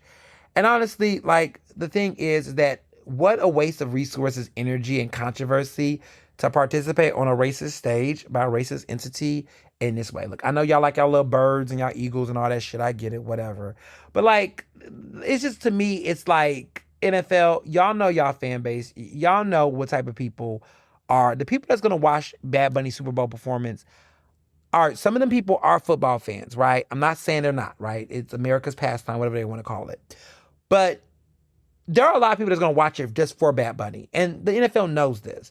And so they're playing into a global audience. They're playing into ratings. And he is a money bag for them, right? So they're going to use him in that way to do that. And that's why they care. They don't care because they're trying to fight diversity, equity, and inclusion. They know that Bad Bunny brings the numbers. Bad Bunny is a global superstar. Like, let's be very clear. I hate how every time a black artist or black and brown artist, Latino artist in this case, when they get these opportunities, everybody wants to act like it's like a novelty and a diversity consideration. No, Bad Bunny's a big fucking deal. And Bad Bunny is bringing value to this NFL halftime show in a way that is going to do more work for them than him. I don't know, honestly, if he even needs it. I think maybe he wants to use it as an opportunity to make a political statement. I think that's bullshit. I think Bad Bunny's whole boycott to do United States territories was a big statement within itself. For him to bring his ass to the U.S. for the NFL, in my opinion, defeats some of that merit behind that protest. Because if there was ever a stage to boycott, that would have been the one. For him to be able to say, I told the NFL to kiss my ass because I ain't going to do any performance on this soil until we get ice in check, right? We melt that ice. If that is what he would have said, I would have said, hats off to you, Bad Bunny. But like, now it just seems like now NFL is trying to make themselves some like savior, like, oh, we stand by Bad Bunny. It's like, that the fuck, you knew what was going to happen. So I don't know. I don't really care for y'all. I really don't. You know, yeah, yeah. I'm not, crazy about it. Um, you know, Mm, yeah. So, mm. We'll see how people treat it though. But you know, we'll just see how it plays out. Am I watching it? I don't know. I might watch it later on YouTube. I'm not. I'm just over so much of this stuff. Like people was asking me like they want to go to the Eagles game. I don't. If look, I don't know. I don't know. That's where my head is at with it. I just think that there's just so that like with everything going on right now in the world, I just find it that this is just not the hill that I would be dying on right now. Like the NFL has other things that they can be doing right now with people's time and resources, and for them to spend it focused on trying to have a Super Bowl show, yeah, not for me, not for me. Mm, mm, mm, mm, mm, mm, mm, mm, mm. So I'm gonna leave it there. Leave it there. Gonna leave it there. So moving on. Meg The Stallion has a new song out called Lover Boy. A lot of people's been talking about it. I'm gonna keep it simple. I've come to this conclusion about how I feel about this. I love Meg Thee Stallion as a person. I believe she deserves all the joy and the love in the world. She's went through a lot in her life, and she deserves to be an artist for the fans that like her music.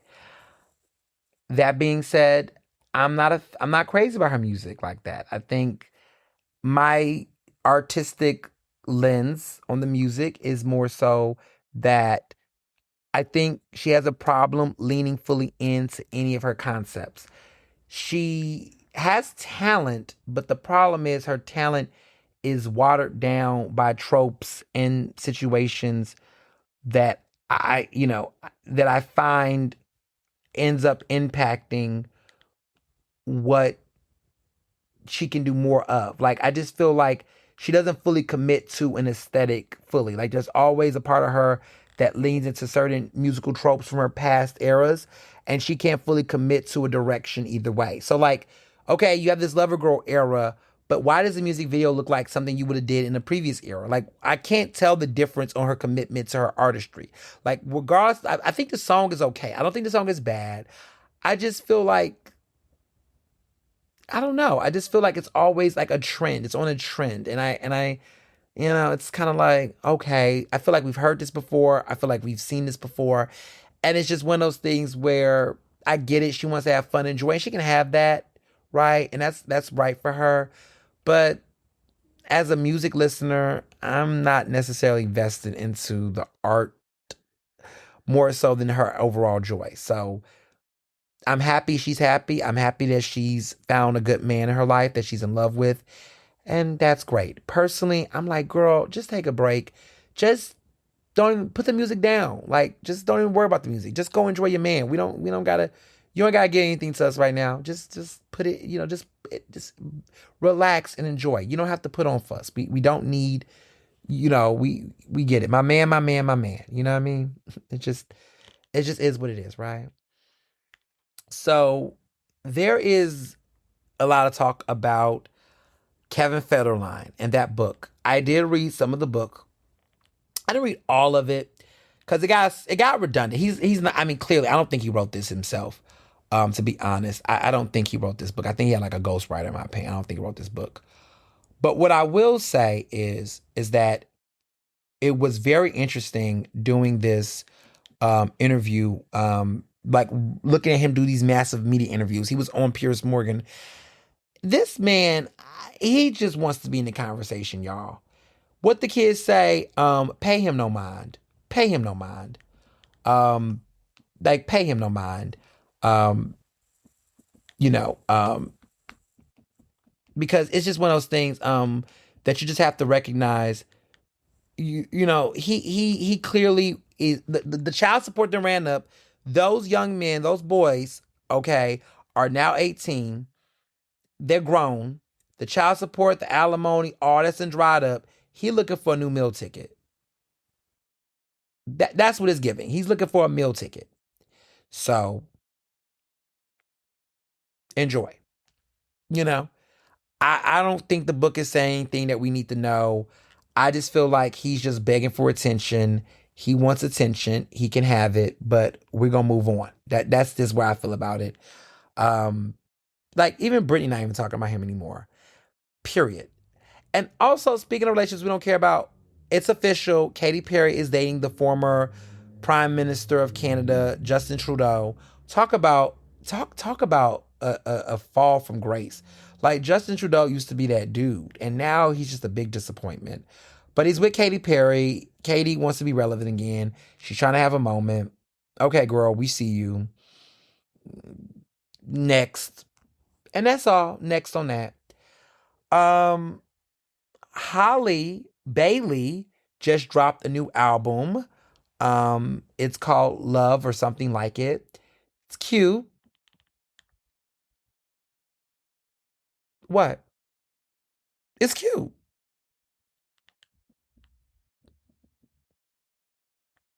I mean, it wasn't what I was expecting, but I would be disingenuous to say I expected anything from her at this point. It's a cute album. It's not bad. It's a cute album. I love that her and Chloe got back together and did vocals. And apparently Beyonce agrees with the rest of us. To be honest, I think Chloe and Haley should come back. That's what we want. We want a Chloe Haley album. They're not meant to be solo. Those sisters really were great when they were together, and they had a moment, and I just really hate that they got caught up in the idea that they need to create and brand themselves. I get that they wanted to have a moment, they wanted to be sexy, they wanted to be the things, but I just feel like at this point, I just want them to just come back and give us some mute. Like, I would love them to do one more album together. They don't gotta they don't gotta go back full, but just one more album for the fans. One more album for the fans. That's what I would like to see. I would like to see one more album for the fans. And then everything else, we can move on and we can do whatever. But I would love one more album for the fans is where my head is at with it. And then they can go solo and they could do what they want to do. But hearing them do that song together on that collab on that album made me miss them. And I was like, you know what? Because the one thing I would say about both of them, you can't deny them. Those girls are talented. I think that there's been a lot of other distractions that have stopped them from maximizing their talent since they broke up as a group. But at this point, I feel like we are at that stage where we want them to do one more album together, kind of like how Destiny's Child did their Destiny's Fulfilled, um, and they did that and they moved on. We need one of those type of albums for them, and then they can move on. They can move on. So that's my take. You know, because yeah. So in other news, there has been a lot of talk. A lot of y'all wanted to ask me about this Kevin McCall situation. So if you don't know who Kevin McCall is, it's okay. Most people don't know. He was a music artist in the early 2010s. He was how do I describe it? He was like one of those, like, I wouldn't say a one-hit wonder, but he definitely was a bigger name about 15 years ago.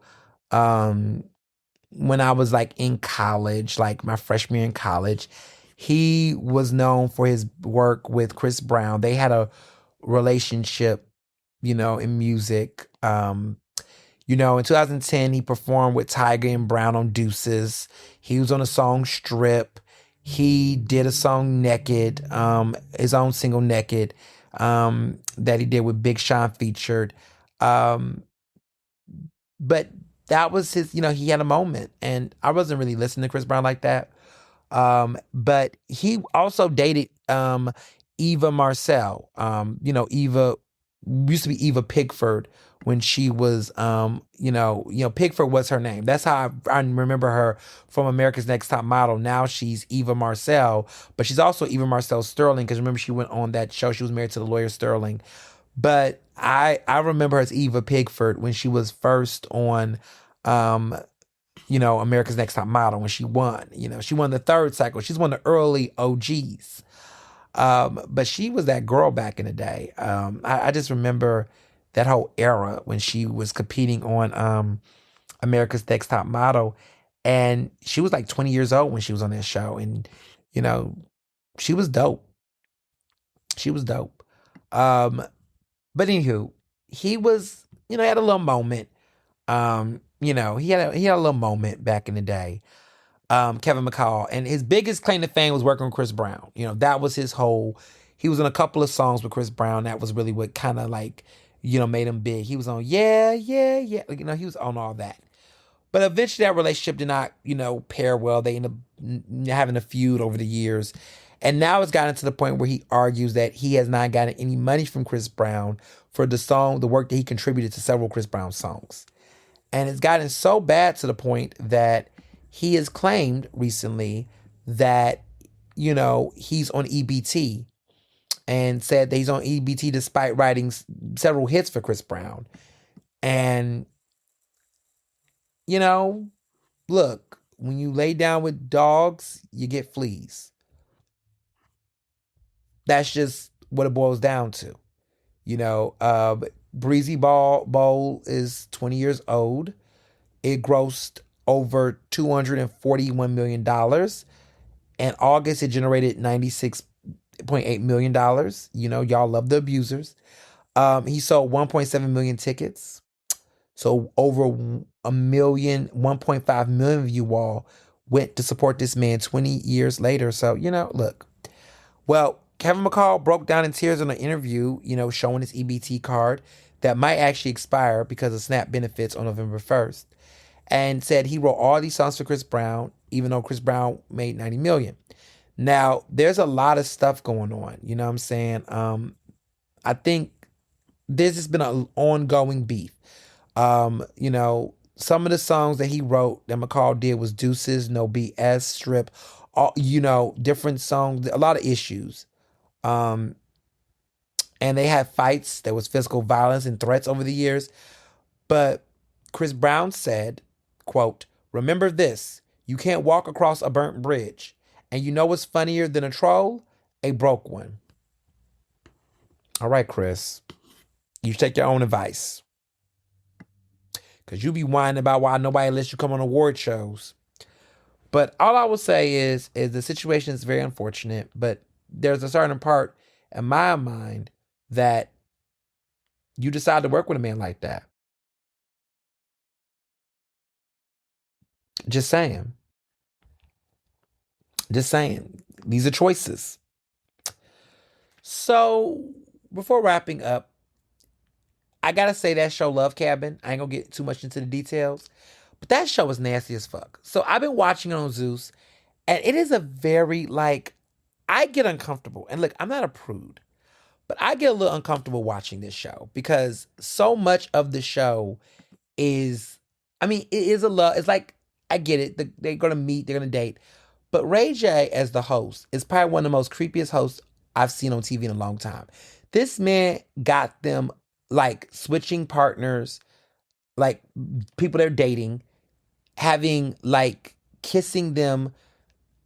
I'm gonna get a little bit explicit, but this podcast is for adult listeners, okay? He has them. There's a situation.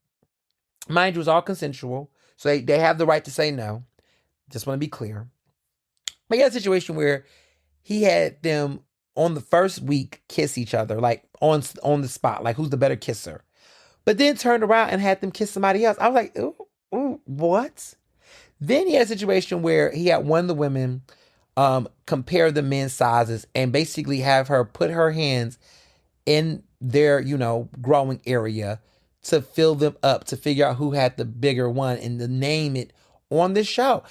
And I just was like, oh, this is cringy. But they're all consenting to this. They're all agreeing to this. But I'm just like, oh my goodness. Look, I'm all for edgy reality TV. But there's a certain level to it where it's like, is this what we, can we leave? Have I gotten to the age? I don't know. But I just felt uncomfortable watching them do this to, everybody's consenting to doing it, but it was just like, is this necessary?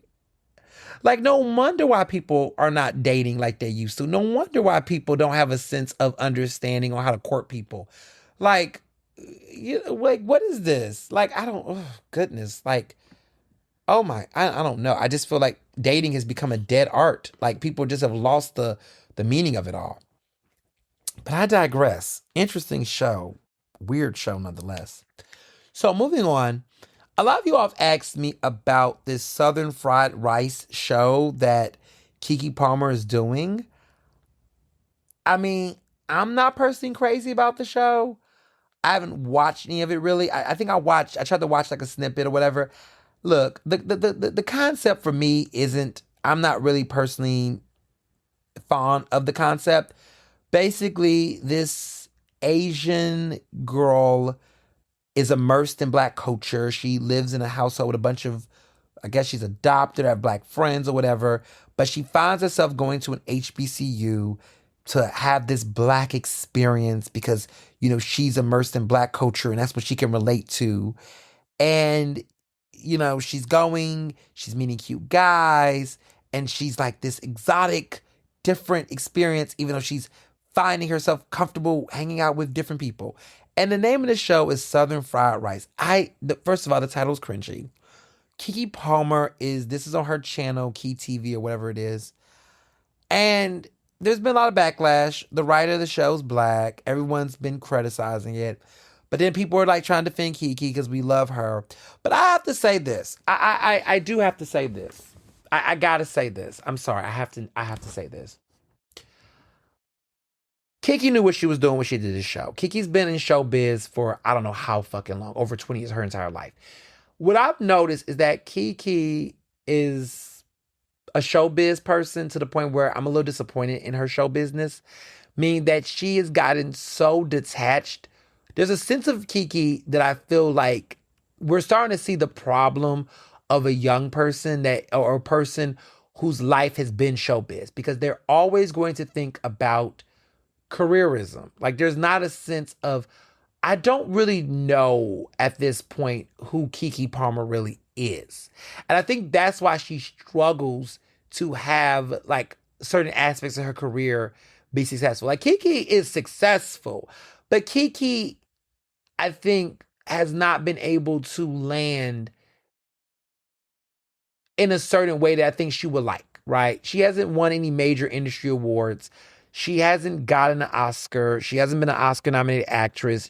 Her singing career is, what is that? Like, and I think someone like her who's been in the industry, if given a real serious focus, right, where people could really mentor her and put her in a particular role, a particular set of films to really grow her, there could be a chance that Keke could really land some major, like serious opportunities that would be longstanding. I feel like she's getting a bunch of gigs and people love to give her things, but I don't think that she's matured in her artistry and her craft.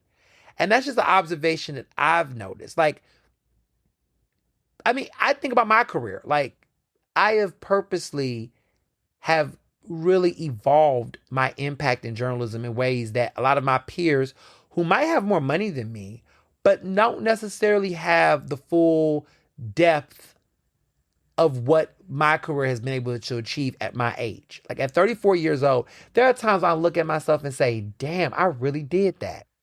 Like, damn, I've really have had a very enriching career that continues to grow in ways that, I mean, every year, I feel like for the past 15 years of my career, like my year, I have done something very impactful in each fucking year. There's never been a dry year.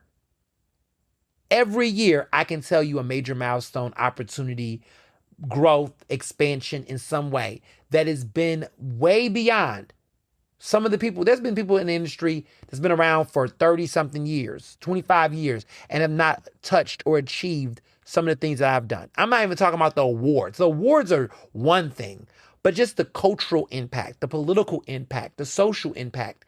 Like, it's undeniable, right? And I feel like in the beginning of Keke's career, she was making those milestones. And then something just kind of went awry. And she will argue, her fans will say, she's still got that bag and that money though. She do. She has the longevity. I'll give her that. But something around Kiki got silly. And what I mean by silly is that she became a caricature. And something about her just does not feel like her. It just feels like she is at this weird phase where she's trying to be everything for everybody, and we don't really know who she really is. It's like we are like got this persona of, ooh, she's a boss, she makes money, she gets deals. Yeah, that's great. But and every time she shifts to giving us some level of authenticity, there's always this weird like pivot. Like the way that whole incident happened with her and Dalton, I get that was her personal life, but the way that she kind of like brushed over that was just like, like it was just like she just kind of moved that and rewrote, and it's like she's so scripted, and that's because she's got good A&R, but there's just a sense of authenticness that I feel like it's missing with her, and I feel like she's older, and yet she's not really growing up in a very mature way. Like I still feel like there's a kid starness to her, that she's still trying to be younger than what she is, and I don't feel like there's a full mature adultness to her. Like I don't know. I just feel like there's something with the branding that's off. Like we're still seeing Keke Palmer as younger than what she is, and even in her pursuit to be a full-grown woman, there's a level to her presentation that still gives off younger than what she is. I mean, she's 32 years old, but there is, I feel like she struggles with, I think with the audience, people struggle with Keke being an adult, a grown woman. And I feel like there's a wrestle there. Like, I don't know. I can't put my finger on it. But with this show, right, I feel like this is one of those situations where I think Keke just wants attention. And I think a lot of the things Keke is doing is she's doing the thing of, I'm going to piss them off. I'm going to ask for forgiveness. And so I think that there is elements of Keke that I think she wants to mean well, but I also think there's a part of her that wants controversy. Like she likes attention. And she has built a strong fan base of people that are going to rock with her regardless of it. And yet the irony is that as much as they like Keke the person, they're not necessarily invested in a lot of her work, right? Her movies do okay. They do fairly well. I mean, she can still pull at the box office to a certain extent, but the album and the music don't sell. Like no one's like I don't know anybody who's naming a Keke Palmer song and being like, oh my God, I like it. I mean, one of my favorite Keke Palmer songs is actually the song she did on the show Star, but that wasn't actually her song. But I like that song, Bossy. That was one of my little bangers, but I don't know any other Keke songs that are really like that stand out to me that makes me go, I want to see her on tour or pay for a concert ticket. Like, I don't know who her demographic or audience is. Like, is it still the Nickelodeon young adults? I don't think so.